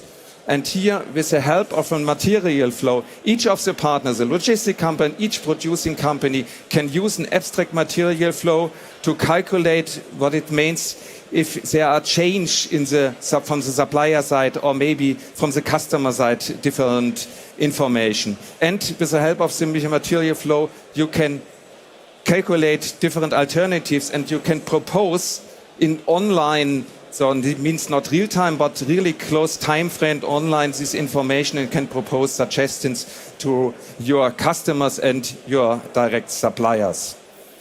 And another topic is manufacturing as a service. Here we are working on standards and data models. You can also call it digital twin, to connect different on-demand platforms in quite standardized well. Here, the development of a reference architecture is our goal, and of course to show this demonstrator. And you can see here on the picture that several existing platforms we will connect, and of course and this is a general concept of Catena-X, quite open. So new buyers, new suppliers of manufacturing on-demand platforms can connect here to the Catena. And this leads me back here to Klaus with the question, these are future-oriented topics. What is the benefit from a business value here? Klaus. Yes, thank you. Just take one more. So now we are in the discussion round. So that was a little deep dive, and I know most of you really didn't understand everything. This was really deep inside the topics. But what are the first things we really present from Catena-X? Catena-X is not Siemens, it's not only Trumpf, it's BMW, Volkswagen, all the big car manufacturers. What do they need? They need to calculate the product carbon footprint. And there, for example, we need a solution that is across the supply chain available. And that's what we do at the moment. We're focusing on calculating the product carbon footprint, gathering all the data that needs to be there to really understand what is the carbon footprint of this car in all levels, back to the supply of materials, back to the resources we take from Earth, how much carbon footprint is there. That is priority one. Second priority, if you look at the parts that are into one car, so many parts, you need to track them down very fast. So the tracing and tracking of parts in the supply chain is one of our key focus areas. And so far, it was perceived as a research project. But very soon, and I promised last time we went on the Hannover Fair, I promised when we come back to Big Fair, we announced that there will be something. So very soon we see market entry of Catena-X in Europe. So Catena-X becomes something you can really buy and really consume. You as a car supplier, you as a machine builder can take part. We will offer also development kits. You can build applications. You can create the ecosystem together with us. And last but not least, Catena-X will become the standardization organization, because standards are so important. If you believe you need to transfer data from A to B, you need to be sure that your data can be easily accepted. What's your thought on the standardization from a machine builder perspective? Thank you, Klaus. So, in my opinion, standardization is very important to avoid duplication of development and to increase the implementation speed. So my question to the audience, I am right? Maybe. So an example of this, so we drive that for the last time, is the UMATI interface. So the UMATI interface gives the customer the chance to work with different machines from different producers in the same way. And that's a great effort. The same way for Catena-X, we realized that with EDC in an open source way. EDC, what's the EDC?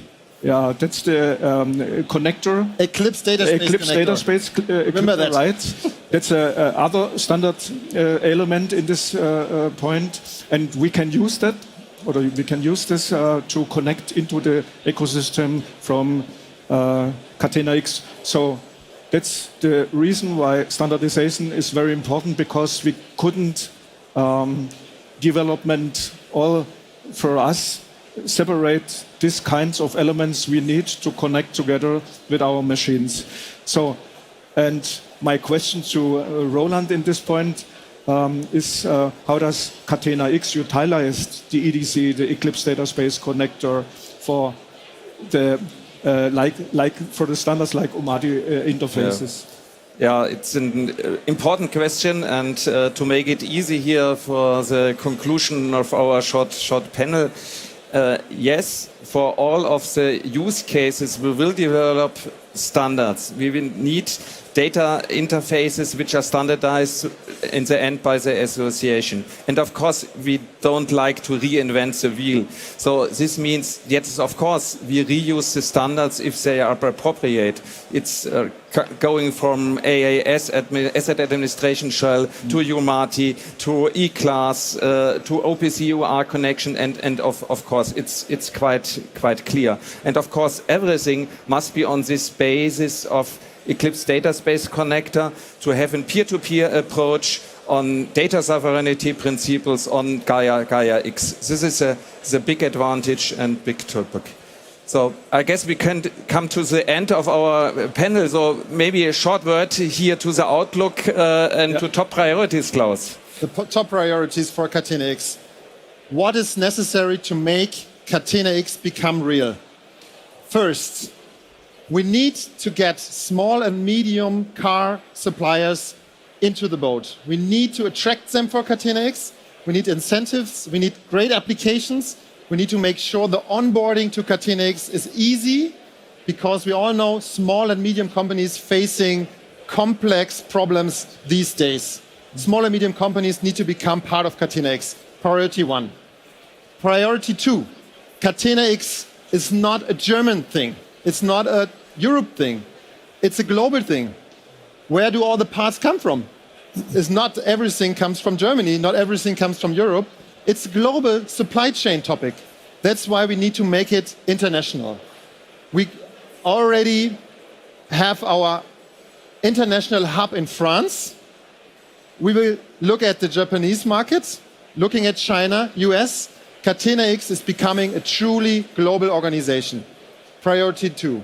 And priority 3, Catena-X needs really to stay and become an ecosystem that is truly neutral and not owned by someone, because this is what we all are aiming for. We need to have an ecosystem in place that makes sure that everybody is on the same level, being able to share data on a data sovereign basis and being interoperable between all applications. And I see my time is up. Thank you very much, guys. Thank you. Thank you. Thank you very much. Thanks for joining us. Thank you very much. See you later. So I'm having the feeling that we're on the right track. At Siemens, we place so much value, and now it's become core for us to reach a resilient supply chain. So let's move over from the automotive industry of the future to an automotive showcase live with Christine. Christine, over to you. Thanks, Melissa. Right. I'm here right in the eye of the storm, I would say. I'm in the center of our fair booth, right in front of the Simrad, our fun car, fully simulated. That's the highlight showcase. And it is an e-car. And with me is colleague René and Dimitri. And they will explain us the story about this e-charging station. So, René, what do we see here in regards of e-charging and what's so important about it? Yeah, you can here see an AC charging system based on our controllers from the SIMATIC portfolio. From principle, we have AC and DC charging. This car is only for AC charging. This means the DC converter is in the car. We are able to communicate with the car via our controlling module for the ET200SP. The connection is going through the cable to the car, starts the starting procedure, and the car will be charged after some hours. And the next step? Next step, charging station. What do I need to set up such a station? Oh, that's pretty simple. First of all, you need to decide which type of station do you need, like if it's AC charging station or DC charging station. And beside that, we have our web pages. Feel free to contact us and we will provide you support. In addition to that, we design a ECC charging suite. This is a library for SIMATIC system. And there you will be able to build your software, just like from the blocks, and program any sort of charging station. Doesn't matter if it's AC or DC, and adapt it for your application. Beside that, we design free application examples, which is available on our website, and you will use it as a starting point for your implementation. It sounds pretty cool, I have to say. Coming back to that the DC charger is inside of the Simrad. I thought it's such a sustainable car and very light. Isn't that controversial? Yeah, but this is a small car. In big cars, the converter is in the station and not in the car. But in this case, small converter, small car. That's why AC charging, and because it's also simple. I just hear from the colleagues we have quite a lot of time to cover, so actually you can give us even more details on this thing here. So the difference between AC, DC, you explained that? The main difference begins at the communication. For AC charging, we know only the car is charging or not charging. For DC charging, we have additional information to get how many power we need to charge this car, how many power is in the battery. We can choose a contract to interact with the car. We can transfer the data from the contract to a backend system to make the billing. This is more detailed for DC charging. And we have the very big power part from the Dynamics DCP, which allows us up to 250 kilowatts to transfer power from a grid to the car. That's the main difference for AC and DC charging. Okay, got that. Any more information from your side, Dimitri? I mean, this is your project. I wanted to add a couple of additional points. That our solution is fully scalable. So it's like we have single point application, we have multi-point application, and beside that, you can extend your solution so that you can make your stations distributed and control them from single point. We have a connection to the cloud. We have a certain amount of vendors with whom we are working. And that makes your journey for e-car charging much more easier. And much more fun, I guess, as well. So how long have you been working on that project with the e-charging stations and bringing that beauty here onto the road, so to say? Who wants to answer? René, Dimitri? Okay, we as DI started the charging topic since 2009. We have a third generation, which was discontinued 2013. And then we start again the next generation 2016 based on the ET200SP to be able to offer a very flexible system where we can solve multi-point charging, AC, DC, and different solutions.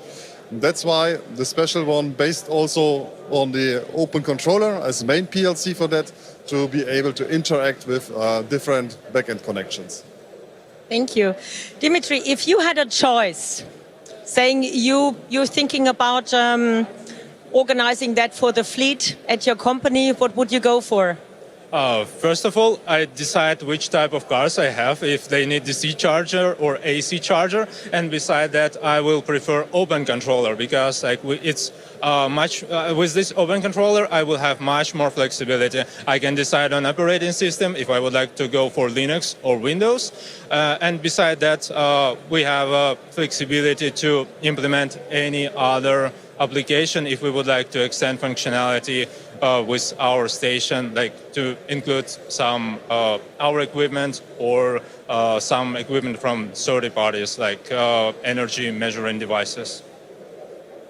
Sounds pretty cool. So this is the second day of the fair. How many have you sold so far? So we get a very big, maybe contract with 9,000 pieces. So this is the biggest for today. We will see in the evening how we can get the details for this contract. Yeah, it's very interesting. You're joking. Please? Are you making jokes? That's not a joke. It's real.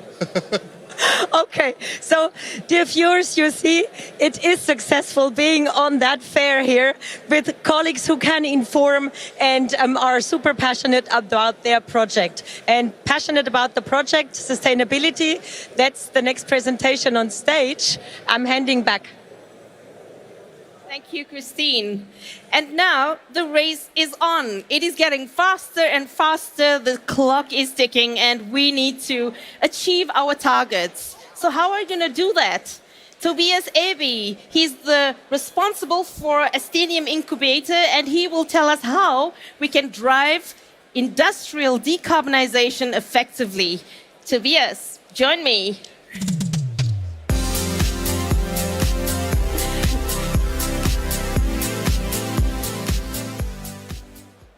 So thank you, Melissa. So the ESTIANIUM Association, our motto of the ESTIANIUM Association is a race we must win, driving industrial decarbonization holistically. As probably most of you know, global warming is a fact. Almost all countries in the world signed the Paris Agreement in 2015 that limits the global warming to 1.5%. So we believe that it's too late, that each organization is doing their own thing. We think from the ESTIANIUM Association, we need to join forces, we need to work together to overcome this challenge. So from the manufacturing sector, the manufacturing sector is responsible for roughly 30% of the global gashouse emissions. They are consuming already now 54% of their energy consumption nowadays. So therefore, we need to act, and how we act is about gathering data. Data is key in this sense. So how do we do that? Intelligent sites already nowadays having temperature sensors attached to machines or pressure sensors attached to machines. So this is how do we collect these kind of data. But we need to use these kind of data in an intelligent way. So how are we using this? So a site nowadays is gathering roughly 2.2 terabytes of data each month. And these data we need to use in an intelligent way. This is equivalent to roughly 500,000 Netflix movies each month. And I think if we watch all of these movies, this doesn't make us any smarter. But if we use this data in an intelligent way, then we can overcome this challenge that we all are facing. So therefore, we established the ESTIANIUM Association to drive industrial decarbonization holistically in a pre-competitive and cross-industrial, cross-functional environment in the ecosystem where already nowadays academia, small and medium-sized enterprises, and large companies are part of. How are we doing this? We're doing this by governing ESTIANIUM networks as an open and independent infrastructure to ensure data sovereignty, and by enabling companies to drive decarbonization today and share best practices to speed up, and by shaping the future of sustainable industries together with a source-to-think perspective. So therefore, the Siemens developed an open source tool, which is a tech stack which is donated from Siemens to the ESTIANIUM Association. How does this tech stack work? So the tech stack basically is a patented connector which is called TSX. TSX stands for Trusted Supply Exchange Connector, basically. And trust is gained by using verifiable credentials in this case. So looking at our Siemens product that we're having, which is called Sequin is attached to this TSX connector, basically. And Sequin is using and exchanging data from Sequin to the suppliers, to customers, to carbon sink providers, and to certifiers. Furthermore, other existing PCF management systems can be also attached to this TSX connector, to this ESTIANIUM network, basically, and exchanging data from this other PCF management systems to Sequin or to other third-party solutions as well. For example, other third-party solution can be a sync provider that will be also connected to this TSX connector, basically. And exchanging data here also between those four parties. So how is the ESTIANIUM Association structured? We are structured in 3 different working groups. The first working group is about technology and infrastructure, focusing especially on further developing the ESTIANIUM network. The second working group we are working on is about standard and norms. Here we are comparing the standard and norms that are existing nowadays in the world. Different standards are available. We are trying to compare them and analyze them and discussing with all of the members that we're having in the ESTIANIUM Association what are the right way to continue.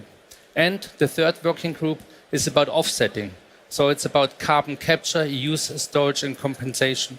So the goal here basically will be that we establish a marketplace to offer things to companies, to our members, to offset this carbon that has been produced. And of course, one further goal is all of this, what we gather, all of this information that we work on, to educate and to communicate to the outside world. This unique constellation is helping us to develop the practical solutions to overcome this current and future challenges that we are facing. So the ESTIANIUM Association is already now part of the World Economic Forum Net Zero Initiative. This is the way how they call themselves. And what is the ESTIANIUM Association doing here? So we offer from ESTIANIUM to the World Economic Forum partners our network basically to overcome the challenge in terms of net zero. We help them to achieve net zero basically with the so-called operational arm, which is the ESTIANIUM Association, by using the three different working groups that we are having, and by using the ESTIANIUM network that we are offering. So, who is part of this ESTIANIUM Association? So, we have 15 founding members. These 15 founding members are from large companies like Siemens, like Merck is in there, like NTT Data, but also by mid-sized companies like we have in Weidmüller, we have ATS in here. And also we're having academias in here, like the FAU, like the Ferdinand Steinbeis University, or the University of Sydney as well. And just recently, further companies are joining. 3 more companies already joined, and already now we are in contact with other further companies that will join the association as well. So these are basically our group from different organizations that are part of the ESTIANIUM association. So in the board basically is a Siemens representative, one from Weidmüller, one from WTS, and myself and my colleague Dominik as well. That's it from my side, Melissa. All right, wow. You were super efficient and super fast. Yeah. Like we Right. know. One question to you. Sure. I believe you're also known as the fellow, the project fellow, or what was that? Right, this was the link that I had earlier to the World Economic Forum, From the where the Economic ESTIANIUM Association is part of the World Economic Right. Forum as well.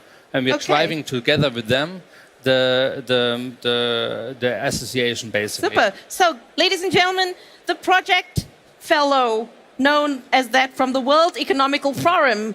Please, thank you. Thank you. Have a lovely day. See you later, maybe. See you. All right, so we're going to win this race, right? Do you guys think we're going to win this race? Please nod your heads. Give me some hope. I'd like to give a warm welcome right now to Jan K, Jan B, and Morten K. Join me.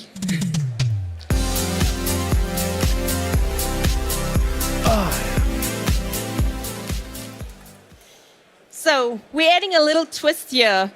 We're here right now to talk about the future of digital automation and operations, right? So, how is it really possible to elevate supply chain automations? Do you think so? Do you think so? I think so. So, let's kick off with Jan K. And I love the idea that I have 2 Jans, so I gave them short names. So this is Jan K. He's the head of technology and innovation at Körber Supply Chain. And that's Jan B. He's the senior customer success manager at Siemens Software. And we have Morten Kroman. He's also Morten K. He's the business development, right? You're responsible for business development at Siemens FA. And you wanted to say something else to that. Yeah, just that it's Siemens FA Denmark.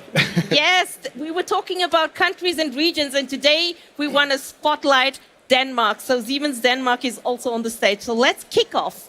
And I'd like to start with you, Jan K., since you're sitting right next to me. So please, tell me your journey at Siemens. How did it start, and what actually brought you to Siemens? Yeah, thank you very much. So we developed an MVP of a digital solution to our customers. And when we faced the after MVP, we needed a solution that was able to scale. And in this process, we went for multiple vendors. We had some key topics that we wanted to aim for. It was a security concept that was within one solution. It needed to be able to scale. And we needed a solution that could scale also fast or make our MVP into a real product fast. We ended up selecting Siemens as our partner, and it was the right choice. We ended up developing our MVP prototype to a real solution in just 30 days. I would also like to highlight a little bit about our system. I represent Körber Supply Chain. It's a part of the Körber Foundation. We are located, our headquarters is located in Constance with more than 2,600 employees. And one of our key products is the layer picker that we see up here in the picture. It's a global recognized machine for picking 98% of all products that we buy in our grocery shop with only one tool. We have more than 700 of these installed worldwide, picking more than 600 million layers, or equal to more than 12,000 Eiffel Towers per year. And picking such a variety of products is also a challenge for our machines, and this data will keep us having this competitive advantage. Wow, that sounds like a challenge. Yes. Could you click? We need to click and click and click. Yes, perfect. Thank you. So our development started based on some customer interviews. We talked with our customers, what is your pain points? And some of these pain points we have listed here also on the slide. The main pain point from our customers is loose material, packaging material, getting stuck in sensors, creating stops of the machines. Yeah. Oh. All right, so that was the challenging part. So Morten, maybe I can ask you how we can link this to what is being used and how it links to Kerbal. Yeah, definitely. So when Jan approached me and talked about he needed this solution for actually scaling into the market with his operating eye, we quickly realized that we needed a scalable, secure solution. This was kind of the first steps, and this was one mind sphere we looked into. And then it quickly became apparently that we needed to focus on time to market, because Jan already had a solution. He was ready to sell to customers. So every minute we actually spent not having this in the market was just money lost. So time to market was really crucial, and there we went for Mendex on top to actually scale this pretty fast. And then we looked into the connectivity side. And there we realized that we needed something that was really flexible, and also it needed the possibility to be able to update all over the world. And that's why we looked into Industrial Edge to get the flexibility and the security there. Wow, bringing several Siemens portfolios elements together. So Jan, I'm going to approach you for this one as a customer success manager. How does one actually manage a successful outcome year? Seems. That's a beautiful question. I mean, what actually is customer success management, or being a customer success manager? It's a slogan of software, make it real. And you have the beauty of orchestrating, making it real. So you realize data-driven ideas of your clients and strengthen the power of each party member to bring the true value towards the customers. So without, let's say, further ado, we now have a little animation that highlights how we're going to realize, or how we realize the value. And as a little hint, have a close look to the stopwatch in the animation. So keep your eyes peeled.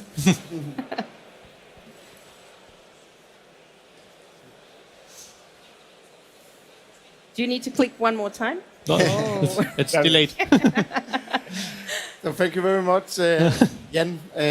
So I'll try to go through a typical working day of an operator in a warehouse. So what we see here in the animation is an operator that is alerted by the machine. He needs to go down there. He needs to, you could say, go from the task that he's doing right now to inspect what is happening. What we see in the video is a piece of plastic hanging down.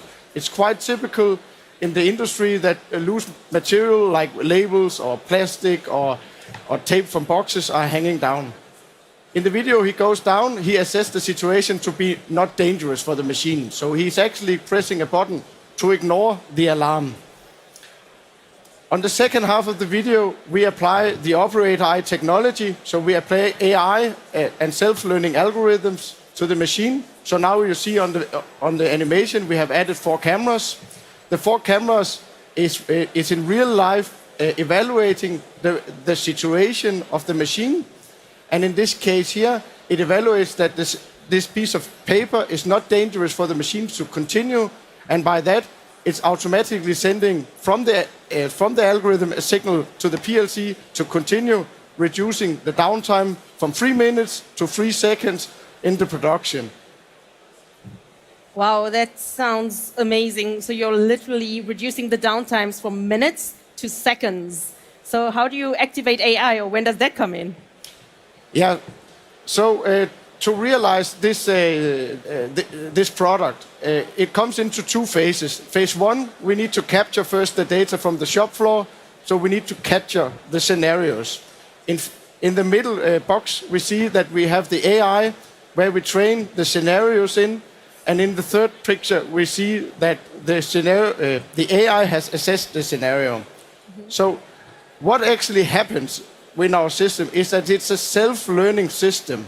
So we provide this equipment to our factories and tell the operator, operate the machine as you would normally do. And then he's classifying the data day by day. When he opens the door, we say, oh, it's a dangerous situation. If he's just pressing the ignore button, then we know it's a good situation. And by that, we are also creating an application that is constantly learning and adapting to the environment, adapting to new products every single day. Wow, that definitely does sound amazing. So can we have a glance into that application, or? So what we see here in the video up here is that this is not only an animation. It is a real product that we have developed. What we see up here is a video from the real-life application, and we see this piece of carton hanging down. People working in the logistic industry know these paper or carton slip sheets. It's really a pain. It's a pain when you palletize. It's a pain when you depalletize. And what we have created is a system that can automatically or autonomously compensate for these errors. And this, if you look at it, the big vision of the dark factory, this is some of the technology that we need to provide into the factory to actually being able to compensate for all of these, you could say, bad things that goes in. If we take the next slide, we also, what we identified during our journey is also that we might be able to solve one issue, that we can automatically reset these errors. But what we also got out of it was to capture all of these scenarios where it's actually dropping the layer to the floor, as we see up here. It can be ketchup, it can be jam, it can be all kinds of stuff that ends onto the floor. It takes a long time to clean up. So we could say we took the gold nugget and now we are actually collecting all of the gold dust around it, because this application here is saving equally amount of money as the first application where we can automatically reset. Maybe this one is not so fancy, but it's providing quality data to the operator on a daily basis. Yeah. Wow, that certainly does sound amazing. So what are we looking forward to? How do we drive value? Yeah, come on. So what we see... Anyone. Thank you. So what we see in the video here is the application that we have built it in Mendix. So as we stated in the beginning, we wanted a platform where we could go from connectivity to data storage, also to front end. And this is the front end of our application that we built it within just 1 month of working. So up here, we have a communication platform towards our customers. Because one thing is that we can tell them, oh, we are automatically resetting and compensating for your errors. But the customer will say, how much is it? Can you quantify it? Is it actually working? And up here, we can provide him with exactly that data and say, by this day, you have saved 40 minutes of production. What we see here in the second half of the video is that we have collected these new use cases. So we can show him every single layer he has picked in his production. We can identify it before we are picking it up and after we have delivered it. This actually gives the warehouse systems a possibility to track goods that are lost in production. So today, an end customer would call, I'm missing a box. And no one has any clue where that box is. And now we have actually, within the production, found a spot where he can find out, was it existing or was it not existing? And also here, he can see the performance for every single product of his factory. And that's this gold dust that I'm talking about. This is all of the other use cases that we gain when we have started to collect our data. So since you don't have a station, why don't we make use of the opportunity to dig out as much as we can into you? So is this the solution of the future? Is this going to make the supply chain resilient? Is it going to help us with all the disruptive issues we're having? At least this is I would say, it's a stone to step on the road to this, because we see a lot of things going on in the factory. And also what we see here, now we have developed it for the layer picker. So we are using our domain knowledge to develop a product, but actually the same technology as we are building here, we can start to apply to many other type of equipment where a label can stick out and where we can compensate for it. often I'm asked, how much can you save actually with this operator eye? But it again, it depends. How bad is your quality that comes in? How much production do you actually have? But with our test customer that we started up with, they save 40 minutes per day in production loss, and that actually adds up to more than 240 hours of production every single year that they gain additionally into their factory. So the operator eye can actually earn its own cost within just a few months of additional production data. And that's only talking about the automatic reset. Now we're not talking about all of the gold dust that we can collect. Sounds like a good plan for the future. So, Jan B, tell me, what do you want to say about the future and what are you excited about? The future. Wait, Morten K., I'm coming to you. No, the great thing is we do many things here together, and again, makes them real. And is again, we had it earlier in terms of tapping into the value of actually the data which is out there, and that it's infinite in terms of what one actually can do. This is just a starting point, but with more insight, savings, more driving towards sustainability, this is just a staging ground. And again, that's the beauty of being a customer success manager, bring it from A all the way till the end. So I'm very much looking forward to it. Sounds convincing. Now, Morten K., tell us, in a short nutshell, what are you most excited about this journey? Oh, yeah. Well, what I'm really excited about is the ecosystem part here. So we already have kind of an ecosystem part going on with Körber and Siemens. But what we also see is that there is also an ecosystem with Körber's customers. So we talked about before that providing data to their customers could enable, to Körber's customers, could enable their customers to actually do performance-based contracting with the suppliers of these pallets and stuff like this. So the future is definitely sharing data and how to do that in the ecosystems. That's what we're looking forward to and what we're looking into. Magnificent. Thank you so much for sharing. And everyone out here, if you do have questions to these three gentlemen, they don't have a station, but they're going to be hanging around, I believe, somewhere around Optimize. Direction. Let's go in this direction. If you want to chat with them, exchange, have any questions, please do that. Thank you so much for being with us, and I really enjoyed the session too. Thanks for having us. Thank you.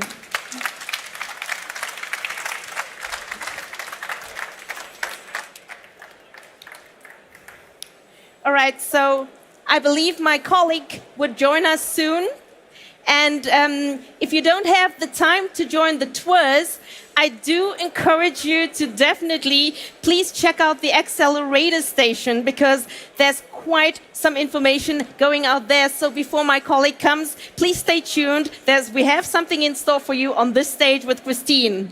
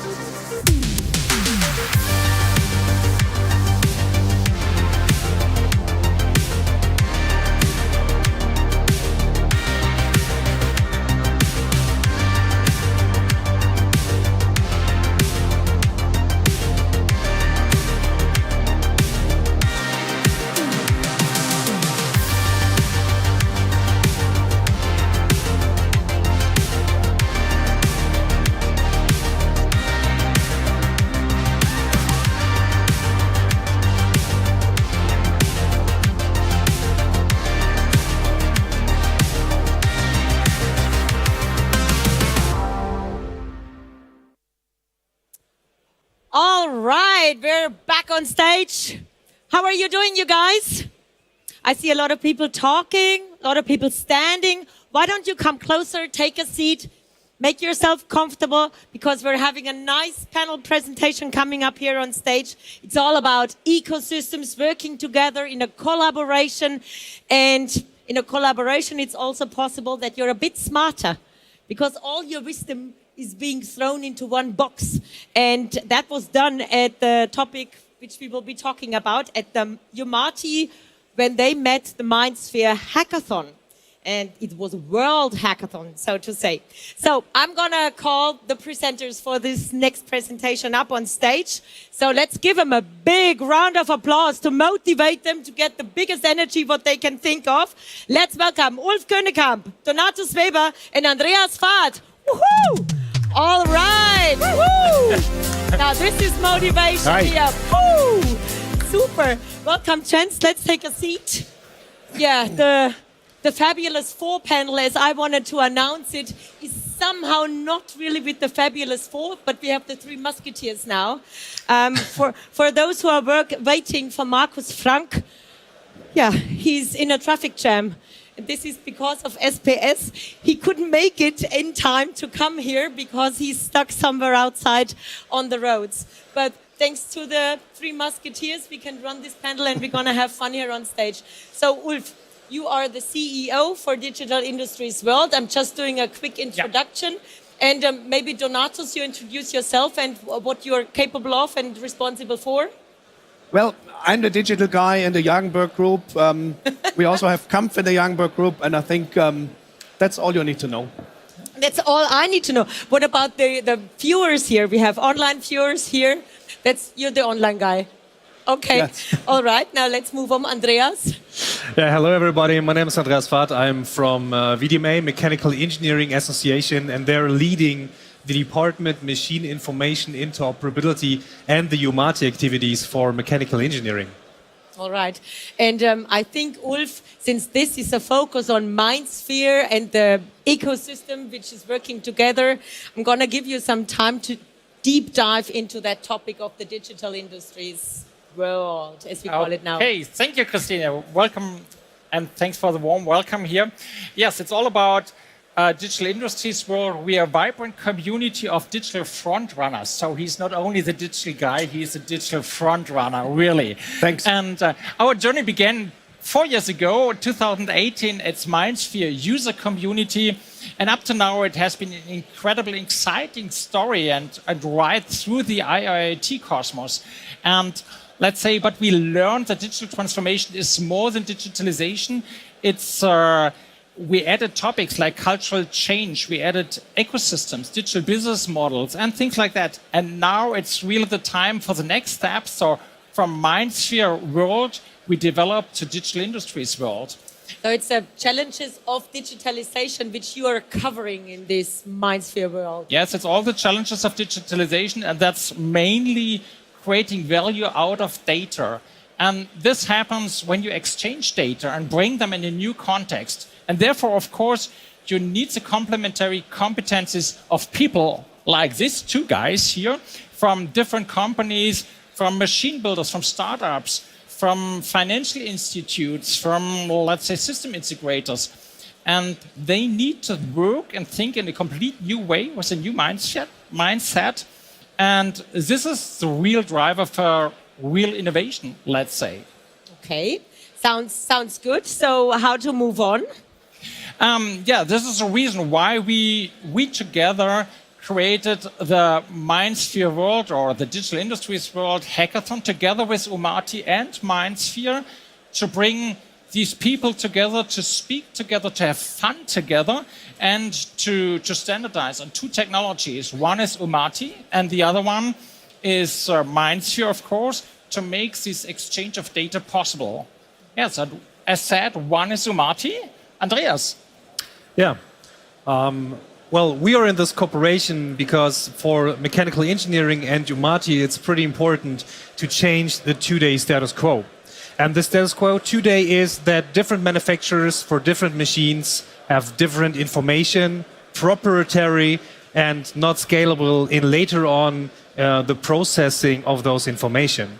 So the idea is, and that's also the goal and also straight to the mission, to develop in global production language that every machine for the different types and also for all the machines, we have a vocabulary. We have the same information that can be shared from the shop floor to the cloud and also on the shop floor. So with this, we have a standardization approach based on the OPCOA technology. And this is what we think is the Universal Machine Technology Interface, UMATI. And this is not only an approach of one company or one branch of the industry. This is really a broad activity. We see here the structure of the VDMA that is driving this activity together with a lot of partners. And for all the different industries, there are domain experts coming together, discussing about their interfaces, and then we bring that into life in this Universal Machine Technology Interface. And it was great, the cooperation, to see how it is running in the real shop floor on this great hackathon. So you're telling me that behind each little column up here, there is a lot of teams working together on separate projects, and they somehow were communicating with each other and were connected to come to one solution. Exactly. It's about 88 specifications that are already released and more than 600 companies from all over the world joining forces here to really drive to this vision and mission, of course, having a global production language, this unified interface, Universal Machine Technology Interface. Where did you market this activity? That they actually got the idea that they're going to join as a hackathon? Well, the idea comes because standards and semantics is, in the first hand, a theoretical thing. We have to bring that to life. And how can you bring it to life? Of course, with cooperation like this, having a great hackathon, bring all the experts together and see how they can make it happen to really have this Universal Machine Technology Interface running, working, and with cross domains, really working together of this great idea to have this global production language. I know why you're working together with him. He got the passion. Yeah. Sure. So yes, so we learned that machines need to speak the same language. This is in this case UMATI, but at the same time they need to work on a same layer, or in other words, on a same technology, let's say. And we have chosen the IoT as a service solution MindSphere to exchange data with just a few clicks. And you can see, so data come from the machines, go to UMATI, were collected in MindSphere, and then we go to great use cases and applications. And this is where we made that hackathon at Grob in Mindelheim, together with guys, digital frontrunners like Donatus.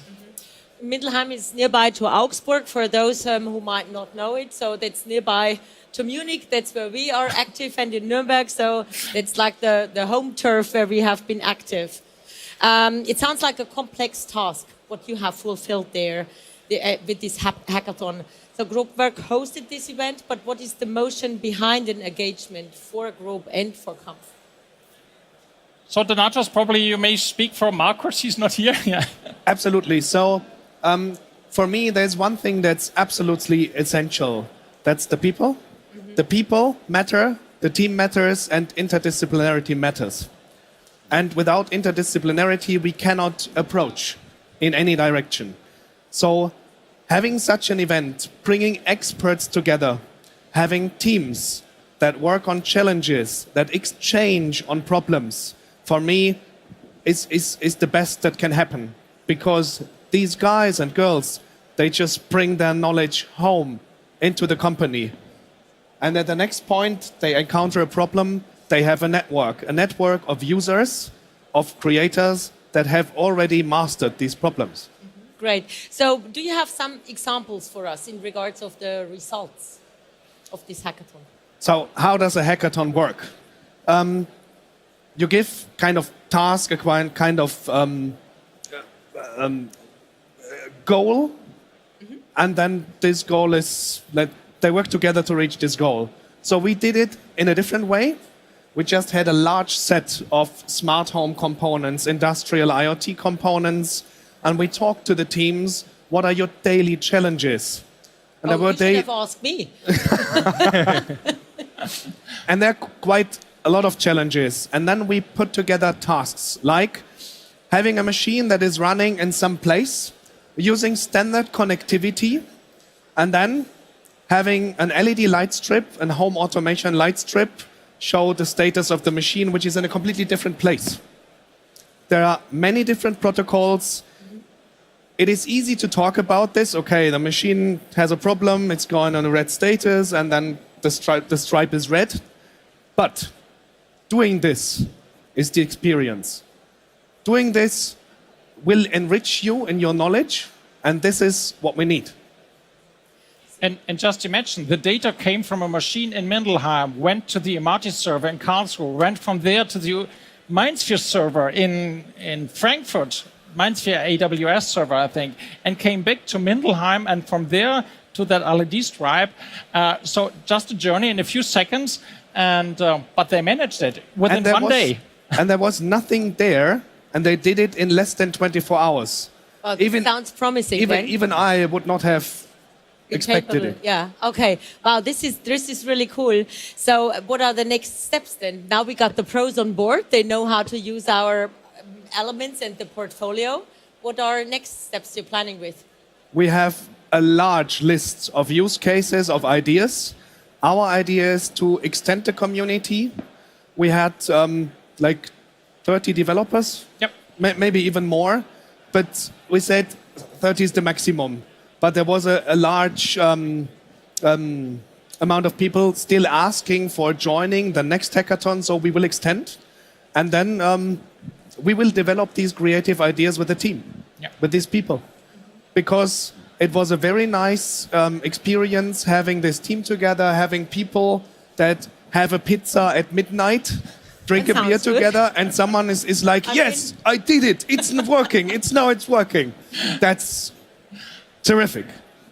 Right. I mean, we said that, and we had many presentations yesterday and today where we've seen how important a collaboration is, exchange of ideas, not bunking the data which you have, keeping it for yourself, but sharing it with others in order to get ideas what you can do with it.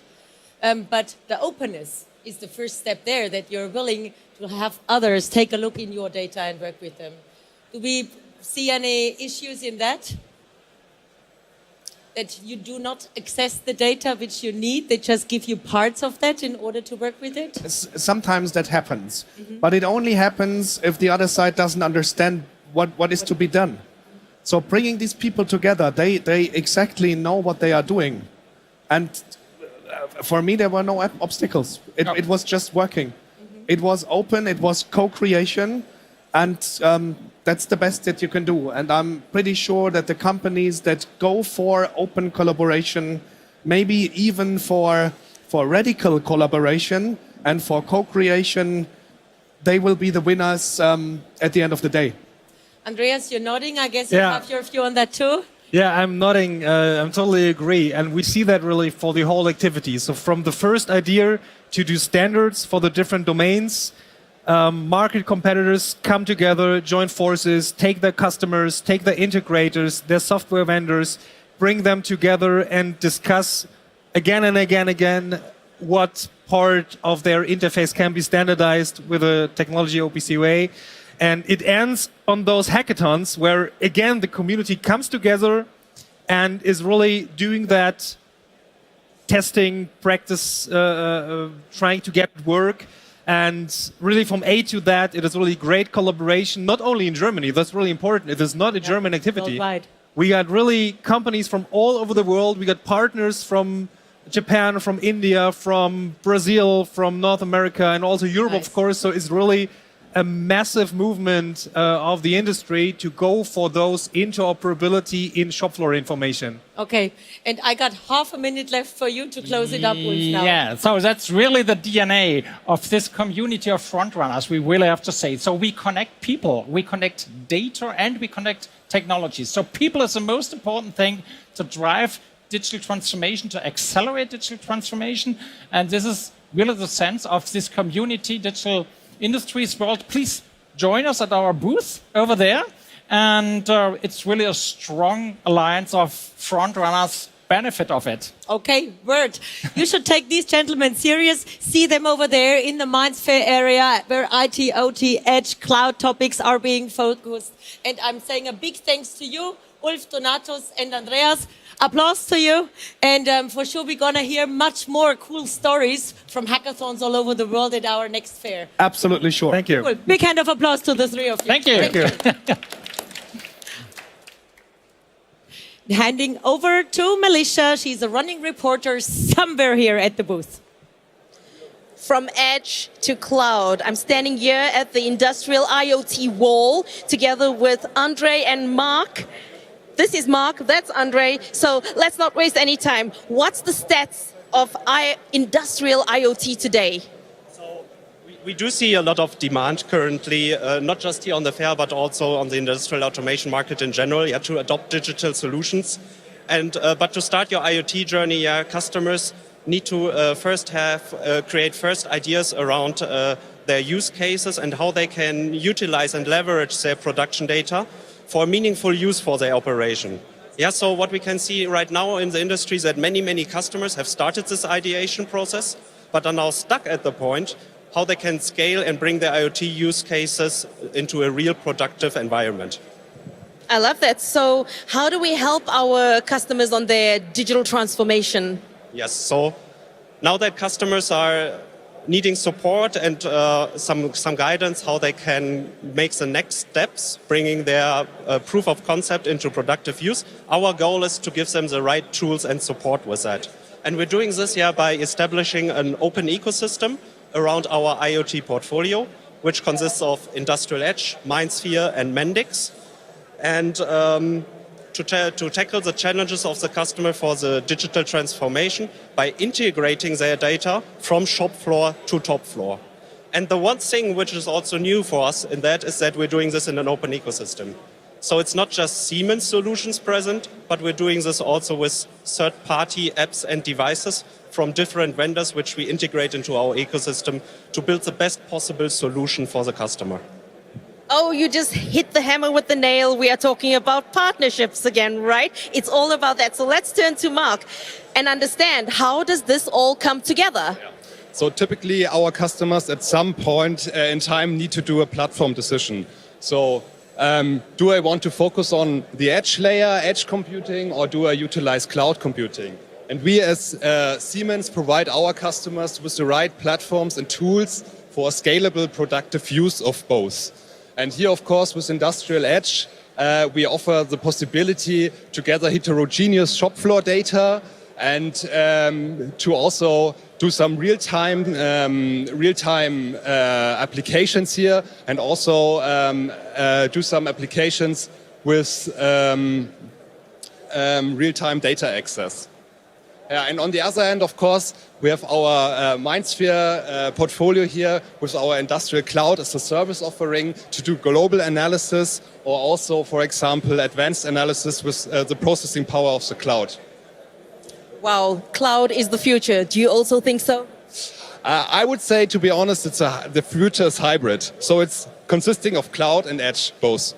So we have a combination. We'll be on one with that. Thank you so much, both Andre and Mark, for joining us. And I'd like to send you right back to Christine on stage.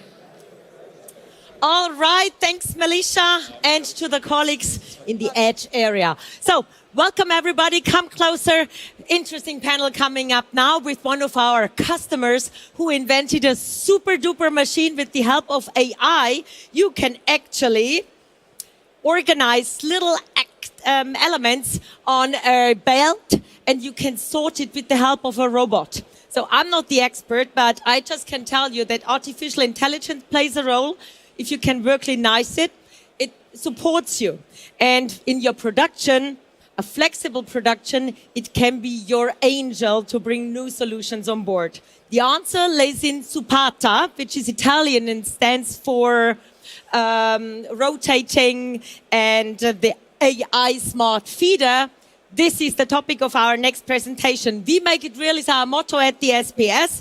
They make it real is a given. Let me introduce 3 gentlemen from Italy who will share their success story with us now. And I'm going to call them up on stage. It's Franco Filippi, Massimo Galli, and Cristian Sartori.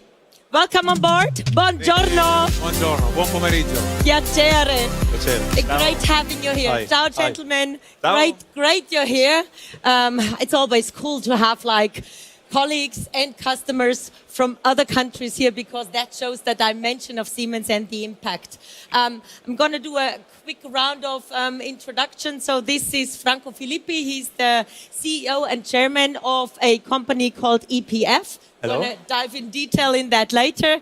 Then we have Massimiliano Galli. We call him Max. He's the head of business segment automation systems at Siemens in Milano. And Cristian Sartori, he came up to me and said, Christine, I have a great idea. I want to present that at SPS. He's the project management head for advanced automation, also from Siemens in Milano. It's great having you here. So Max, how did this journey start? Yeah, first of all, ciao to all of you. The journey started about future of automation. We were discussing and presenting in this stage some years ago about our vision of future of automation. And that was the starting point because we organized several customer meetings and one of them was performed by Christian. What happened, Christian? It was my first time that I presented the future automation and how artificial intelligence was in close contact with the PLC. And so after a week, I received a call by Franco, never met before, and he asked me, Christian, we have to work together, but I would like to give the stage to Franco. Please, can you present your company? Yes, Christian, thank you. My company was founded by my father in 1961. So the last year we had 60 years of life. We always provided turnkey solutions in automation and in the last 30 years turnkey in robotics and vision systems. And we are organized in 3 divisions and we work mainly in 3 countries, which are Italy, Mexico and Albania. And we are developing new businesses in Germany. I remember that during that call, you presented to me that you were working since years about a new concept, about new machine. But I would like to ask you again, what were the market's needs? Yeah, the machine you're talking about is suppata, which is actually not an Italian word, but it's a Piedmontese dialect word that means to shake. Ah, okay. So there's something funny there, but I don't go into these details now. But anyway, the aim was to develop a solution after a suggestion of a customer that needed to have a flexible machine to have the possibility to deal with different components at different time and also have a machine ready for future production. So the flexibility and modularity of the robotic solution was really his goal and what he needed to do. And so you told about which was the problem that Suppata is addressing. But what about the market? What kind of use cases you are thinking when you propose Suppata to your customer? I have by chance some part in my pockets. Just by case, I think that... Well, it's a fair. I can understand that you carry these things around. You're a clear businessman. This is a buckle belt. Yeah, I'm just using them the whole day in order to explain how the machine can work. These are parts manufactured by a company in the automotive industry. So they need to deal with different parts and they have small batteries and they need to have a machine that has small changeover time on one side and on the other side is flexible to manage all these kind of products. And also for injection molding, plastic injection molding or rubber injection molding. The business sector, so it ranges from automotive to food and beverage to toys, many of them. Wow, it sounds interesting. I mean, maybe the camera can get closer or we can give it around, so our audience, but you have to bring it back, you guys. Yep. You only have one probably. Huh? So Max, how have you supported Franco in addressing these needs? I'm going to pass this around that you can get an idea what the machine is working on. Okay, Christine. Let's say EPF was really super for us because it was already in and we worked with them since some years, not having so strict relationship, so indirect relation. but they were already aware of our TIA portal. And we start from the bread and butter, I will say. No, Franco? Yeah, I will that's say. true. Highlighting with kind of innovation we bring step by step on our TIA integration with example for the virtual commissioning you see on my shoulder that we started up to discuss from the TIA portal how to integrate, for example, an injection molding machine with a Supata, and what will be the step that EPF has to perform to go step by step to virtual commissioning. And that was the startup of our collaboration, based on the automation with the vision of future of automation, and that was the beginning, I think, also on our journey. But Franco and his collaborator was really demanding and he asked to go farther. So he was really brave and courageous. And Franco, what else did you ask to us? I asked what customers asked us, to be very flexible and ready for future development. So we thought that using AI, artificial intelligence, could be an advantage. And in fact, we started to work on this and it was really something amazing. It made it completely different. If you look now that from mass customization, we are working with really small batches, the traditional machine vision has a lot of issues in terms that the cost for the engineering for each new product is not affordable anymore. So this is why we developed with the deep learning techniques together with the APF, a neural network that you just train using images and it's much more effective. And we are executing this neural network on our IPC tensor box that is accelerating with a specific hardware from NVIDIA Jetson Nano and is really doing an inference with a very short cycle time, as Franco asked from the very beginning. In addition, we have also used the industrial edge to show the monitoring and other stuff. But it was not just about technology. You asked a little bit more. Yeah, we needed to go a little bit further because it's not just a question of providing a machine that can do almost everything, but also to change the paradigm of servicing the machine. So we started to propose and to think about servitization. So not selling the machine, the hardware and the software itself, but selling a service weights on performances. And this is something that can be done just if you have a lot of data and you have the possibility of analyzing them to take into account the performances and all the sensors you have on the machine. And the Siemens technology, I have to say it, and it's real. Let us do this. So we talked about the future of automation, artificial intelligence, but what is the machine? So can we go together and explain what the machine is doing? I just wanted to say it. I mean, it's your machine, it's your exhibit. Why don't you just walk over there? The camera is set to film you. Okay. So Christian and Franco go over there. Max, you join me here. Ciao. Yeah. Stay. See you later. And you're going to explain the machine a bit better to us. And you don't have to worry. We will have the picture here on the screen. So while Franco and Christian, and there are a lot of customers standing there. I'm sorry, colleagues. Sorry. We're in live stream. I'm very sorry. Sorry. I just wanted to show you, Christian. You see the brain of the machine is underneath, so it's reversed to the normal person. And the modularity is in the older technologies we have. We have three main technologies. The vibrating one, which is homemade in EPF.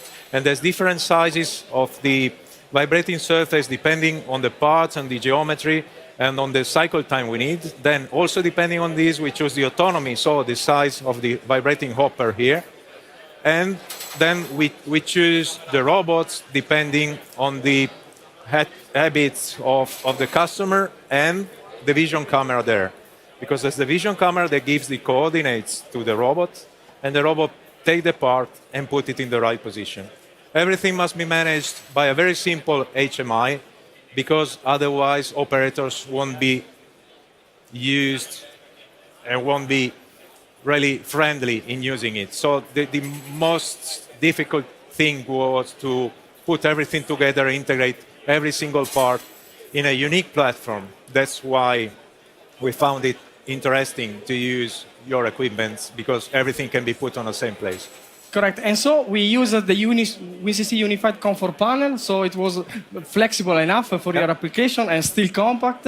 We are looking at the 3D model, and we can color depending on the alarm, status alarm of the machine. But also, we are using also the camera view. So here we can see how the robot is looking at the images, and we are doing the object detection, object segmentation, and the object that the robot can really pick up. So it's very nice to see. And also, we have in this monitor, but we can see also in the comfort panel, the performance inside. It is an application from Industrial Edge, and we are monitoring the efficiency of the machine, so the OEE. We are looking the number of good pieces, bad pieces, how many times we are doing the flip. So we are really looking at the status of the machine, like looking the energy consumption per piece. So very helpful to have everything integrated in a machine. Okay. Shall we get back? Yes, I would say so. Okay. This is looking great. I mean, I think first we can give an applause because it's like a really cool live demo. So, Franco, you mentioned servitization. Yes. And I guess, Max, I have to raise that question to you. How do we support EPF in that? Yeah, because we know that servitization is the concept really powerful. Just especially because when we were discussing with Franco, the batches are so small, and Supata need to be flexible. And we are starting to touch some of the point again that we work together on innovating. And about that servitization, it's really important to have also someone that can assure that the machine is performing. Because we are good in Italy on delivering machines all over the world, like in Germany. And when these machines are out, you have also to take care that they are performing, they are quite good, comfortable, that you have the predictive maintenance. And also, we think that we need also the support of banks and insurance. And we have this data-driven X concept that is supporting. And what we have inside, again, using the flexibility of our SIMATIC edge, we can bring the application and the data with the notary services application on the edge, and we can share exactly in a format and in a way that the assurance can support also a business model, innovative, and that is matching the dimension and the flexibility of any kind of size of company, and also of you, Franco, I think. Sounds like magic. Yeah. In fact, it is. It's like bringing magic to the reality. Yeah. So Franco, you have all the tools. You have Industrial Edge, you have DDX, you have TIA Portal, you have Robot Library, all the stuff, even artificial intelligence. So everything that you have, you are already prepared to go and see the future, isn't it? Or do you see something more? There are a lot of new things that are opening, but as much as you explore this world, new opportunities open. Also the kind of relationship you establish with the customer, because at the end, you help them developing new paradigm in production. So you really are close to them, and you help them also in designing their product, depending on not just on the use of the product itself, but also on the way of better automatize the production of the product. So because you, with such a powerful instrument, you can import the 3D CAD files, then you can perform some simulation, and you avoid doing POC, prototype lines, etc. So you literally shorten the time to production and also the investment from customer side to arrive to a new product, which is, frankly speaking, 2 years ago it was something unbelievable, but nowadays it's the reality. Wow, I mean, and this is what we see with many of our topics here which have been presented. Time is flying when you use digitalization, and the changes are being much faster now with the possibilities which come into play. Yeah, absolutely. And why is so special, the journey? Probably we can stop over there, and we see that we put a lot of ingredients on that. But we move some step forward, also discussing as a team, I will say, was a journey together, and that is not something that we want to say just because it's nice to say, because it's absolutely something that we need to work together. And that's the point where we started to think about how we can be flexible and make a servitization also on the AI part. Because if we deliver a machine, if we can afford the manutention, if you have all the data, but at the end, if the batches are so small, how we can work without, whenever the objects are not yet produced, are just the thinking, are a 3D drawing, and you have not, like we share it together, some object that you can touch and train a neural network. And what about the environment? Light condition. When you have pollution in the air, and the situation that you find in a real environment is not the one that you will find in the offices, in our production facility. And that's where we moved into touching NVIDIA Omniverse to, again, speed up and to train the neural network like it was in a real environment. And that is something that you can see also there.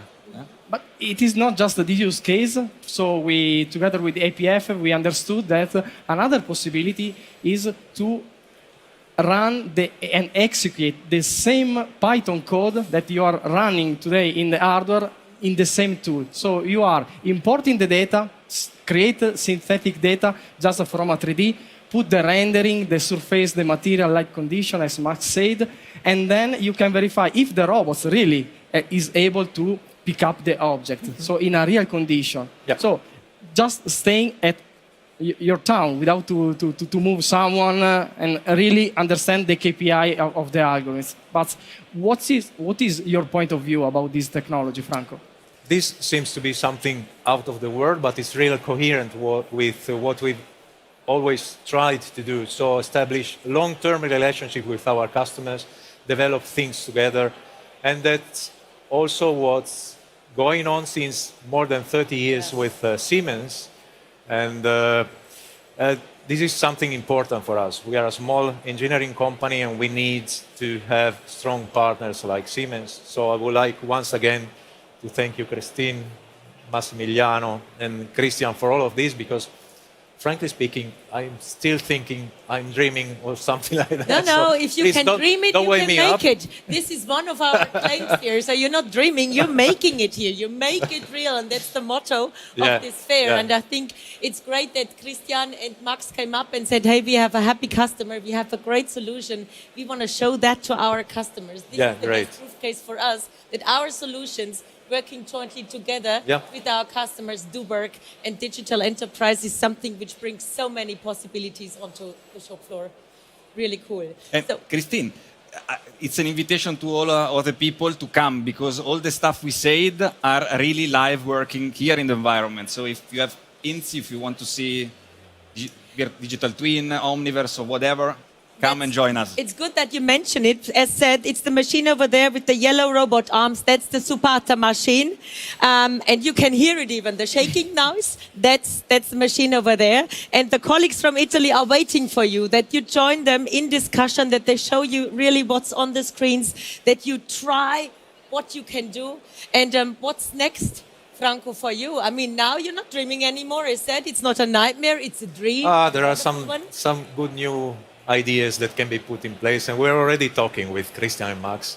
Okay. Because this is a thrilling exercise. So starting from building new flexible machines with more Supatas that can be also mobile with wheels underneath to move them from one machine to the other, and also strengthen the power of the vision system, to be faster and to provide services. Yesterday I was talking with a Siemens guy saying about from click to production. Okay. We're not there yet, but we are getting there. Well, to kind of raise some pressure, we got Hannover Messe coming up, and that's in the end of April. So you got five months to jointly work together to develop some nice solutions that you can present in Hanover. It's going to be short, so it's going to be something similar to the actual Supata, because it took 10 years to develop this Supata solution. So wow. Okay, then let's see. It's not something you can do in No, a few I days. definitely believe it. So, ladies and gentlemen, use the chance, talk to these wonderful people here with great minds, great ideas, creative, passionate about what they are doing. So a big thanks to you, Franco, Max, and Christian, for coming here and sharing all your great story. Thank you, Christian. Big hand of applause to the three of you. Thank you. And all the best further on. Grazie. All the best. Thank you. Bye-bye. All right, ladies and gentlemen, how are you doing? Isn't that cool that our customers come here, they present what we have developed together? I think it's just enormous to see the potential behind a digital transformation and the benefits which it brings. So for all those who have kind of a hard day at the fair so far, use the chance. There are still some free seats here. And I'm happy to announce that the next presenter is coming up on stage. We can go for a small talk, Magnus. Give him the jingle, because I think it's pretty cool to have you up on stage here before we dial into LinkedIn, because this is what we are working on, not just here on stage. No. We have the cameras because we have a virtual audience joining us, and the pressure is high for you. 3:20. There are millions of people dialing in. Finally. In order to see you on stage, Magnus. Yeah. I just need some information once we are on with the LinkedIn Live community. But still shares available here. Come front. It's, Magnus, how is it so far from you? You still have your badge. I know. You want to do that? I can't take it off, and I got the microphone, so we have to live with this. All right, and I hear the LinkedIn Live community is with us already. So hello, ladies and gentlemen, from the home offices, from the offices, from wherever you are joining us. This is Magnus Edholm, or as we call him, Mr. Digital Enterprise. The Simrad and many more of these wonderful activities here at the booth were created with him and colleagues from that department. Make it real is the motto of Hannover Messe. And definitely this is the guy who brings reality on track. And with that, Magnus, I leave you here with the presentation, and it's gonna blow your minds. Thank you very much, Christine. I've never had such a nice introduction before. But before I start talking, I'm gonna shoot loose with the movie. You can dance if you like to.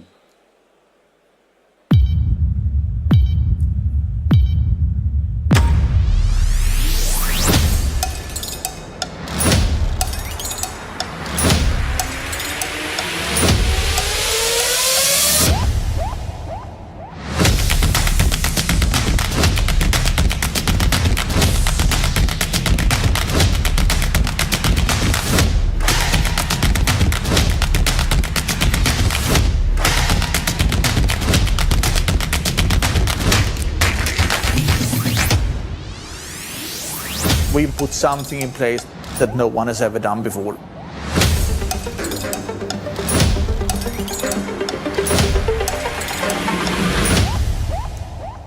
So, but how and what? Those are the things I will try to answer now in the next 13 minutes and a bit more.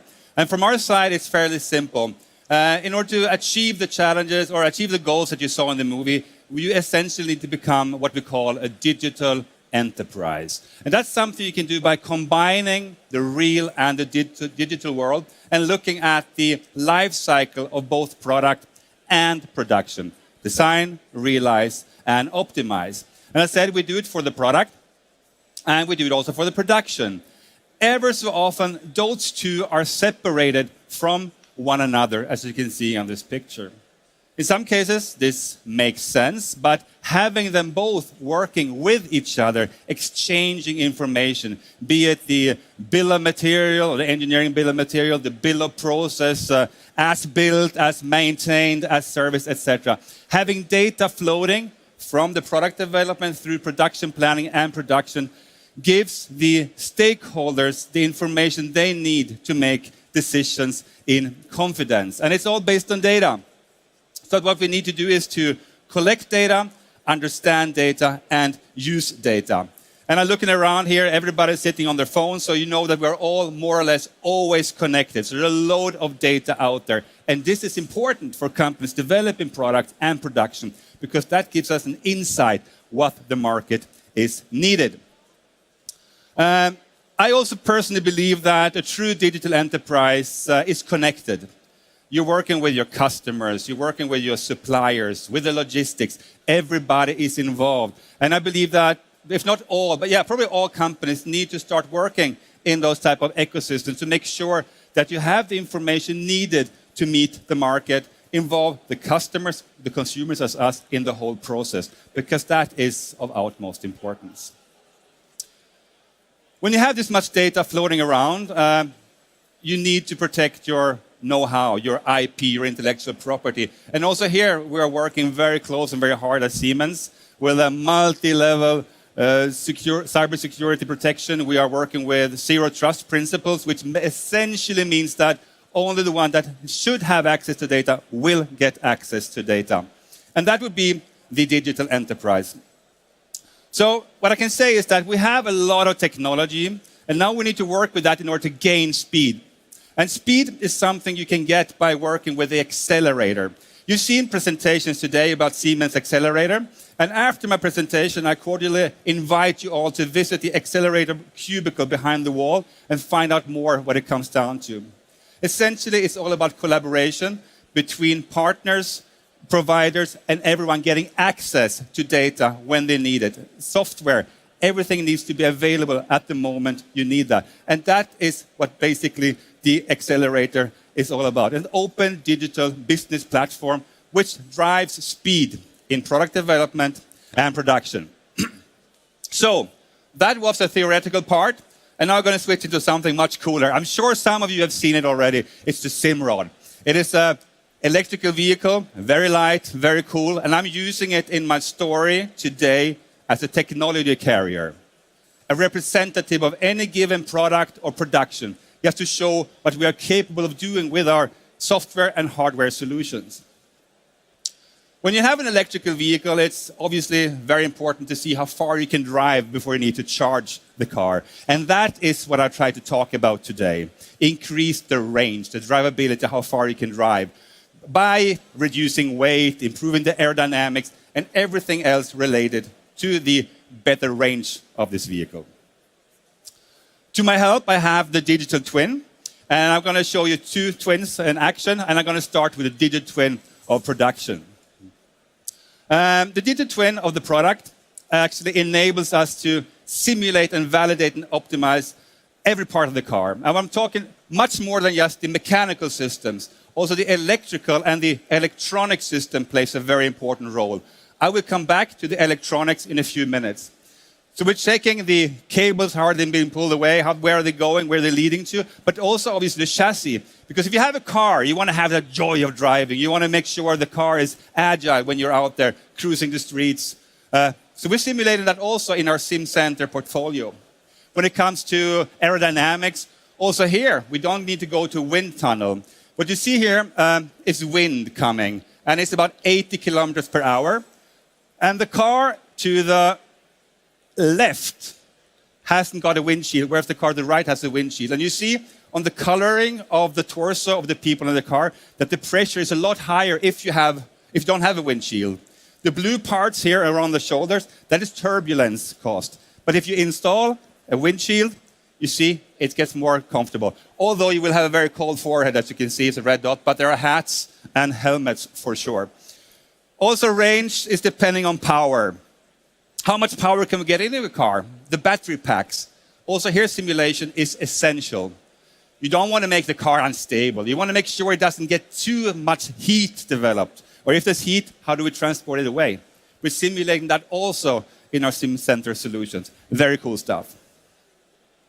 Now, I see some of you thinking, how on earth do they make sure that this digital twin of the car is actually working as the real deal? One way of solving that is basically to calibrate the car, and this is what we did. On a fairly cold day on a road outside Leuven in Belgium, the brothers Jan and Kurt de Bill, also on the booth, were driving this car on this cobblestone road. And here we were collecting data, which we tried to understand and then use in order to optimize the car. So this is the data we have. Then we fed that into our Sim Center solution. And if you look up in the right corner, this is the part, a steering knuckle. We call it the steering knuckle. It's rather heavy, I think 4.2 kilos. So the Sim Center solution said that we could probably optimize this, which we did. We opened it up in NX. First, we scanned it to get a 3D version of it. And in NX, we were working with topology optimization and generative design. It is essentially a way of mimicking nature's way of building bone structures and trees and stuff. So the result is, trying to hold this before dropping it, a very organic part, as you can see on the screen. And this one is actually 30% lighter than the original part. Reduced weight means better range. So now we have the part, but we also have the data from that cold day in Leuven. And now we take that data and we simulate using our new organic part to make sure we're not playing around with safety and stability with this vehicle in order to be sure that everything is working. With that, I'm going to leave the digital twin of the product and I'm going to move on to the digital twin of production. If you have a part like this, it's rather complex to manufacture. So we need to work with a methodology of doing this right. And our choice landed on additive manufacturing. And I said this a few times when I do the presentation, that additive manufacturing might very well be the coolest thing since sliced bread was invented. Christina said it before, if you can dream it, you can make it. And I think this is exactly what we mean. Being able to print or create anything you design. Very, very cool technology. But it doesn't stop there. When the part is done, we need to cut away the material we do not need. So we move over to a traditional CAD, CAM, CNC process chain, cutting the thread, making sure the part is ready for assembly. And the assembly is also done in a digital environment, the digital twin of the factory. Here we can check the flow of material, we can do offline programming of robots, checking everything related to our production in this environment. Also manual labor is being checked. In this case we have Jack, and he's got a partner called Jill. They're real, well, not real, they're digital humans that you can use to check the ergonomics, the height of a work table, that you don't get too much pain in the fourth and fifth vertebra, which is the place where you usually get that Hexenschuss, as we say here in Germany. For machine builders, also here, working with the digital twin of production lines gives you the information you need to make sure your machine fits into the context. Do you have conveyor belts coming in? How should my robot work before not colliding with everything around it? We're using the real PLC code with a virtual controller to virtually commissioning this machine, which speeds up the real commissioning time a lot. So, digital twin of the product and production. Spoken about that. So you have those two. And now we're going to move on to what I spoke about at the beginning, the electronic part. Autonomous driving is coming along very strong, and it takes a lot of research, and we're working very hard on this. So we are working with what you could call a digital twin of the chip, which will put us on a digital twin of the PCB, printed circuit board. And this will enable us to put this digital chip in a digital twin of the car, which is being produced in a digital twin of the factory, and we drive it around in a digital city. And why is that important? If you want to certify a car, you need to drive a lot of kilometers, you need to do a lot of testing, what-if scenarios. I think it's the equivalent of going from the Frankenhalle, where we are today, to the moon and back. A lot of resources, a lot of time. But working in a digital environment, checking those what-if scenarios is, of course, extremely efficient. And I would say it's a rather cool thing, because then we're going from chip and all the way to city and speeding up the development process, yet keeping it extremely sustainable. So, chip to city. So now I will leave the virtual world and we're going to go into the real production. This part needs to be manufactured, and for that we're using a selective laser melting machine. Has got 12 laser heads, printing this part extremely fast, extremely effective. We have a copy of the machine on the booth because the normal machine is big as a one-family villa, so we have a smaller part. And this drives flexibility and speed. Another way of driving flexibility is to work with AGVs, automated guided vehicles in your factory. It's a way to make sure that the car that you have ordered, the product you have ordered, only goes to the station that is assembling the products that you need. And the same for all of your rest. So it's a lot of flexibility in manufacturing. And here, obviously, automation components are definitely needed. And this is also something you definitely find here in the Frankenhalle, the totally integrated automation. Everything you need. You have the controllers, you have the sensors, you have the edge devices, you have the network, the cameras, everything you need for a complete automation of a complete manufacturing facility. And in all this, obviously also communication is playing a very important role, both in the horizontal story, from design to production, but also very much so in the vertical layer, going from top floor to shop floor to increase transparency, tracking quality. Also here, we're collecting data, we're understanding data, and using data to continuously optimize everything we're doing. That is important. And tracking batches. If something goes wrong, you have callback actions, you have trusted traceability. This part, IIoT, extremely exciting. And this is something that Kent Viitanen from SKF did. They have a factory outside Turin, Italy, Riasca. And they had a lot of old machines. They were pimping those machines with new controllers and edge devices to collect data. And they were able to speed up the process. If you want to find out more, siemens.com/skf. Check it out. It's very cool.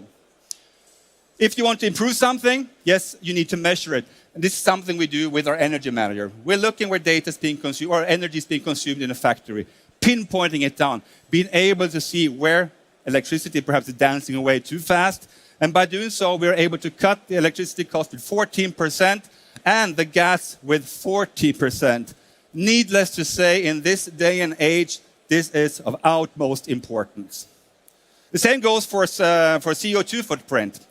Green, being able to track the CO2 level inside your company, but also along your supply chains. This is also important to become extremely sustainable. And this is everything. You will find all of this on our booth. I'm coming to the end. It's running red here. You have a clock here that sees red. So now we have the car. Summer is here. No more snow. Very nice. Kurt and Jan are out driving this car. And the optimization continues. We're collecting data. We're trying to understand the data and use the data to make better products, make production more efficient, and by that, becoming more sustainable. And that is what a true digital enterprise is able to do. And as Christina said, if you can dream it, you can truly make it. And if you need help with this, we are here on the booth. My colleagues are on the other side of the wall, supporting you on your digital transformation, from consulting to implementation and optimization. And I'm just about to lose my voice. Thank you very much. Magnus, thank you. Oh, can you leave them here, please? Because our next colleagues will need them too. My God, this is passion. I mean, you truly, truly are enthusiastic about your project, and I love it, Magnus. Yeah. And you will be joining us on the virtual tech days next week, where actually you have the chance online to talk to the colleagues in 30-minute sessions or in quick sneak breaks, where we have the chance to give you the possibility that you raise questions and we answer them while the event. You better take care. I'm gonna have you here on stage more often. Magnus, great presentation. Thank you. He's having a digital twin family meanwhile. Design, product, production, the factory and the city. Well, let's move on now to the next presentation. It's our highlight showcase, which Magnus mentioned, the Simrod on the other side of this wonderful cafeteria area. It offers so many touch points that we remain with it, and we talk about it also in the next session. We now will be focusing on the manufacturing process chain of the steering knuckle, which we just have seen before, for the Simrod. It's the design, the realization, and the optimization process, which plays a mega role here. And on top, you will get a sneak peek into our virtual digital experience center in Erlangen, and you can learn about how you can manage your challenges by using the digital twin of product and production. Without further ado, let's welcome with a big hand of applause, Dominik Riele and Michael Schacher. Thank you, Christine. Have fun up there. Thank you, Christine. Thank you. Thank you and welcome. So, we want to show you what does it mean to use the Siemens Xcelerator portfolio, especially in a part manufacturing context, and how to become a digital enterprise. Therefore, we took the steering knuckle out of the Simrod. The Simrod actually you see on the booth, directly live behind this wall. So it's a fully electrical vehicle, and yeah, you can test it as well. The steering knuckle, in the end, it's a part which connects the wheel and the suspension of the car. So actually, it's a standard component. It's a standard component directly from the market, so you can use it in a Mazda as well. Not optimized, and actually, guys, quite heavy. So fair enough, we took this part out to take the challenge to produce it more in a more sustainable and optimized way. Yeah, actually we cannot demonstrate live today the production. We made a great booth here, but we have no complete production. This is so far. And of course we have 10 minutes left. But we want to make you curious of how to run a flexible part manufacturing process in order to produce such a knuckle here, and which benefits are attended by this. And for that, we prepared a great way of presentation. And actually, it's not only a presentation, sorry about that, but it's a brand new virtual showroom, we said. From now on, it's the opening, so we invite you to join us. Actually, we together now, in the next 10 minutes, we want to immerse into our brand new virtual showroom based on real use cases. Yeah, it all starts with a digital twin of the product. And if you do not have access to original CAD data, you may take a laser scan in order to get to a 3D model to this. And to be traceable, we store everything in our PLM system. In this case, of course, Teamcenter. Great.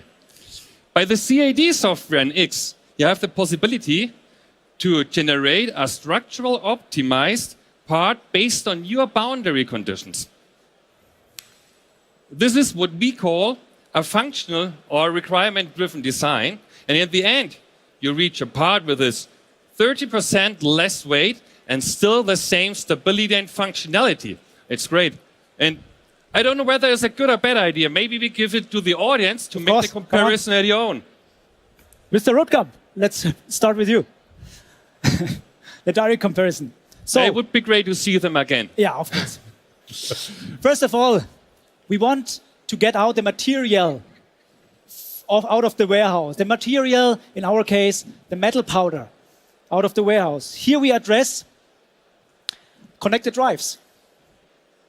Because even a simple motor needs to be monitored. But why?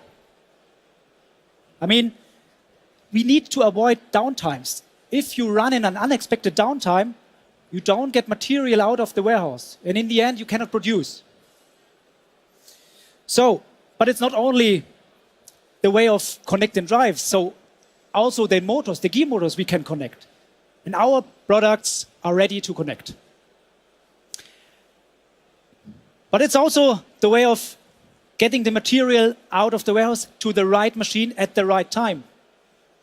Therefore, we, as Siemens, we provide a proper portfolio to equip the HGVs, the automated guided vehicle, with the right soft and hardware components.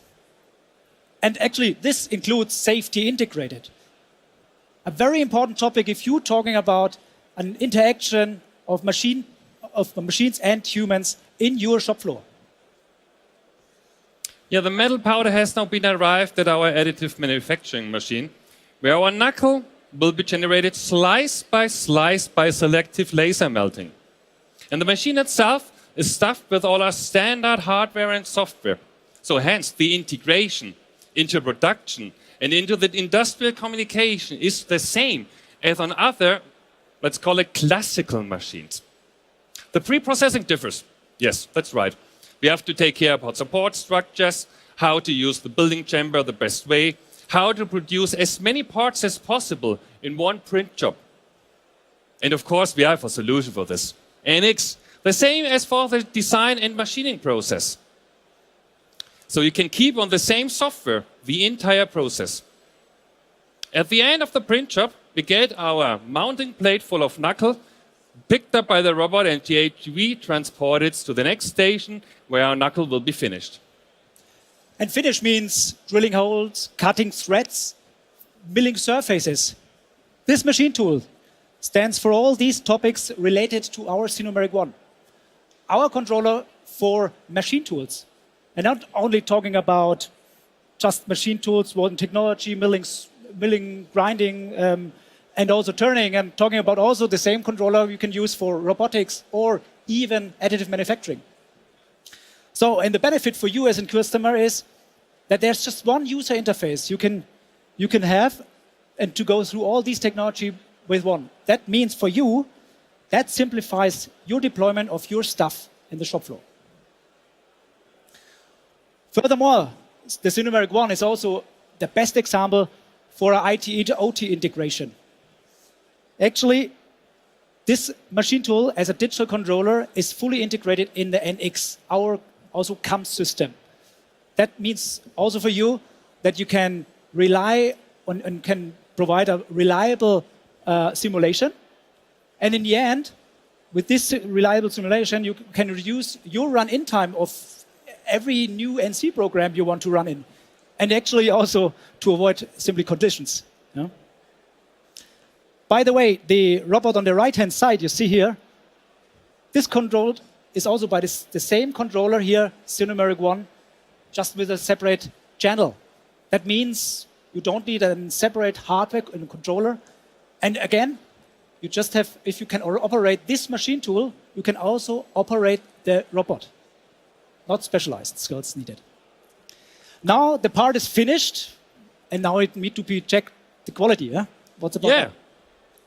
In this case, the quality check is done by an optical measurement. These systems can easily reach accuracies up to 50 micrometers. If you need more precise results, you can do that by tactile procedures. But no matter how you do that, it is important that the result is documented in an audit-proof system. The PLM system offers itself here. So we're reaching the end of our manufacturing process chain and close the loop of the production and do now the packaging of our produced good of our steering knuckle. We switch to the packaging machine, and yeah, sustainability is not only at the product, it is more a holistic approach, which affects every single step in the production. And here we see a clear trend in paper packaging. This needs special requirements and has special requirements on the motion control. It needs high performance. And our motion control portfolio fits perfect here. We call it full motion easy control. Another aspect, and the level of digitalization, is the usage of the digital twin to shorten the time to market. In the engineering phase, you can parallelize tasks. And every time something is finished, you can already train your employees on that. Of course, the behavior of the products in the real and in the digital world must be the same. Our solutions make it happen. And this machine is currently built by the machine builder and will arrive in Erlangen in about half a year. So, finally, we take a look at our control center. Yeah, transparency over the entire production process and, of course, the shop floor, your shop floor, is the biggest lever of digitalization.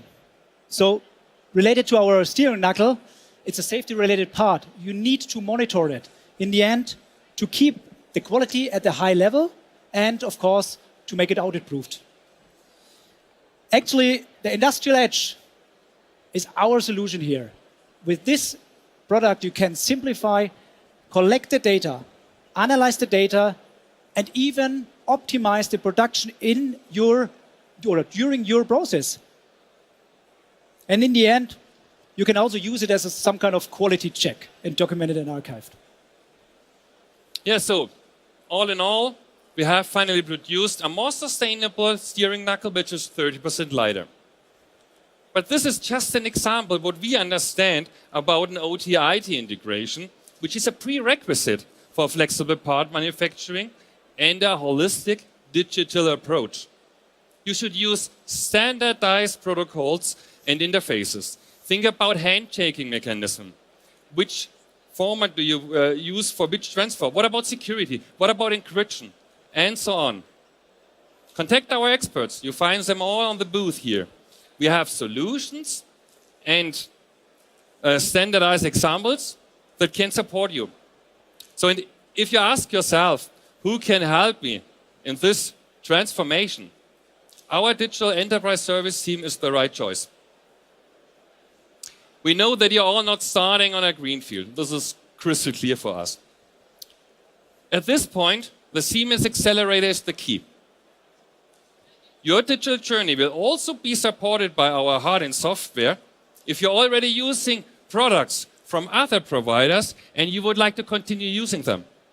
Siemens Xcelerator is based on 3 pillars: a modular portfolio, open to collaborate with partners, and a marketplace to learn, exchange, and access the portfolio. So these parts of the accelerator you can find in our booth as well, on our virtual booth as well. But we invite you to go through your special needs. So we invite you to contact your Siemens sales manager, get an invitation, and we will do our presentation on your needs. Or better, you take the chance today and tomorrow to meet the expert directly on the booth, our great staff here, to discuss your requirements and needs. So we hope you have now a nice impression about what does it mean to use the Siemens Xcelerator and also use our Siemens automation and digitalization portfolio in part manufacturing. So thank you so much for your attention and hope to see you around. Thank you. And thanks to the two of you. The applause is yours and well deserved.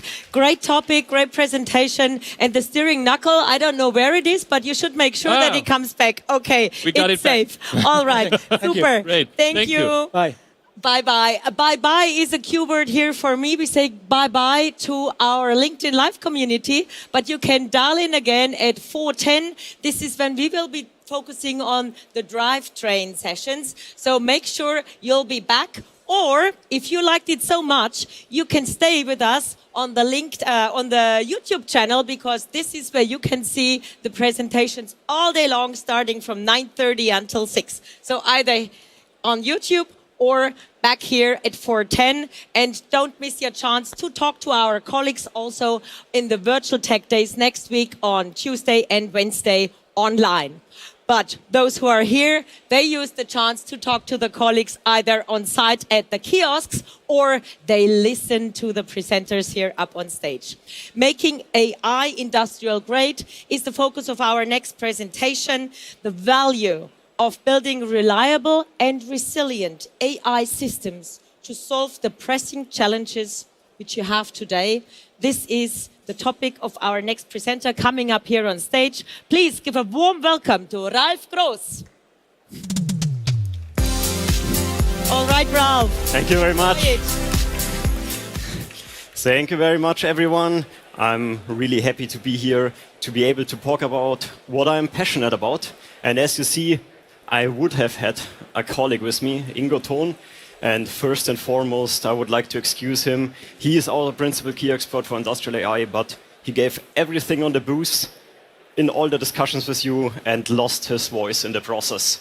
So he cannot speak anymore, but I will try to make up, and you are now left with me. So, my name is Ralf Groß. I'm Innovation Manager for Industrial AI, and I would like to start with a seemingly simple question. So, to all of you, what is artificial intelligence? So I brought a quote with me. Artificial intelligence is about creating machines that perform functions that require intelligence when performed by people. So considering that this quote is older than me actually, might not be the big news, right? And now that we have seen the quote, every one of you knows exactly what artificial intelligence is, I guess. So it's kind of self-explanatory, isn't it? Okay, well, let's have a second look. So what does the quote actually state? So we are talking about machines that perform functions performed by people. So in essence, we are talking about intelligent automation. So artificial intelligence is nothing else but intelligent automation. And creating these machines can obviously not be achieved by one single magic technology. So we have to look a little bit more into the details here. And let's say today we are looking at one subsection of artificial intelligence. We are talking about machine learning, and machine learning can create such machines. So in machine learning, the automation logic, the logic you would like to apply in your production machine, for example, is generated and not explicitly programmed, but it's generated by looking at data. And to get a first grasp at it, let's look at one example. Imagine you would like to automate the unloading of pallets within your production line, within your intralogistics. How would you do it? Everyone came up with a solution, I guess.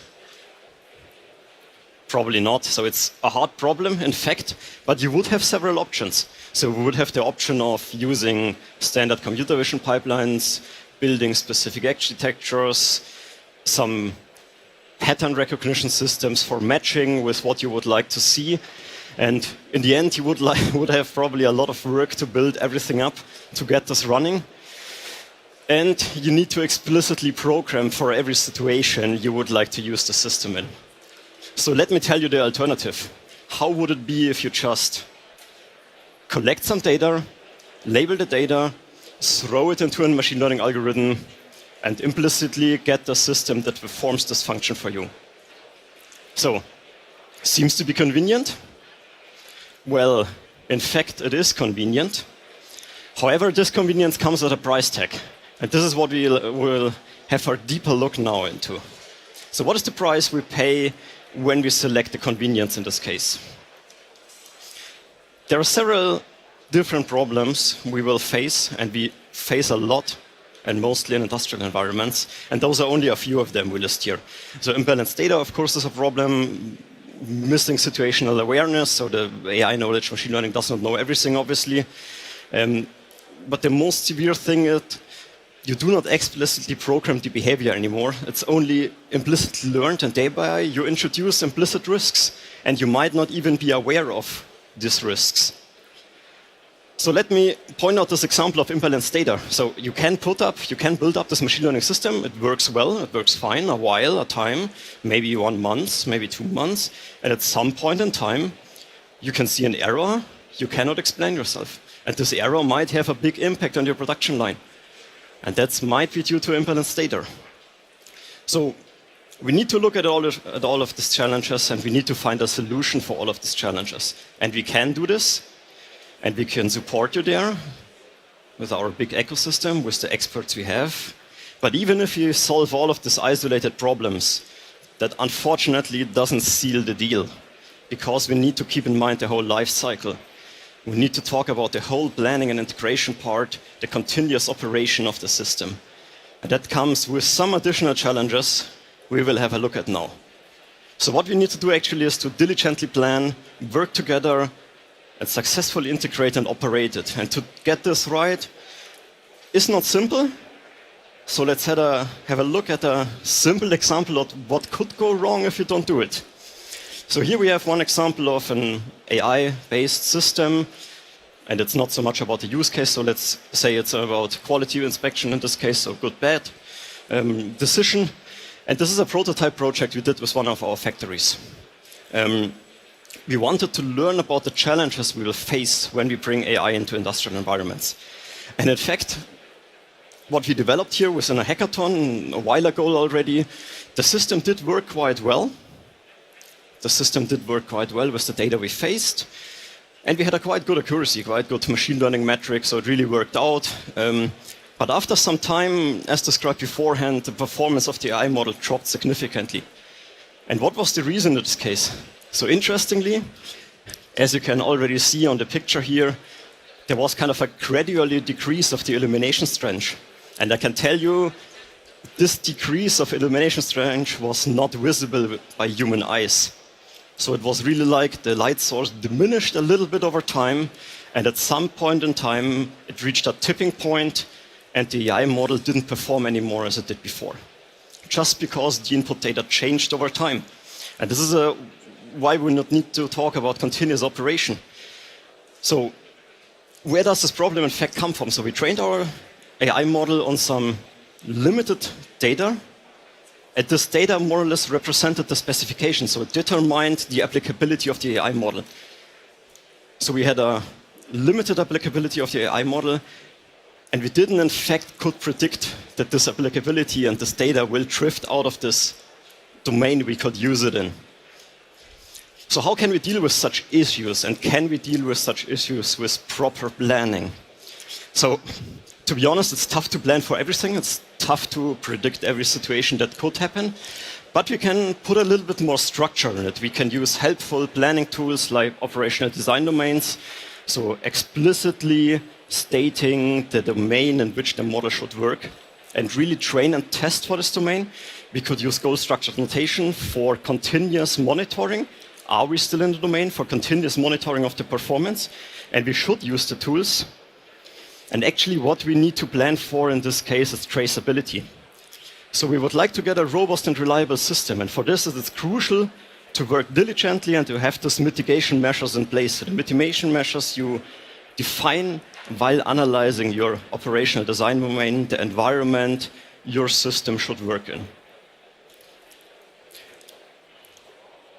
And if we take a look at this one, what could we do in this example? So it could be a simple solution like training, testing the model, and during testing, identifying the boundaries of the applicability of the model, set these boundaries for some monitoring service within some monitoring tool, and then once the boundaries are kind of broken, raise an alarm. And actually you can do this, and we can support you there with our operations service for industrial AI, where the colleagues help you in identifying the boundaries and then raising the alarm in case this happens. Is this everything now? So are we done if we do this? Are we done if we have the operational design domain, if we have the goal structuration, the continuous monitoring? So we still need to talk about integration, how to get the system into your shop floor and how to get it running into a shop floor. And if we talk about integration, then we talk about IT and OT for artificial intelligence in industrial environments. Let's first take a look at the IT perspective. So from IT perspective, the light source is an asset to monitor. So we have some asset in a production line. We would like to monitor the performance, the behavior of the asset. And we can use this with AI, with IT tools. So we can connect it to some cloud environment, tracking how the light source behaves over time. And if something changes within the light source, then we can generate a log entry, we can raise an alarm and send a message to someone to fix it.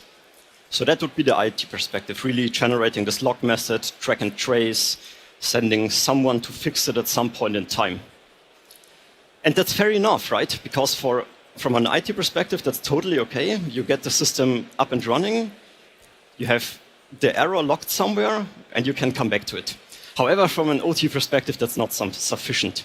And then if we talk about proper OT integration, this can start with seemingly simple measures. So if we have this occurring change, and we have a potential malfunction of this industrial AI system, then this needs to be communicated via OT communication, so via operation technology communication channels to your PLC, to the automation system you operate your AI system in. And if something is wrong, we would also like to have an alarm in the OT environment, right? This could go up to, in this case, you get the state of the AI system live, online, in your automation environment, and it's running. However, if something gets wrong, you probably would like to have an error message, some log message in your OT system, and it could go up to a red light at your PLC because your system is not working anymore as it should work. So what do we, from this very short presentation, what do we take with us today? So the first thing is, let's shape the future of automation together. I told you AI is kind of a set of tools for intelligent automation. So we are talking about the future of the automation, and we really should do this together because it's a tough task.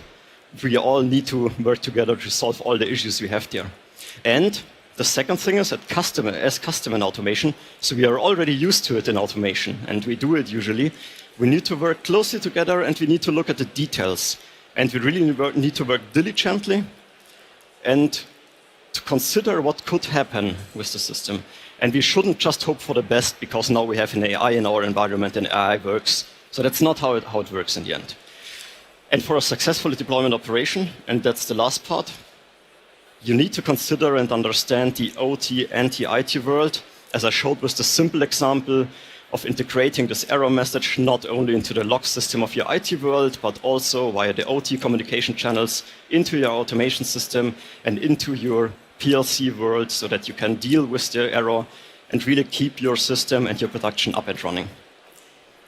So thank you very much, everyone, for listening. I would love to talk to you in more detail. You can find us on the booth. From my perspective, from your perspective, right-hand side. And I would really love to discuss the details with you. And we would love to say a big thank you to you that you took over this presentation here, yeah. Ralph. Thank you very much. You got a bit time left. Stay here. We're going to say, Ingo, we are really sorry that you could not do it here. There he is. He's just talking with his hands now at the fair booth. Okay, thank you. Really interesting presentation. You guys know where you have to look for if you want to talk about industrial AI. Great. All right.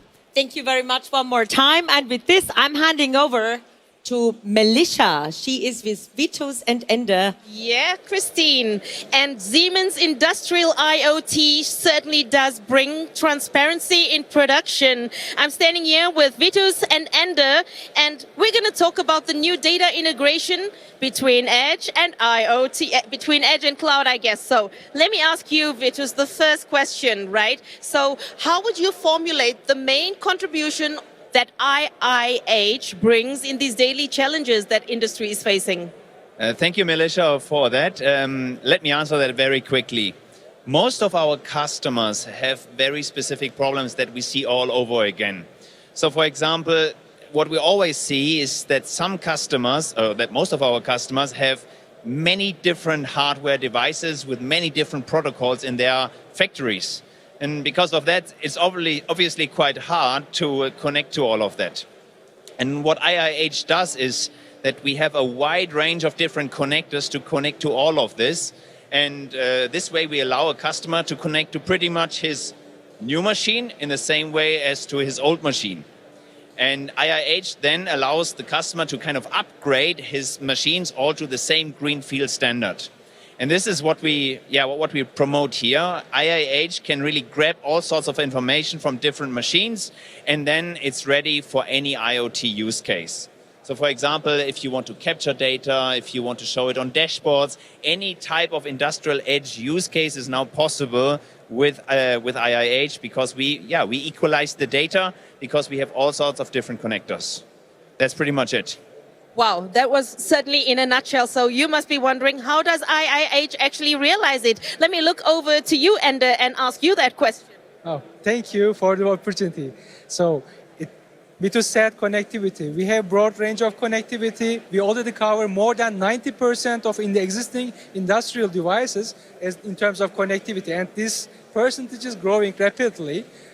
We are able to connect more than several third-party devices as well as internal stakeholders. They are all bringing all them together as contributors, as brownfield connectivity providers. We can integrate data, neutralize it, and map the data together. What is mapping? You can map the data from the shop floor to the information model you are generating in the background based on the state-of-the-art mechanisms, or PCA, for instance. We can have configure everything, every possible configuration step in one single configurator. We can access data over state-of-the-art interfaces, OPCA, REST, GraphQL, and we can scale all of this through scaling information model between the nodes as well as the data from the constrained devices up to the cloud. So that is in a nutshell how we realize it. And maybe I can also show you the live state of the industrial information hub very shortly. So this is, here you see the broad range of connectivity what we have talked about. In a nutshell, this broad connectivity is possible, made possible, and you will have it in more coverage. Wow. Are you ready to scale? Are you ready to accelerate? Let's move over to the accelerator. I'm tuning into Christine and Sebastian on stage. Thanks for being with us, guys. Thanks, Melissa. And that was a big nutshell, I have to say, from Ender, that's for sure. All right. I want to welcome up on stage here Mr. Xcelerator, Sebastian Wolf. Hi, Sebi. Great you're here with me. I mean, usually you're at the other side of the booth. This is, I call it the eye of the storm over there. Is it because of you or is it because of our X-Cube? Well, that's actually a good question. I hope it's not because of me. No, it's because usually where you are, there are the new topics. There is the stuff which is like the latest, the greatest. Talking about the accelerator. Can you bring some light into this topic for our audience here? Sure. So we've just been at the IIoT wall showing basically what cloud and edge connectivity can do today in bridging the real and the digital world. But we really want to take it one step further. So the idea is really integrating the IT and the OT world to become one. Why are we doing this? Because this will enable all of us, and I'm especially saying all of us, to take use cases really to the next level. So what you see here is cool stuff from, sensors. There's plenty of products. There's cool software solutions, but they do a specific thing. They are built for a purpose. What we want to do with the Siemens Xcelerator is basically building a business platform together with our ecosystem of customers, partners, startups, developers, whoever want to participate in really bringing these worlds together in having basically one common place where you find all the knowledge that we have built as Siemens for the last 175 years. And we will deliver this portfolio into this business platform to make it available and open to everyone. So that's the first step. Making it available to everyone, what is the big advantage which results then to all those joining? I mean, the big advantage is, first of all, that they don't have to think about the solution themselves. They can really focus on their specific case. They can think about what is my problem that I want to solve, either for my own company or for my customer's company. But they have a toolbox, they have data already available, they have the expertise and the knowledge that Siemens can bring to this ecosystem and can derive their benefits from it and make it more fast, more flexible, more open in developing a solution that sits either on our technology or our knowledge, but at the same time collaborating with other companies and partners to even speed up processes even further. So that's why we call it Xcelerator, because it will accelerate the digital transformation. All right, it sounds great. I mean, is it limited to any kind of industry, or is it like open to whatever? So it's not limited at all. So we see infrastructure, industry, mobility, grid, any kind of industry that we've been in and we are in today as the foundation. But it can grow. It's the start. We launched it in June and it's a journey for the next years. So we see many use cases evolving. We see new companies arising. We see others changing their business model. So it's really about the collaborative approach and improving things faster, while at the same time rethinking business as we do it today. So this is the industrial metaverse. This is what we are showing there on the app at the X Cube. So ladies and gentlemen, if you want to know more about it, talk to this passionate colleague here. Sebastian Wolf is your man if you want to know more about how you can accelerate your digital transformation. Sebastian, thank you so much for your help here up on stage. I'm going to see you later again with another session here. Many thanks and a big hand of applause to you. Motivated people, this is definitely what we have here at Siemens. And motivated fewer, we have them too. And I heartily welcome our audience joining us via LinkedIn Live now. Many, many thanks that you're dialing in again, and welcome to the Siemens booth in Hall 11 at Nuremberg SPS. Great you're joining us, and great you are here as well. There are a few free seats. I recommend that you take them. They are very comfortable, and it's going to be a super session coming up on stage now. We will be focusing on the digital drivetrain for a sustainable motion. Sustainable, the keyword here.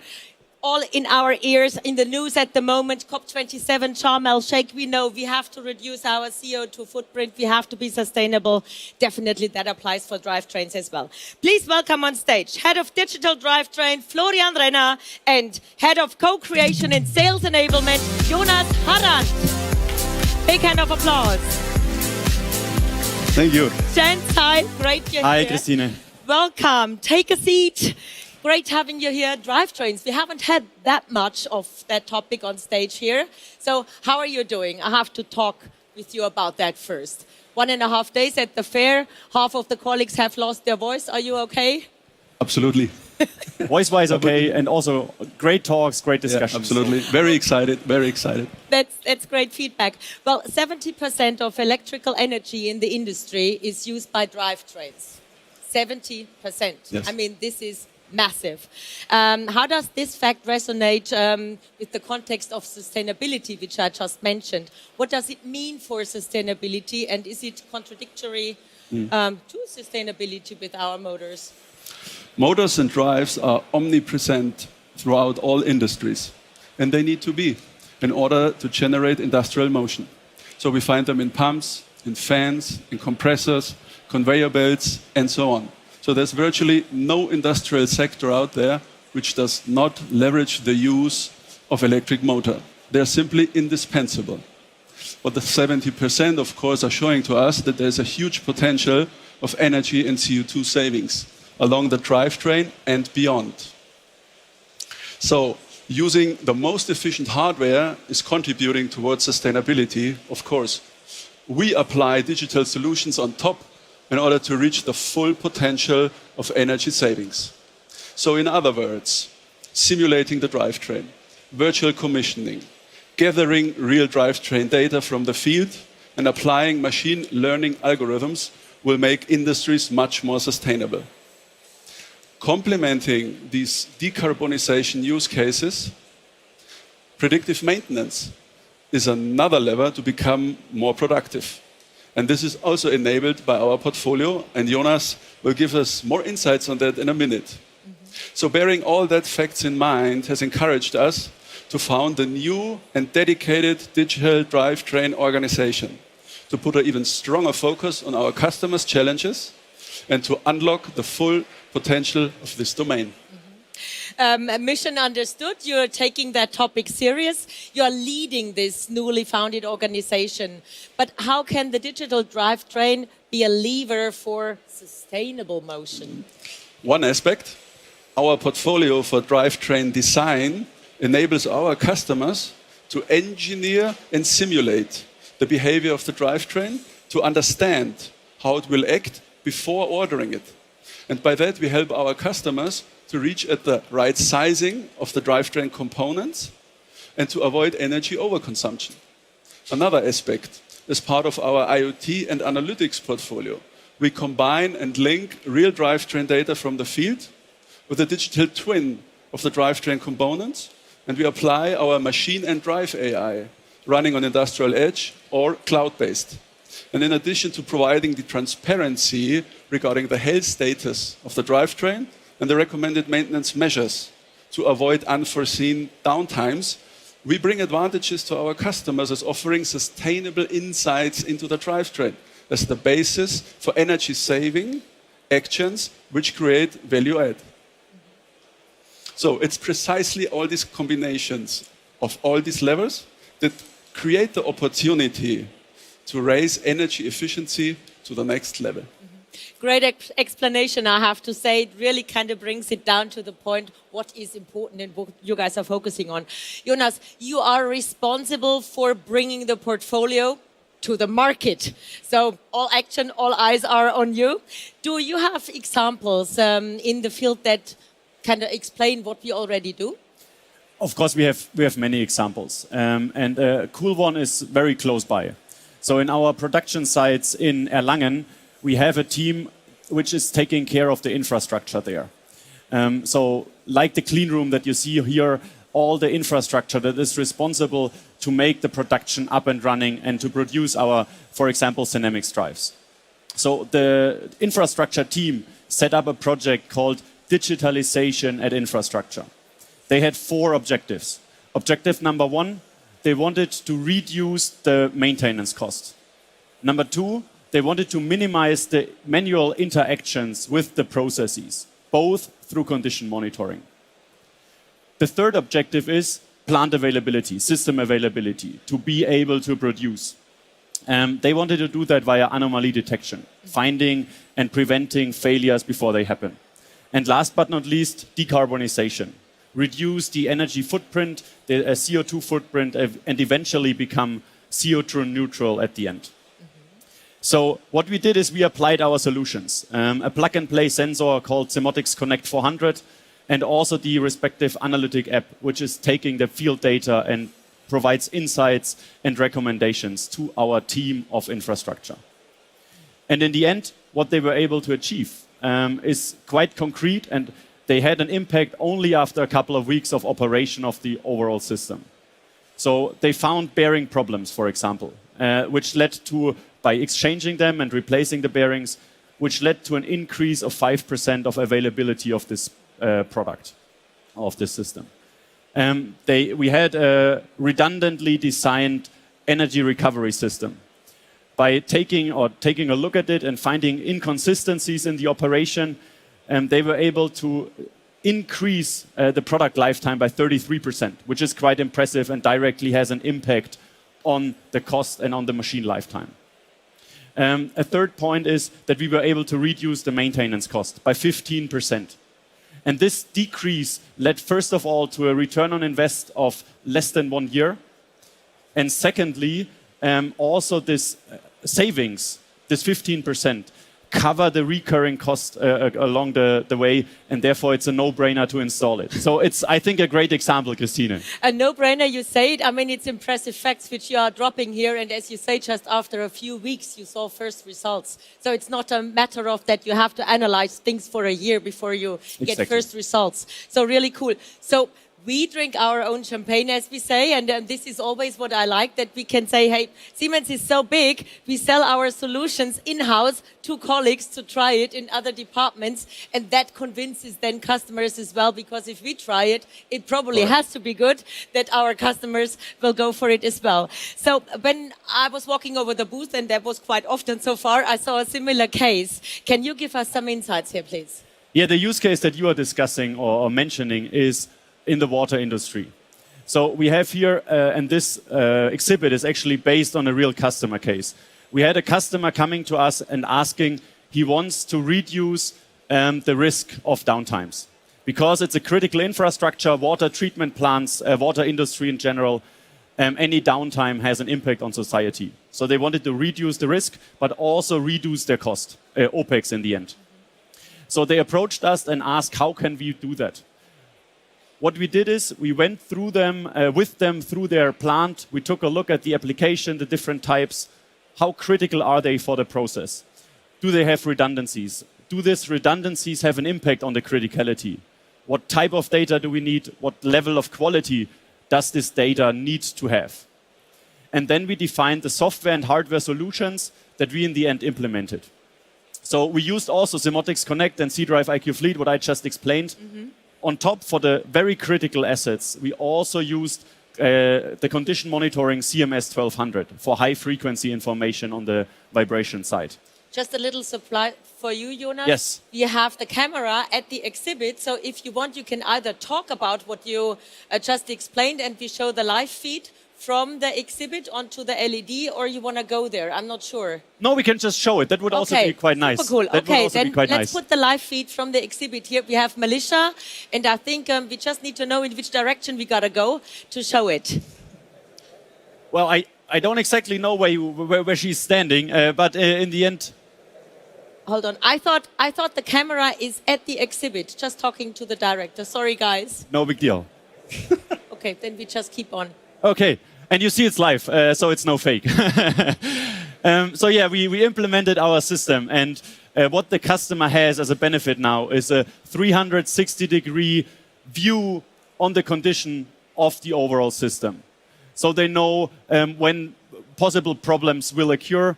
They detect the operating points. Based on these operating points, they are able to do fingerprinting, anomaly detection in order to prevent downtimes. We have on top to this, let's say, standard overall health condition of the applications and the plant, we have the possibility to also give insights on motor-specific failures and problems, like bearing problems, like misalignments, like unbalances. So that also increases the quality of information that we provide to our customers.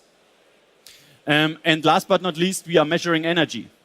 Energy consumption in order to derive measures in order to save cost in the end. Save cost by, saving on maintenance, but also save cost by saving energy. And what we are able to now help the customer with is we applied a predictive maintenance system, condition monitoring if you want to say, and which is going towards resource efficiency, because you can use the products longer than originally planned, and then when it's breaking down. On the other side, you are able to do energy saving via the transparency that we gain and able to save costs therefore. And that's the overall system that we applied. So if you want to take a look at it, come to our booth. Florian will show you where it is, because it's actually providing a lot of value to our customers, But we have even more potential to go on and have more potential to go on with the digital drivetrain. Okay, it seems like we have reached the limit. Like we've done everything to optimize, and this is like the hard line. Florian, you're heading this department, so there is a lot of pressure on you to even go on top of that limit now. Where do you see further potential for the digital drivetrain? We see quite big potential in many areas, and therefore we drive with our digital and IoT portfolio the convergence of the real and virtual drivetrain to offer next level motion analytics, modeling, and simulation as a service. So how can this look like? I give you an example. Based on our hardware and software-defined connectivity solutions, we receive trace data from the field device, which allows us to capture the real behavior of the drivetrain and the respective load, a driven machine, for example. Then we use this data to compare reality with a simulation model. And as a next step, we feed this real drivetrain data into the simulation model and train entire system model characteristics. So this model training is required to get the virtual and real-world behavior as synchronous as possible. So we use real-world data to adapt the system model to accurately describe the overall system.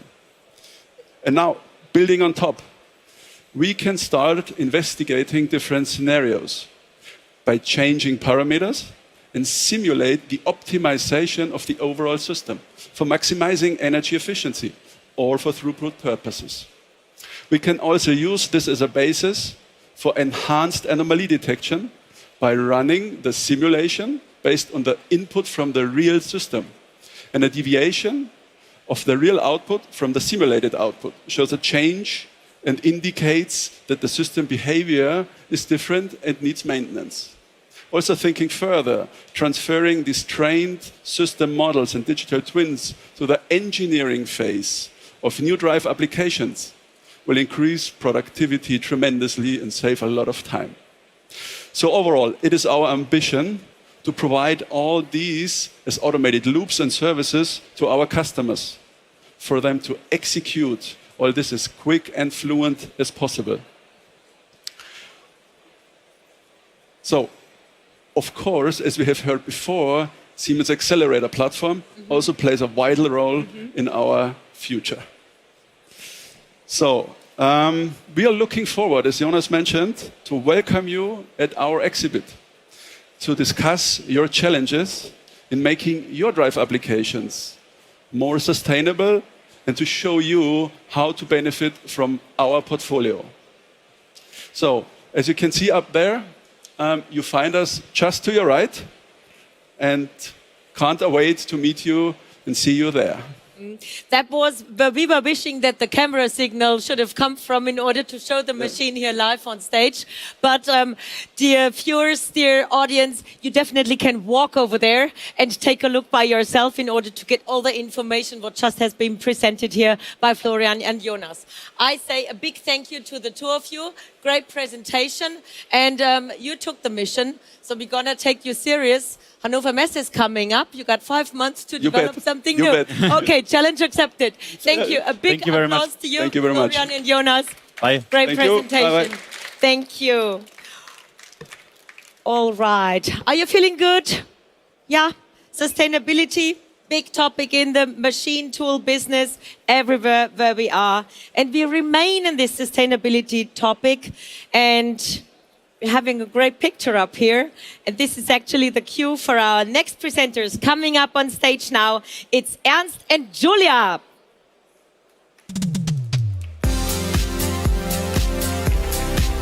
Big Great being here. Thank you. Hi, Great to be great here. you are here. I mean, you got a famous guy here on the presentation on your master slide. I can't remember those wonderful moments at Hannover Messe when Olaf Scholz visited us. We showed him the Simrod and he was like, I'm not going to just look at it. I'm going to sit in it and test it. Right, you just mentioned it, the Simrod. It's a great electric vehicle for having fun. So just imagine, it was fully simulated before production. And this is something that includes a lot of energy savings and also material savings. So on all a very sustainable thing we did there. This is part of it. Right. So you wanna mention some points on that? Sure.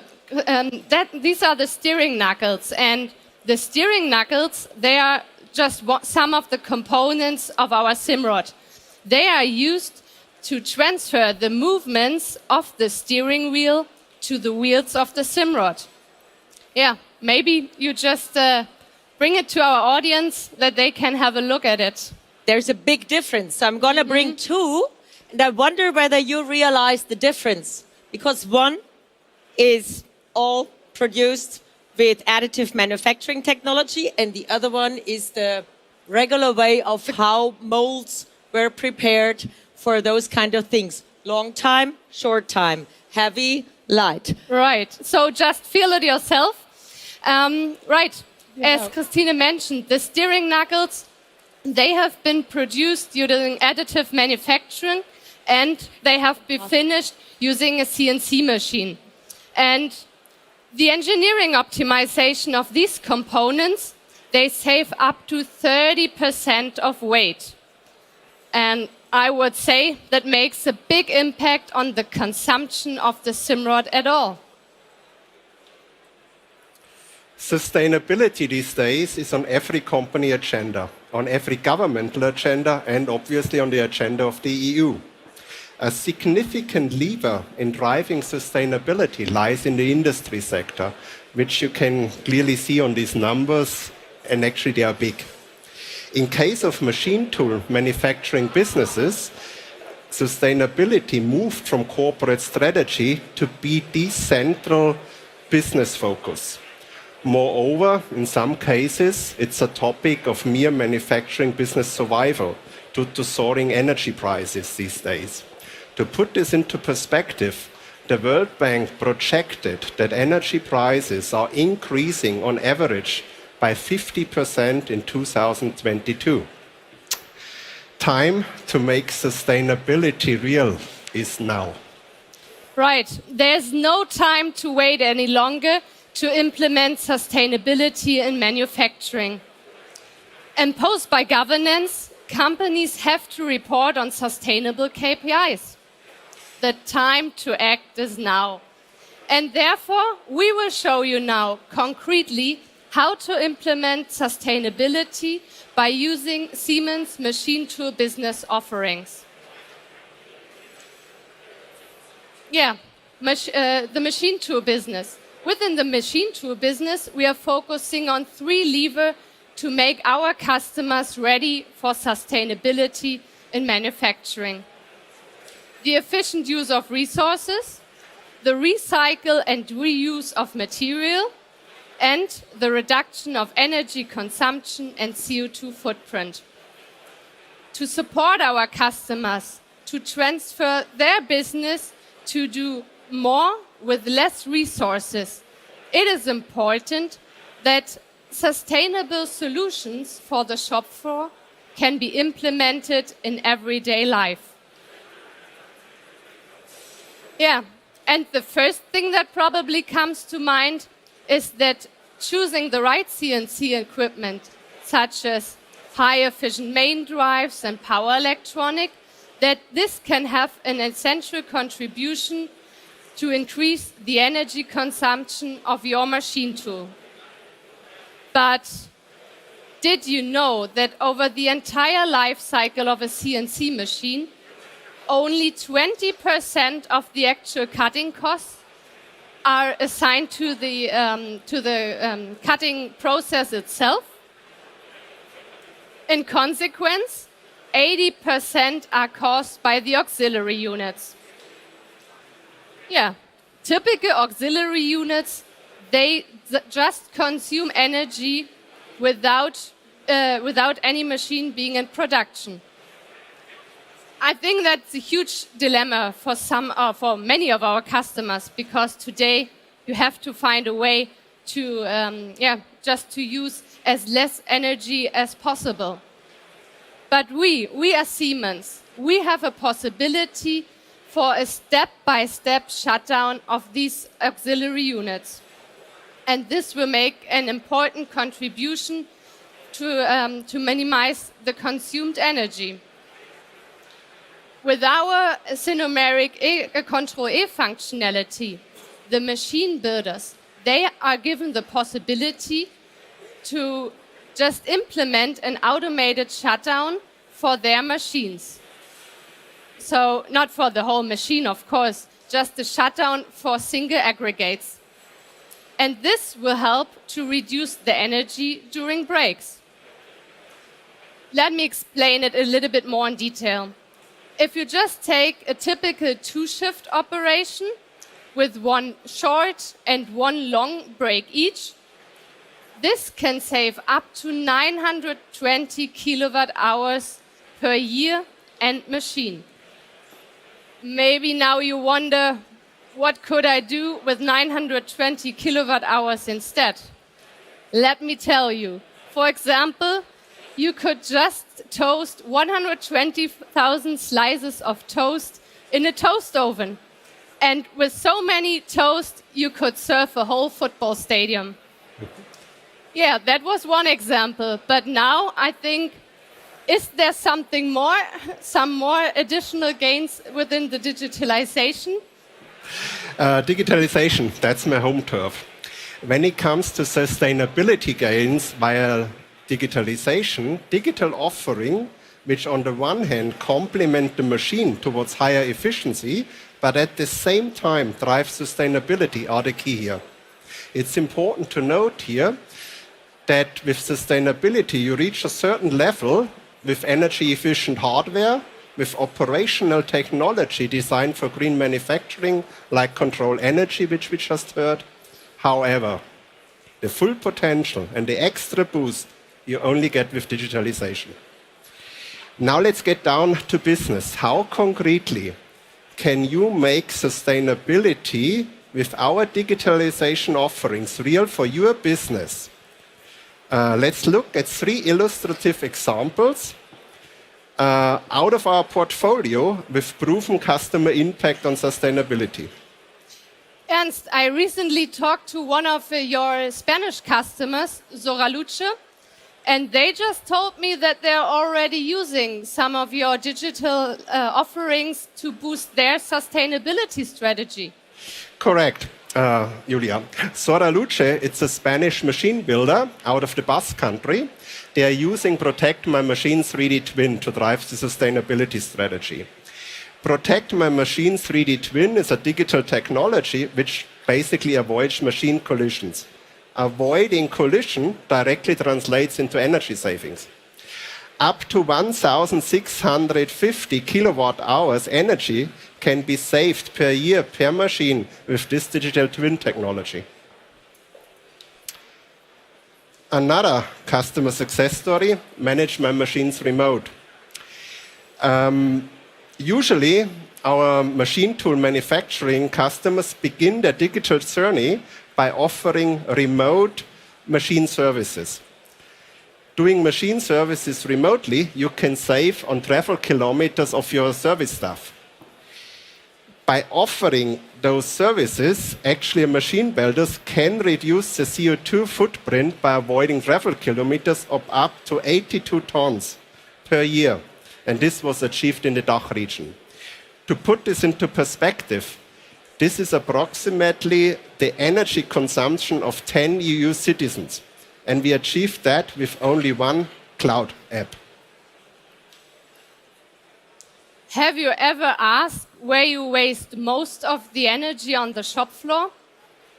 We are happy. We can help our customers answering this question by offering a transparency application that gives you the opportunity to identify the bad guys on the shop floor. And one of these bad guys could be, for example, a machine that haven't been in production, but it wasn't shut off at the weekend. So the machine is on, it's consuming a lot of energy, but it isn't used. It's not used for being productive. Yeah, that's one more example, and you can just reach this by using our Analyze My Performance OEE application. So I would say we now gave you some very illustrative examples. And yeah, now it's your turn. Now you have to shape the future of your company. And I'm sure the three main levers within the machine tool business we now presented to you, and also these illustrative examples, that they will help you just to start. So it's all about just starting, doing the little things that you get ready for sustainability in the machine tool business and overall within the industry. I say thank you. Great presentation. Usually the last question is, where can we find you and your exhibits at the fair booth? Whoops, you just can find us at the other side of the Siemens booth. At the Today other and side tomorrow. of the Siemens booth, meaning at the Simrod, at our highlight showcase, where we show what's possible with simulation, with additive manufacturing, and all our latest technologies. Thank you so much. Great presentation, Ernst and Julia. I'm really looking forward to more of these really cool use cases at the next fair and touching focus on sustainability.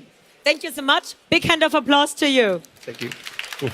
Thank you, Christine.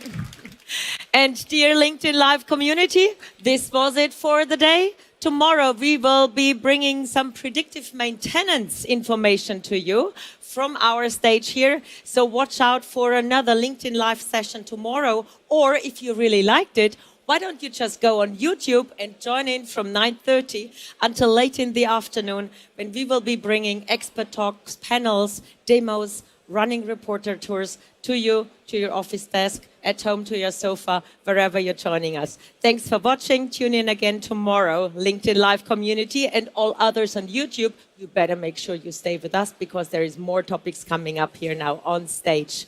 We have a wonderful booth here, nearly 3,000 square meters, what we are covering at Hall 11, Nuremberg SPS. It's great. There is a lot of customers. There is a lot of colleagues. There is a lot of ex-colleagues. I'm just seeing them here.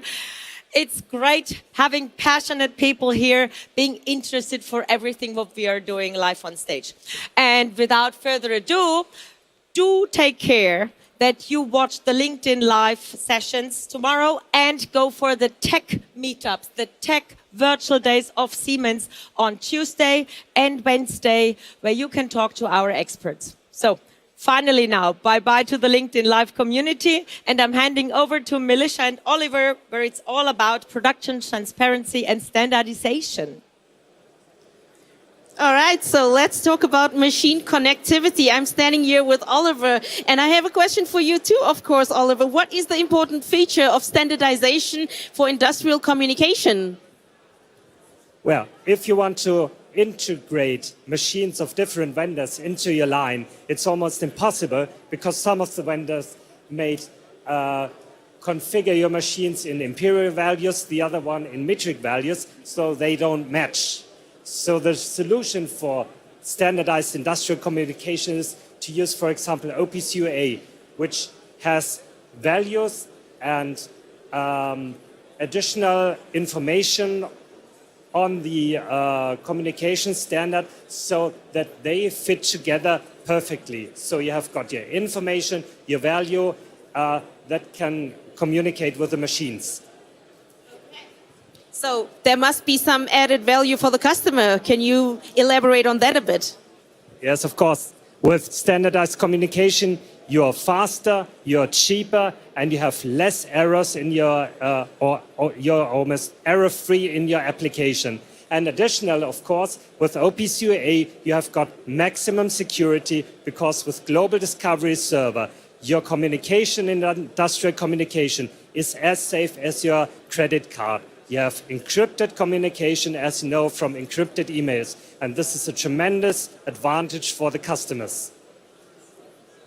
Wow, you're super fast with explaining that, but that's about it. Well, that's machine connectivity from us to you. And I think we just might have a commercial break. So please, let us have a little break and get back to you on stage, Christine. All right, that was quick. Thanks to Melissa and Oliver, great insights. And this is what I love about this fair booth. So many great exhibits which we want to bring to you and explain a bit about it, that you get into the mood going there and talking further into details about the technologies you can use at home in your company becoming digital. Well, next presentation, we will be focusing on energy efficient drive systems. Important fact, the system is the key to a sustainable plant operation. To run operations efficiently, rising energy prices and sustainability are amongst the biggest challenges for today's industries. And Martin Lobanek, our next colleague up here on stage, knows how to solve them. Welcome, Martin. Hello. Hi. Wishing you all the best of fun here up on stage. Thank your you. presentation. Thank you, Christine. So, do you think, are we ready for IE4? Or are you curious what benefits can IE4 transition bring to our green future? Or are you ready for IE4? Oh, yes? You're asking like this? I think that probably I am not ready for IE4. And as a customer running many motors, I'm wondering if you could explain why I should be interested to be ready for IE4. So maybe, did you know that 70% of produced energy worldwide is at the end consumed by the electric motors? Okay, I see. So in fact, it means that drive applications will be playing a key role in reducing energy consumption. Yeah, exactly, and vice versa. So in case we are developing motors and drives and then after producing, the energy efficiency is one of our main focus. All right, but now how do I know which regulations are applicable for my region? So we know that sometimes it's quite hard to navigate through all the regulations, standards and requirements. So therefore we have made our public sites, we call it Maps Guide, where you can easily find your country and just you can see what are the applicable regulations, country-specific requirements for your country. And also if you are looking for governmental pages, you can go directly from this page. Great. So now when we are looking at the EU, does it mean that since July next year, I will need to purchase motors in some power range only in the i4 class? Yeah, exactly. So in European, there are from the July next year, 2023, there'll be for the first time IE4 super premium efficiency class mandatory from 75 kV up to 200 kilowatts for 2-pole, 4-pole and 6-pole motors in a safe area. All right, so now, which products can Siemens offer me to cover the upcoming regulation? So in IE4, the Siemens overachieving the regulation and requirements for the IE4. So we are having a seamless portfolio from 2.2 kilowatts up to 1 megawatt in IE4. And talking particularly about the mandatory range from 75 kilowatts up to 200 kilowatts, we are continuously improving our SIMATIC Silver Duty next generation motors, which they are predominantly fulfilling and optimized to fulfill the IE4 requirements and even more. Okay, so it's great to see that you can offer me a new product which has been designed for IE4. But now I'm running many IE3 or even IE2 motors in my plant, and I'm afraid that it will be demanding to adapt the mechanical interface for a different product. I will need to build new foundations, I will need to purchase shaft couplings, maybe also I will need to adjust the technology driven, which will cause an unwanted shutdown of the production. No, not at all. The succeeded type of the motors are designed within the same dimensions and mounting dimensions. Therefore, also the main terminal boxes are at the same position. Therefore, also the cabling remain the same. Okay, understood that I can simply install the new i4 motors and with them I can cover the regulations. But are there any further benefits for me? Yeah, for sure. And what is the best on that? You can calculate it by yourself, because we are having our SINASAFE tool, when you can easily put, for example, 200 kilowatt motor and in IE4, and you just compare with the IE2 motor, and by that time your power reduction, the losses will be dropped down more than 30%. Okay, that's impressive, because recently the development of the energy costs has been really also impressive. Yeah, but the commercial calculation is also part of the SINASAFE. So you can see for example, in this case, an application running 24/7, you can get the energy savings and money savings annually 3,000 euros. Okay, sounds perfect, because when I take into account all motors which I have in my plant, I will be able to see the difference in the energy bill at first sight. However, I don't have only motors which are running continuously at maximum power. I have applications where I need to control the output, and I'm considering to use converters. How do I know whether it's a good idea to do so?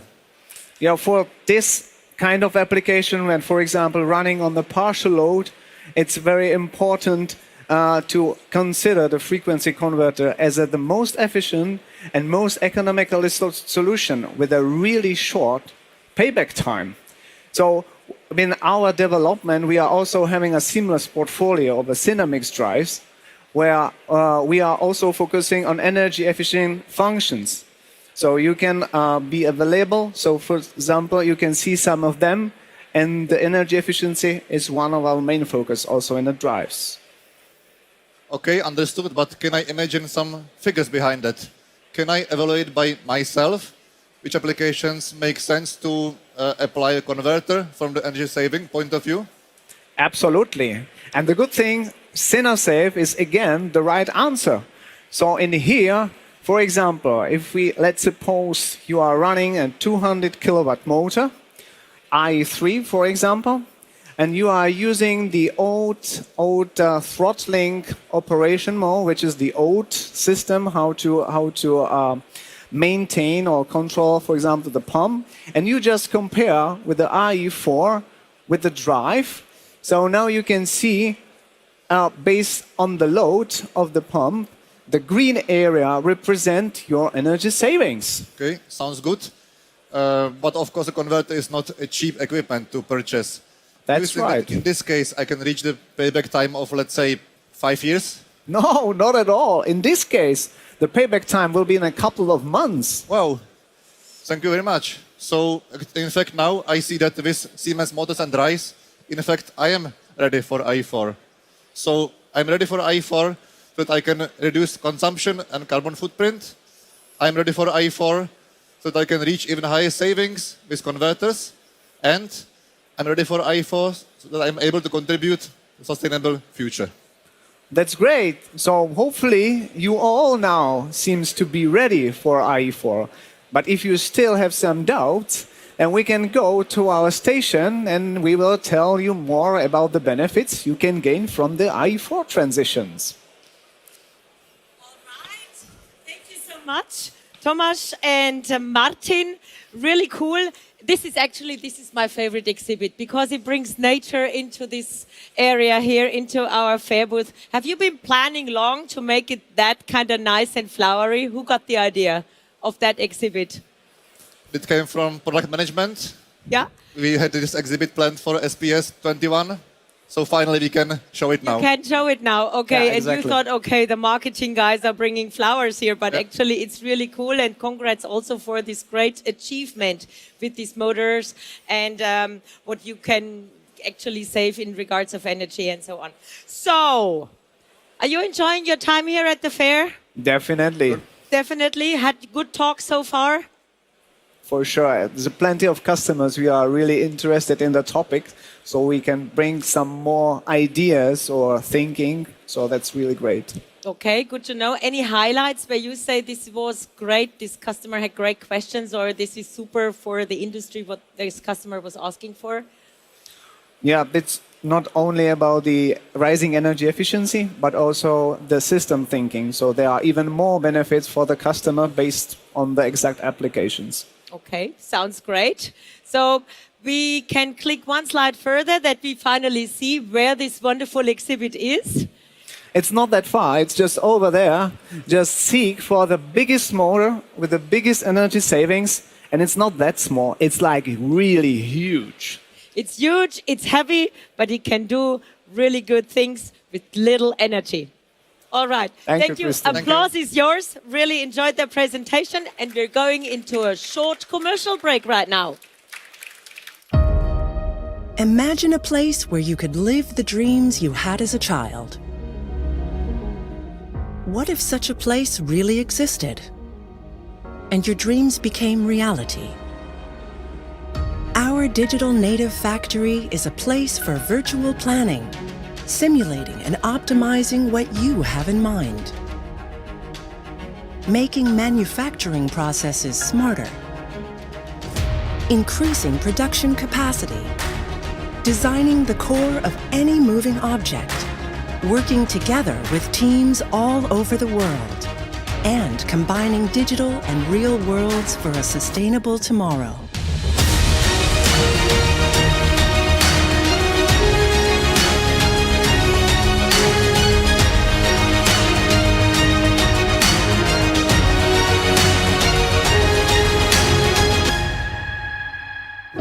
What was your dream when you were a child?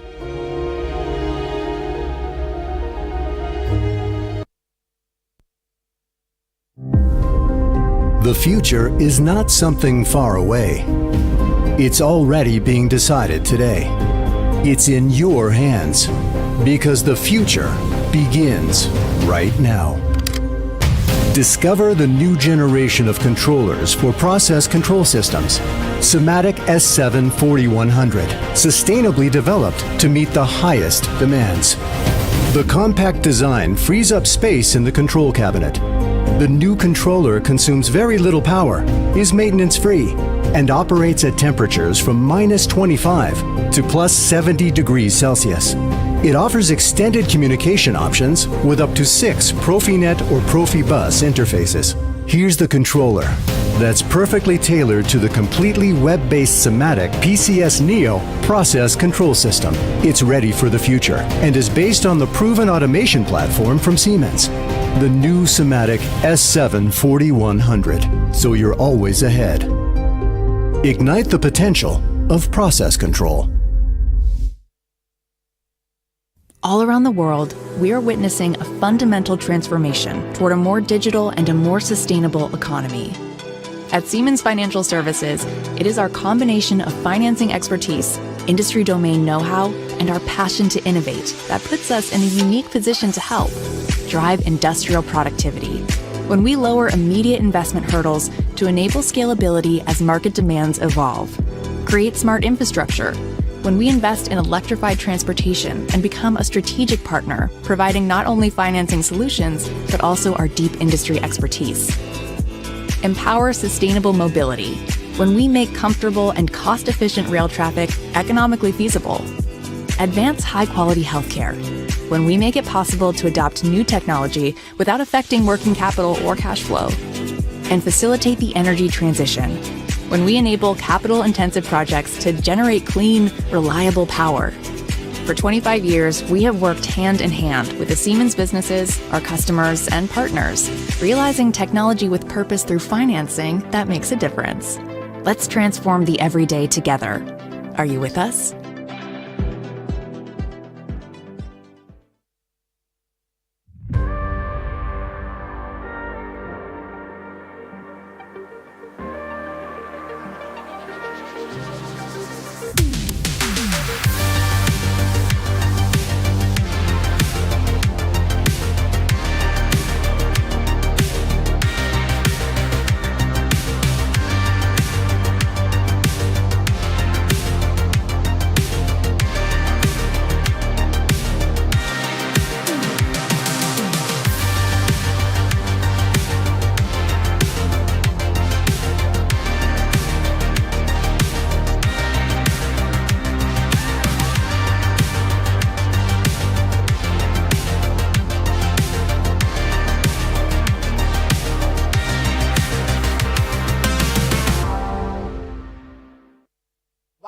The digital native factory. We had a great presentation up here yesterday with the colleagues who were responsible for that project in China.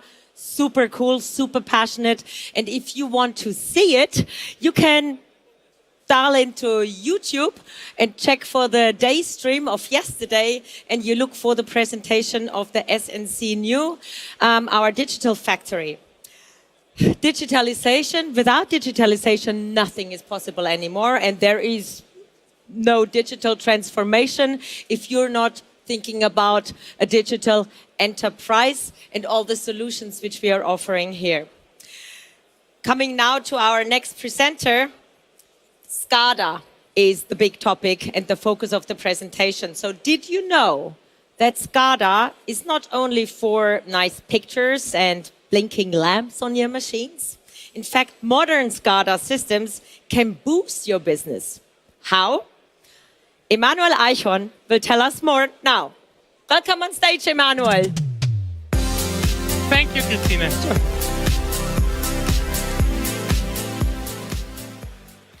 Thank you so much. Hi, everybody. Good to see you again live. Well, before we really dive into the topic that many of you are very interested in, I know, let's make sure for just a second that we are really talking about the same thing. Because we mentioned multi-agnostic. What is this? You may have heard about platform agnostic. So, you know, in IT, this means something like, I would say, independent. People would say something that is generalized enough to work in different environments. So we techies would say it's interoperable. And interoperable means that it can be used in widely used standards and, of course, function in different environments. So I came up with this formula for you. Interoperability plus widely used standards plus function in diverse environments, that's multi-agnostic. Now, you may ask yourself, okay, that's fine, Emmanuel, but what do I have from that? I did something for you. You know, in my talks, daily business with customers, with system integrators, with the maintenance guys, all the different people and customers, they have all their daily business challenges, different challenges. And I did something for you guys. Now listen to that. All these different challenges, I thought about that and condensed them to 6 main challenges, and I will share them with you now. Small customer base,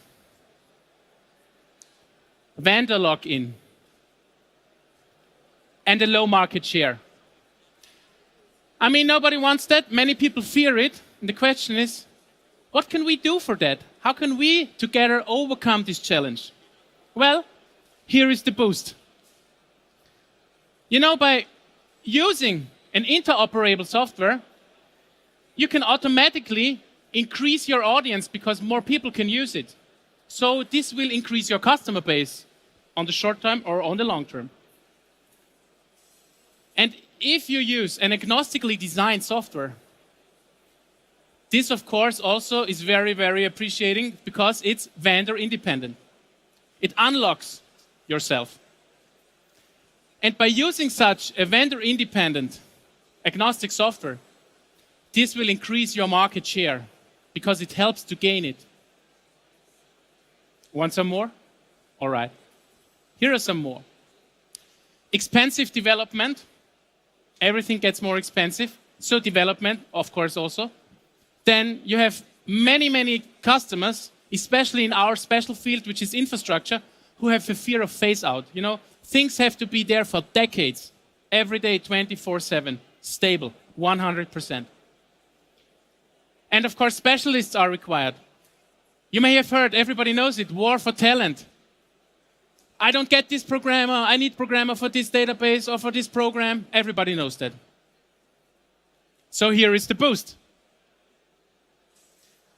You can overcome expensive development if you use something like this agnostic software, because an agnostic approach lets you speed up with time to market because it can be integrated much easier. Also, fear of phase out. Agnostic software typically is designed for a longer lifespan than products that depend partially or even fully on other systems. So this allows long-term availability. And with an agnostic software, of course, less system changes are needed and less interaction and less training is needed. So this is really boosting your business. So I did something more for you. I talked to all these people out there and I asked them, but how could you overcome? What would you really need? What would help your business to overcome these challenges? And this is a summary. This is my word cloud that I collected. Now have a look at it, or you already looked at it, of course. What's first jumped to your eyes? Do you remember? Maybe this is your biggest challenge. Or maybe it's just your favorite color or a nice font. I don't know, but whatever. I structured that for you guys. So here comes the boost.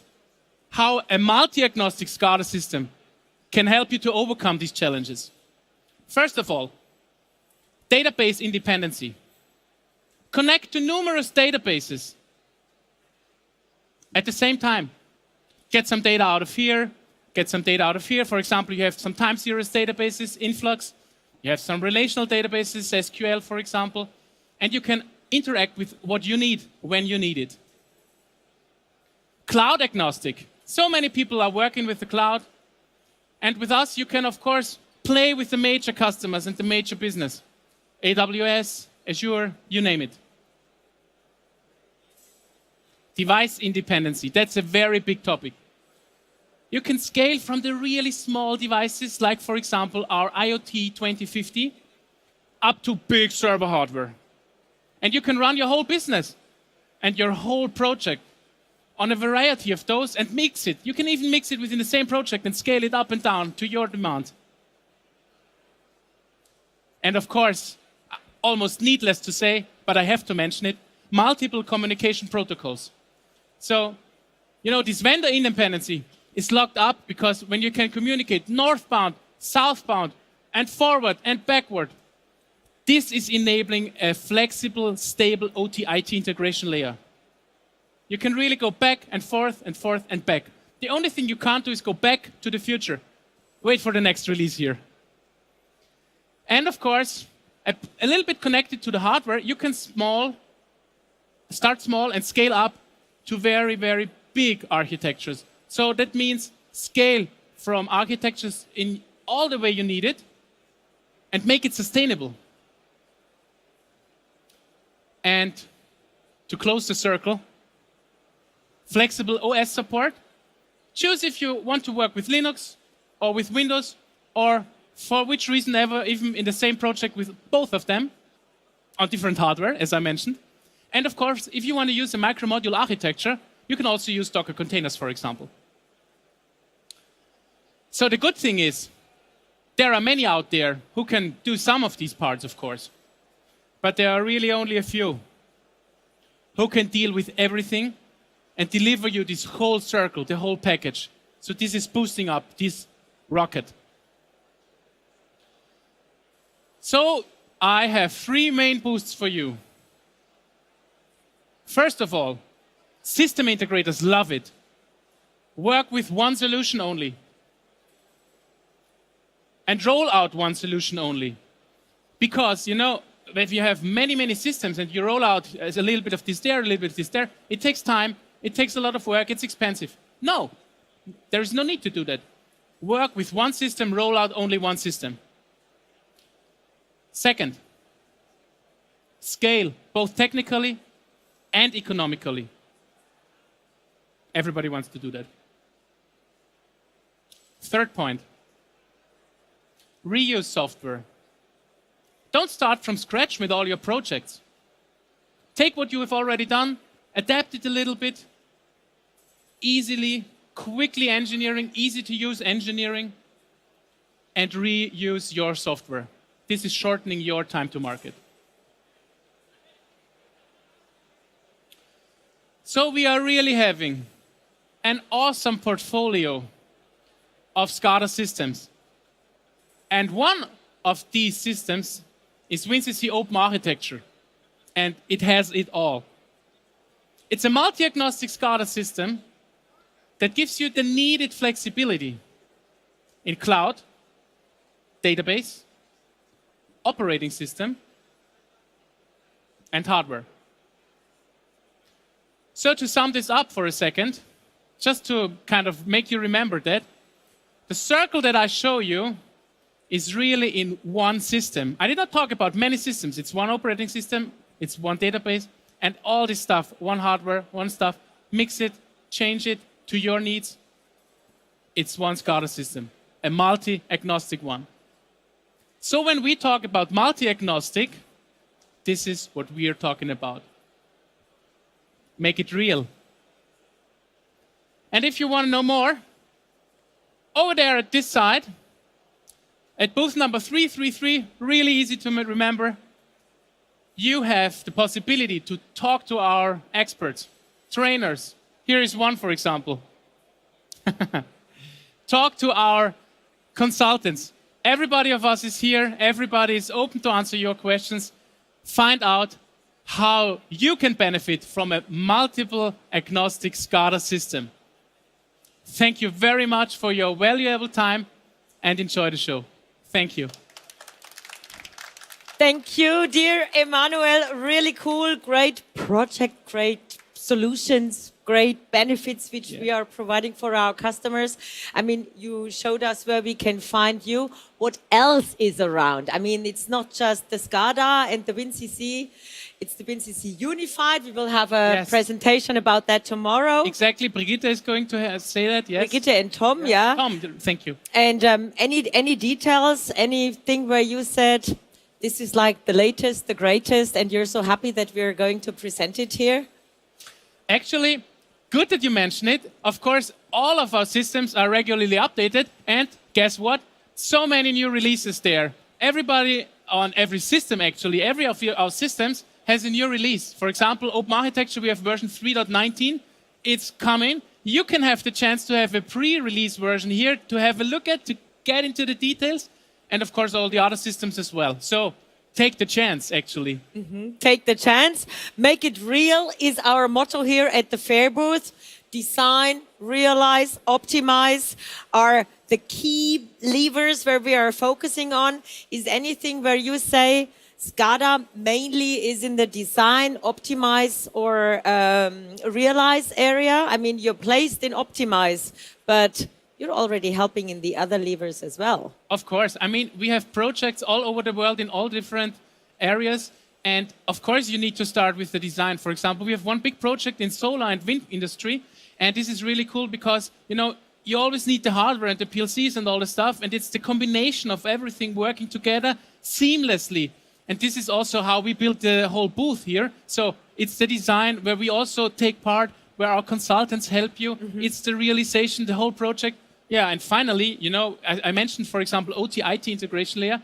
This is something that is constantly changing. It's nothing you just do once and then it's for kind of ages. No, it's for weeks, months, years, and you have to change it and adapt it. And this is the flexibility that we show over there. Isn't that cool? I mean, he's passionate. He knows it all. This is what Siemens stands for. We have enthusiastic colleagues. They know really everything about their subject. They're coming from all the way from Austria in order to bring their solutions to our stage here. Yeah. Emmanuel, really cool. Thank you so much for presenting up here. And ladies and gentlemen, use the chance, talk to Emmanuel and the colleagues if you want to know more about the SCADA systems. Thank you so much once more. Big hand of applause to you, Emmanuel. All right. Just checking with, are we ready for Melissa? She's somewhere as the running reporter. So I'm handing over to lovely Melissa.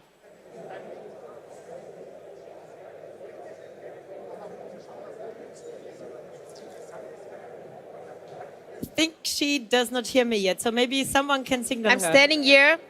I'm standing here right now with Lucas Bimele. He's the product manager for SITRANS 8 and IQ. It's a great pleasure because we're going to talk about software-based predictive maintenance. So what does it do and what's the goal here? So the basic for digitalization is always that you have data, and these data are provided by intelligent sensors in the field, like instrumentation devices for pressure, temperature, flow, or also process analyzers like we can see here. So these kinds of instruments are measuring the composition, for example, for quality of different gases and liquids within a chemical process, for example. So they are the basic to optimize processes there. But as any kind of assets, they always have issues there, right? You have to maintain them. They sometimes have unexpected device downtime. Sometimes they have a not accurate measurement. So that's the basis where we are. So we want to support our customers to do this kind of maintenance job, their daily maintenance job, in a more quicker, easier, and also predictive way. So that's the goal of digitalization. And to realize this, we are collecting the data from the feed devices, for example, according to the Namur Open Architecture Standard, and are using this data to predict if there's any kind of not normal behavior. So, for example, if the sensor is going down after years of operation, our software recognizes it and informs the user, you have to go to the sensor, check what is the actual situation, and then the complete service delivery process can start before the device is in breakdown mode. So the spare parts will be ordered, the expert will be called. So this complete process is really easy to do, it's automized, and still in the same time the device is in a good operation shape. The advantage of this is that you always have the best availability of your device, and you can in the end optimize by a more better way of providing sensor data, also your overall process. Wow, that sounds like a lot it can do. So as I always like to look way into the future or looking ahead, tell us what comes next when we look at this right now where it is today. So today, I think we are in the field where many experts all over the world defines the rules how to monitor this kind of information, to understand the technology behind it, where are the weakness points of each technology. And I think now coming to an age of digitalization and with possibilities like artificial intelligence, there will be a huge value add for any kind of process. So if we are using these new technologies and combining with the old world of process analyzer, we can enable smart sensors, smart analyzers in the field, which are always available 100% of the time, which are always accurate, so they have the best precision there. And we are enable devices which are really low maintenance there. So we're using these new technologies, combine them with our knowledge of experts, and using this to optimize processes in chemical, petrochemical, and other industries.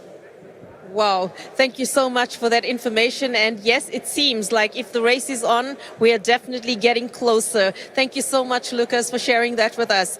I really have to move over now. So let's move over to the next station. Thank you so much. And let's move over. I'm going to head over to Melanie, and I'm going to know where she is. So I think we need to try to make a bridge and go this side. So follow me.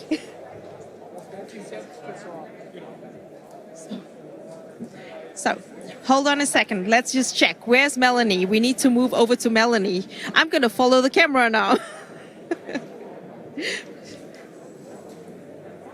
Where's Melanie?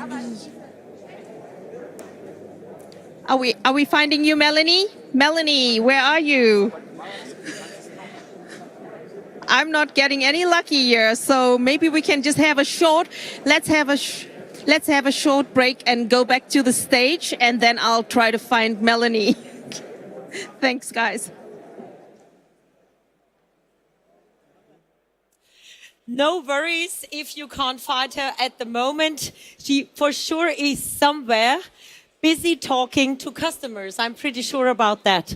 And while Melissa is looking for Melanie Marke, no stress. We're going to play a video, keep you entertained and informed. And as soon as we find the colleague at her station, we're going to be on air again. So stay tuned.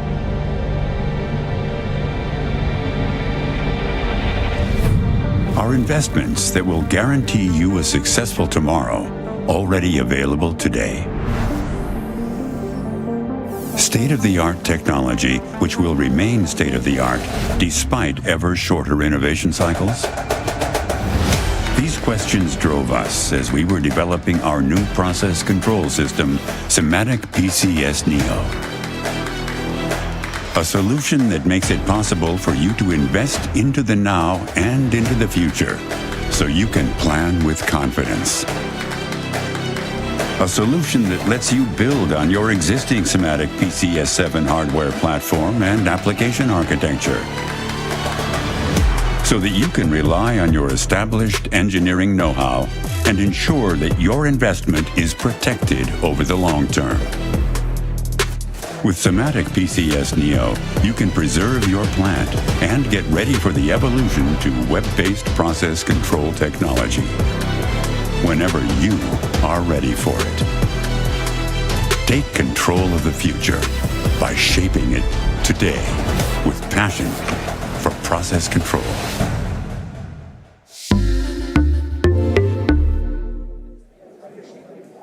Wow, can you believe it? I didn't find this awesome machine. Check it out.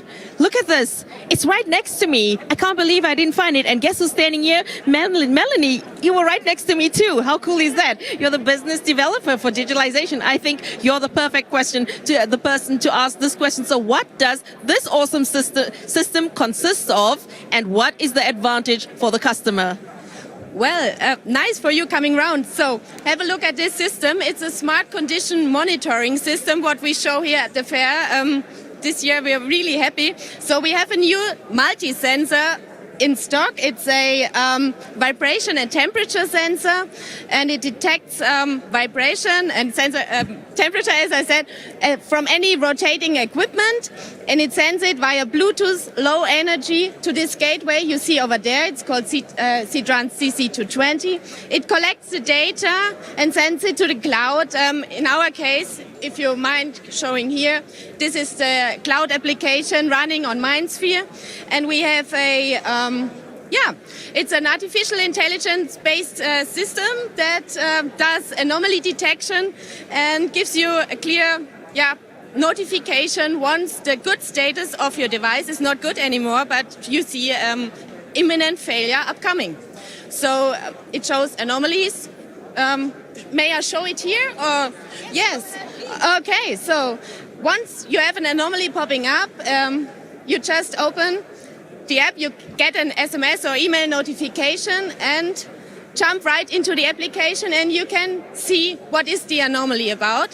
And you can really, important, you have to label the anomaly and say, well, if it's an upcoming gear or any failure from your pump, like a cavitation or stuff, you have to label it, and then it's a self-learning system that gets smarter over time. And next time you have the same issue, it comes with that information and you're prepared. Your maintenance engineer is prepared to, you don't have to do ad hoc maintenance, but you do really long-term preventive maintenance, and you have maybe 3 weeks ahead advantage and not a line breakdown at all. So that is a very quick summary. Thank you. Now that sounds like smart condition monitoring for me, and that's all based on IIoT. So thank you so much, and I'm so happy I found you. Oh goodness. So I'm going to go back to you, Christine. I believe you with Lisa, and right before that we'll have a short little break. So hang in there. See you soon.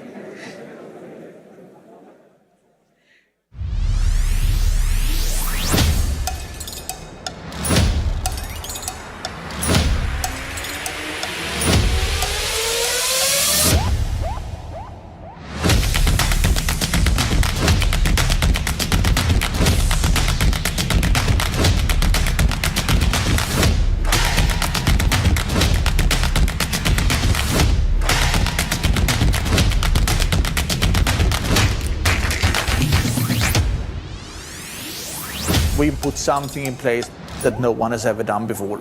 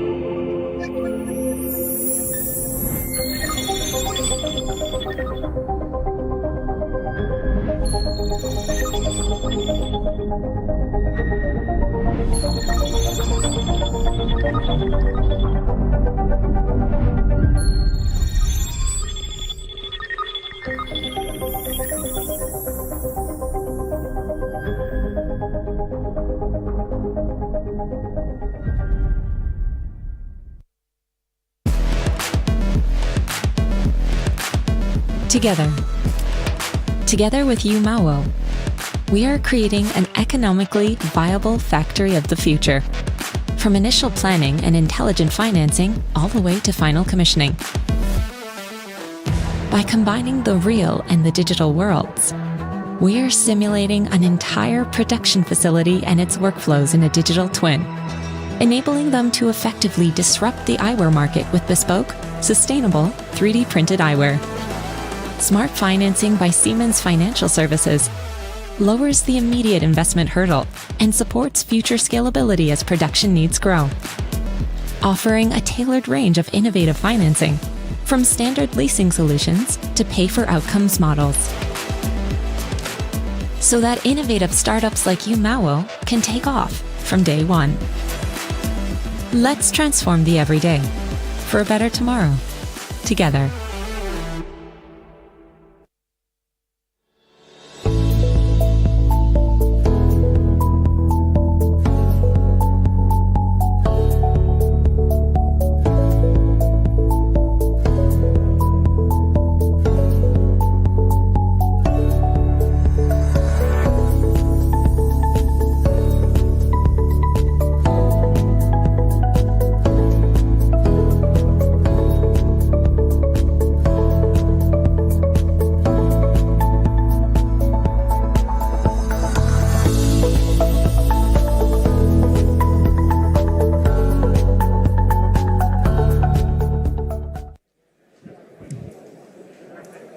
Magic. Here I stand at the wireless consulting stage again with Alexander. So let's check out what he's got in store for us. Alexander, why are you here at the Siemens booth? So we are a Siemens solution partner, and we try to explain to customers and all other people here around that how you can build reliable wireless solutions with that type of products. Right. I'm going to act like I don't know, but what does your company do? So we do exactly how we name, no? So wireless and consulting, no? That's what we do. And yeah, we try to find out what the application needs and what is the best solution to bring a network or a wireless network into the field. And then we do that. All right. So what's the benefits of being Siemens Solutions partner? Yeah, we are a solution partner to connect with other solution partners. So all other solution partners which come to the booth are a potential customer for us. So we can bring the reliable communication to all other projects of all other solution partners. And that's the main benefit, to do a network. Thank you so much. And this seems like we are rounding it off. Is there anything you would like to share for the way forward? For the way forward? For the future. For the future. As you can see in my bag, there is the future. That's a 5G network. And sometimes we have to build a Wi-Fi 6 network, and sometimes we use the 5G network, and then that's the future. I knew he's going to talk about 5G. And guess what? Me and Christine are jumping from one booth to the other. And she's not so far away. I can actually see her. So let's move over this time to Christine and Lisa. Thank you so much, Alexander. Welcome. Thank you, Melissa. Actually, the booth is so big, but we try to cover all the areas and do the handover and go to other stations. As a matter of fact, Lisa, as your problem was with Melanie, my Lisa is not there. She's somewhere busy with the customer talk, and of course we don't want her to rush out of that now. And as a matter of fact, I need to switch into German because this session was announced in German. So dear English audience, please stay with us. We will be back in 5 minutes in English again for a super wrap-up. So don't leave us now. And I'm trying to find Lisa for a 5 minutes information on the Scalens cabinet. So let me see. liebe Zuschauerinnen und Zuschauer, die Session ist auf Deutsch angekündigt jetzt und meine Sprecherin, die dafür vorgesehen ist, ist aktuell noch in einem Kundentermin. Jetzt schauen wir mal, wir sind hier auf knapp 4000 Quadratmetern unterwegs. Wir haben einen tollen Messestand hier in der Frankenhalle in Halle 11 mit super Exponaten, tollen Use Cases. Wir haben Kunden, die hier bei uns auf dem Stand sind, um darüber zu berichten, über was sie mit unseren Kollegen und Kolleginnen das ganze Jahr über gearbeitet haben. Die letzte SPS war vor über 1000 Tagen, also 3 Jahre, denen wir nicht zeigen konnten, was wir im Sinne von Digitalisierung drauf haben, um sie digital voranzubringen. Make it real, das ist unser Motto auf der SPS dieses Jahr. Accelerate your digital transformation, wie Sie beschleunigen können, und zwar richtig mit Hilfe von Digitalisierung und tollen Lösungen und Produkten. Der Stand ist immer noch so voll, man muss echt schauen, wo man langläuft und schon gar nicht rückwärts. Das ist definitiv der Fall. Jetzt schau mal, Christian, du musst jetzt mit mir ins Getümmel einmal hier durch zu unserem Scalens-Schaltschrank. Ich versuche immer noch Lisa zu finden. Jetzt sind wir auch noch mitten in der Guided Tour, jetzt wird's wirklich rummelig. Jetzt schauen wir mal. Lisa Wanner. There she is. Okay. Lisa, perfect that you're here. Und ich muss wieder natürlich auf Deutsch zurück. Das bin ich gar nicht gewohnt. Entschuldigung bitte, wir haben hier gerade eine Live-Übertragung. Also einmal winken, um ins Fernsehen zu kommen. Lisa, wir sind hier am Scalens Schaltschrank. Was genau gibt's hier zu sehen? Ja, der Scalens-Schaltschrank bei uns hier auf den Messen ist ja schon fast ein Klassiker bei Siemens. Allerdings haben wir natürlich auch einige Neuheiten und Updates für Sie dabei. Hier unten sehen Sie zum Beispiel unseren neuen kompakten Industrial Ethernet Switch Scalens XCM 300. Der ist jetzt ganz neu bei uns im Produktportfolio, und zwar er ist auch für anspruchsvolle Anforderungen an große Bandbreite und großen Portdichte geeignet. Ansonsten sehen Sie daneben Scalens LPE. Das ist auch eine relativ neue Produkteinführung bei uns, eine sogenannte lokale Verarbeitungsplattform, die Daten sammelt, vorverarbeitet und weitergibt. Das Besondere ist jetzt, beide Geräte sind über die Funktions-Extender-Schnittstelle miteinander gekoppelt. Das heißt, sie sparen sich jeglichen Montage- und Verkabelungsaufwand. Scalens LPE gibt es auch im Edge-Kontext. Auf der anderen Seite gibt es die Switches auch in weiteren Bauformen und Serien? Richtig, so ist es. Also neben dem kompakten Gerät hier unten haben wir auch Rack-Switches bei uns im Format, im 19-Zoll-Format. Das bedeutet, dass diese Varianten auch mit unterschiedlichen Spannungseinspeisungen, aber auch unterschiedlicher Portanzahl verfügbar sind. Zum Beispiel, um entsprechend Ethernet- oder Fiber-Optik-Netzwerke aufzuspannen. Das heißt, Portvarianten haben unsere Geräte an Bord, aber zum Beispiel auch Varianten mit Conformal Coating. Das eignet sich dann besonders für den Einsatz unter rauen Umgebungsbedingungen. Grundsätzlich kann man sagen, unsere neuen Switches werden Stück für Stück die bestehenden Scalens X300 Switches ersetzen und dann einfach nach und nach die neuen Switches rein per Software-Updates werden wir innovieren. Was sind die Vorteile dieser neuen Switches? Du hast jetzt ein bisschen was genannt. Gibt es da noch ganz besondere Assets? Auf jeden Fall. Also die Vorteile sind wirklich vielfältig. Im Endeffekt profitieren die Kunden heute, aber auch in Zukunft davon. Das bedeutet, alle Basisfunktionalitäten aus dem bestehenden Scalens-Portfolio sind heute schon möglich. Also sie spannen ganz einfach Layer 2 Netzwerkstrukturen auf als Ring oder Stern mit bis zu 10 Gigabit. Ansonsten für die Zukunft werden wir das Setup nach und nach erweitern. Zum Beispiel um Innovationen wie Time-Sensitive Networking, Edge-Funktionalitäten oder auch Cloud-Funktionen, stoßfreie Redundanz. Genau. So, alle Vorteile auf einmal, ziemlich viele davon. Was kann man über die Einsatzmöglichkeiten sagen? Auch die Einsatzmöglichkeiten sind wirklich vielfältig. Grundsätzlich können wir ja sagen, die Digitalisierung bedingt einfach, dass immer mehr Teilnehmer im Feld, im Netzwerk angebunden werden müssen und das zu immer größeren, komplexeren Netzwerkstrukturen führt. Da sorgen wir einfach dafür, dass sie mit unseren leistungsstarken Switches im 10-Gigabit-Bereich gerüstet sind.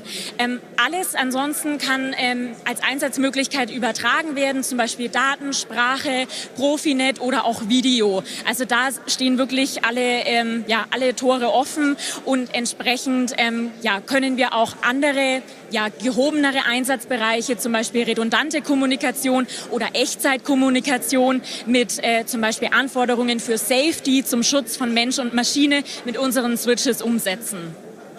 Wow, ich bin immer wieder überrascht, wie viel Know-how, technische Features zu diesen kleinen, grauen, schlauen Kästchen zu sagen sind. Es ist unglaublich. So, es gibt eine ganze Menge zu beachten.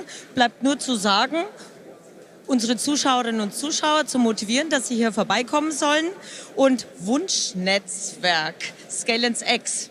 Hast du dazu noch ein paar Punkte für mich? Wir haben nämlich noch Zeit. Tatsächlich, also im Endeffekt ist es so, Sie kommen bei uns vorbei und suchen sich Ihren Wunsch-Switch aus. Das heißt, aus unseren neuen Switches rein, Scalens XC oder XCM300 sowie die Rack-Varianten XR oder XRM300 stehen sämtliche Möglichkeiten offen. Je nach Anforderung wählen Sie den Switch aus. Das Besondere ist auch, die Hardware bleibt dabei immer gleich. Nur die Software im Bauch lässt sich dann je nach Ihrer gewünschten Anforderungen anpassen. Also es ist wirklich eine tolle Sache. Kommen Sie gern bei uns vorbei. Lisa, ganz ehrlich, es ist 5:30. Du bist seit 9 Uhr hier im Standdienst. So viel Energie, so viel Passion zu diesem Thema. Es ist unglaublich. Vielen, vielen Dank. Du hast morgen noch einen ganzen Tag auf der Messe hier vor dir. Also weiterhin super cool und vielen Dank für die Präsentation. Liebe Zuschauerinnen und Zuschauer, morgen sind wir auch wieder im Livestream ab 9:30 Uhr auf YouTube, aber natürlich hier auch live auf der Messehalle. Jetzt zeige ich Ihnen noch ein wirklich tolles Exponat and I'm gonna switch over to English again. Christian, just come and join me. Let's have a closer look at a really, really cool exhibit. Alex Bollich was referring to it yesterday. That's our vertical gapper. It's a transport vehicle which sorts and coordinates and really high-class technology with all technologies from Siemens embedded. So really cool. But let's now go back onto the stage because Sebastian is going to wait for me over there talking about the Xcelerator. That's one of our topics. You see, 30 minutes left. What do you think? This is not like short time before closing. The booth is full. There is still customers in discussion talking about our solutions, what we can offer to them, what a digital transformation can bring in regards of advantages and how easy or how complicated it could be. Well, definitely not on our side. And I'm already joined here by Sebastian Wolf, Mr. Xcelerator. So let's move up on stage here. Hello. Sebastian, really cool you're joining me. Always great. Guys, give your feet a break. Come here, take a seat. It's gonna be awesome. Last 10 minutes here on stage. First of all, I'm joined by Sebastian. He's always the guy when it comes to crazy stuff at Siemens and really spectacular things. Maybe innovations, projects, you name it, he's in. And got 10 minutes left, Sebastian. Xcelerator. I mean, it's all over the place. Accelerate your digital transformation. Can you elaborate on that a bit deeper? What does Xcelerator stand for and what's in it? Sure. So the Siemens Xcelerator is a business platform that we launched in June this year. It is a huge project that will transform not only Siemens, but also our industries that we are in. And it has mainly 3 pillars that we're really excited about bringing together in this business platform. So number 1, it's about the curated portfolio of Siemens. So you will find everything from industry that is here part of the SPS show. You will have the mobility products and solutions in there, but also the infrastructure solutions. So all in all, this brings together the curated portfolio of solutions and products that fulfill certain criteria. So number 1, they have to be open. They have to be as a service, at some point at least. They need to be connectable and upgradable. So you can already hear, right, from my words, that there is a certain interoperability required, because what we want to do with the Siemens Xcelerator is basically building an ecosystem of partners, customers, Siemens, startups, whoever is interested in collaborating with us, in making sure that whatever we have built here in the last years together is really taking to the next level. But you say open, you say flexible, interoperable. That's a lot of words, that's a lot of topics, and I can't imagine that everybody is already that far in regards of a digital transformation that they can join to play the game. And that doesn't matter, right? So we want to make it as easy as possible. And it's not important that you have the highest scaled kind of business capabilities. You can join as an individual, you can join as a company, you can join as a developer team or as a startup, it doesn't matter. It's really about bringing your ideas to the table, see what's there already, work together with partners that we will help you find through matchmaking processes, right? In not only building holistic new solutions, but maybe only just add in a little spiced up idea to make the use case a little bit greater than it was before. Are there limitations in regards with whom are we working together? Is it companies or startups with experience or big projects, or doesn't matter? It's the creativity which we appreciate here. Exactly. So look, at the end, we're challenged by so many critical situations right now. We have climate issues. There is something like COVID. There is new competition coming into the market. So there's a lot of stuff happening that attacks us in our comfort zone. So the best way in approaching it is being smart about it and think about how you can team up with people that are same-minded, that have the same interest in driving business towards a better future. And then with this team of people, identify the right resources at the right time and then build things together. That's the future of work. That's the future of business. And we're here basically bringing in our portion, which is 175 years of experience, which is a big portion, I would say. But at the same time, make it as available and as open for everyone else to join in and become part of a, let's say, industrial evolution. Maybe at some point we will look back and say it's a revolution. I mean, we're seeing live pictures now from the Xcelerator Cube. When you entered into Hall 11, you saw that this is actually the home base of Sebastian. This is where he's hanging out all day long in order to inform about all the different topics which are possible when using the open ecosystem Xcelerator platform. Any customers who kind of are really deep diving into the topics today? So we had great conversation with all kind of customers. So there is some that came and said, look, I have a product that has been doing a great job over the last year, but we're facing challenges now in opening this up, and we want to bring these solutions that we have or these products really to the next level. But we don't have the answers yet because we've been focusing so much on the production and the product itself rather than thinking what can it do for customers in the environment of the customer, right? So there has been conversations like that. Then there were others, larger companies that say, it's great that Siemens takes now an initiative in building such a business platform because we don't have the right resources. We don't have the power at this point in time, but we're very much interested in collaborating. And then there is startup teams, young developers that join us that say, hey, we have a cool application that makes your solution even better. And we want to understand how we can become partner in an ecosystem of same-minded people to kind of explore the potential in leveraging the customer base of Siemens and then helping these startups to grow their business. And we had some of these startups even here on stage today, right, with CodeStrike. So they started the same kind of process with us 3 years ago, not knowing where we would be today. But they are actually the ones that help us shape the Xcelerator business platform together, and I can tell. I mean, they've been developed into a huge business success already. I think this is a great story. What you just mentioned. I mean, we had a hackathon, and they were joining 3 or 4 years ago for Hannover Messe. I think it was. They developed great solutions. So they've been a team of 3 students or 4 students, yeah, 4 young bloods, right, out of school. They had an idea to come to our Siemens booth in Hannover. They pitched an idea.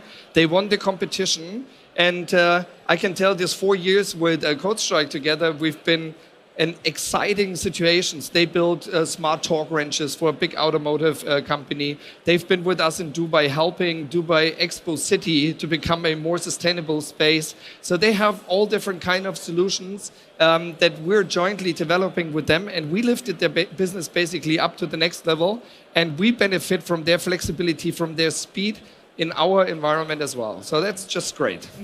Christian, our cameraman, is busy at the X-Cube showing us great pictures from the industrial metaverse. I mean, it's not just renderings. This is we're deep diving into artificial digital twin cities. Yeah, so what we're showcasing with the industrial metaverse is basically a little bit of an outlook into the future. And this is just nice pictures here, so you need to come over to our booth to experience it. But honestly, the industrial metaverse at this point in time is a great vision, and we're working all towards this vision, and we have cool solutions in individual areas that will contribute into an industrial metaverse, but it's not finally existing. But what we want to help here is basically, first of all, to understand what could be potential use cases, how is digital transformation by combining the IT and the OT world offering as possibilities, right, to move into a metaverse space, to be more cost efficient, resource efficient, to kind of build products in a complete virtual environment, test them, check whether these are performing well, and then go into real production at a later stage. That will help to improve a lot of stuff. I'm very excited about this topic, but it will take a couple more years until we'll finally meet there maybe at some point. I mean, this is just, we can ask you, if you have ideas, if you have problems where you think, well, ecosystem might be a good chance to kind of get new ideas, get the road on solutions, talk to Sebastian and the colleagues at the X-Cube.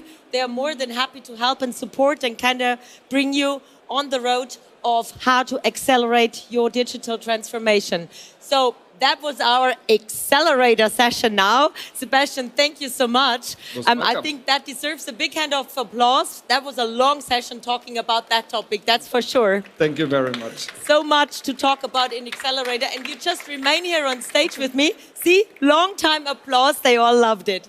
And I think I need Melissa now up on stage here because we're gonna wrap up the day and talk about highlights. So Sebastian, you stay with us as well. Come, we take you in the center.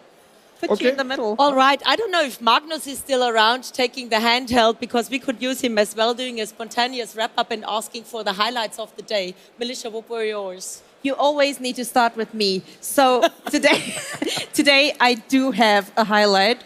It's 5G, of course. I know. Sander definitely is a star here. He's always talking about the wireless communication possibilities. But there is one more. Yeah. TIA, totally integrated automation. I always call it totally in action. This was my abbreviation when I jumped into the SPS here. What were your highlights today?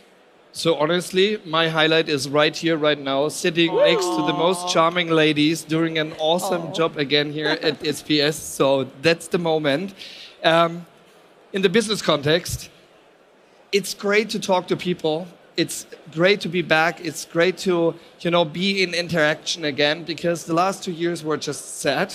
It was a lot of conversations virtually. Now here it's really, getting the feedback from the customers. It's about hearing ideas. It's about understanding how things have evolved over the time now and getting really close into business again. That's awesome. That's one thing. Of course, Xcelerator has been an interesting touch point because we're just starting. It's a magnet. But to see how these bits and pieces here on our booth already pay into this, and it really helped the customer to understand whatever you did so far was not a wrong bet. It was actually the right bet at the right time with the right solution that we jointly evolve over time now and make it even more visible, more transparent, more powerful. That's the exciting part. Exciting part was for sure also the partner presentations, I guess. You had a panel absolutely. today. Absolutely. So the closeness and the topic about the family, being together with the partners and working and discovering together and taking this completely to the next level. There's such a long journey ahead. I love the fact that we're there to help our partners move on with their digital journey. So I really enjoyed it. There were lots of good talks, lots of great presentations as well. I tell you, the sprint from booth to booth has knocked me off my socks. In fact, my head's spinning. Wait, we have another day to come.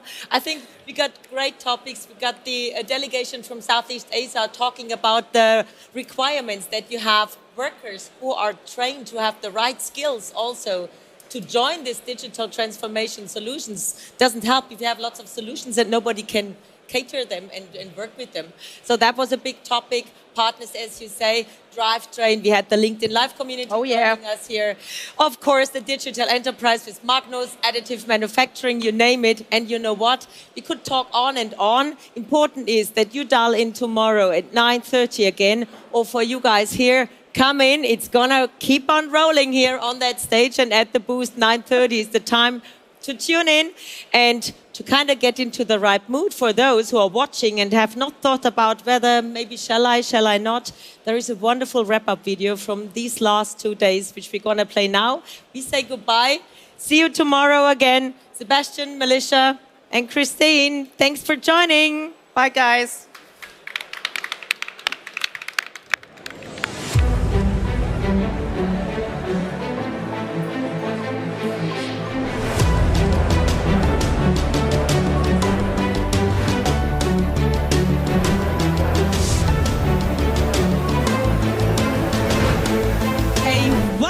Good morning from the SPS. Transform your business. Reduce time to market. Worldwide new. You can do it from anywhere. A digital enterprise. Great.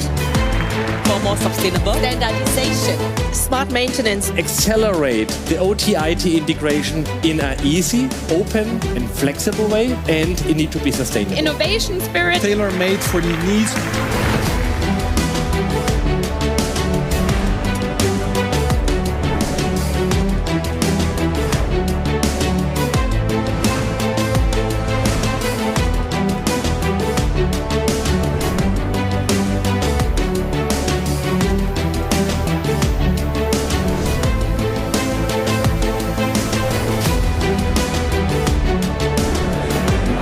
SPS 22. We are so excited.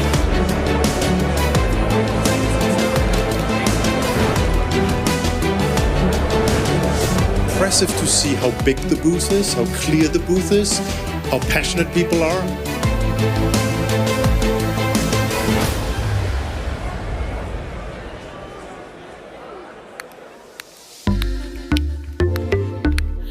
Wow. Thank you, Team Siemens. This was great. Awesome. Thank you, Sebastian. Thank you.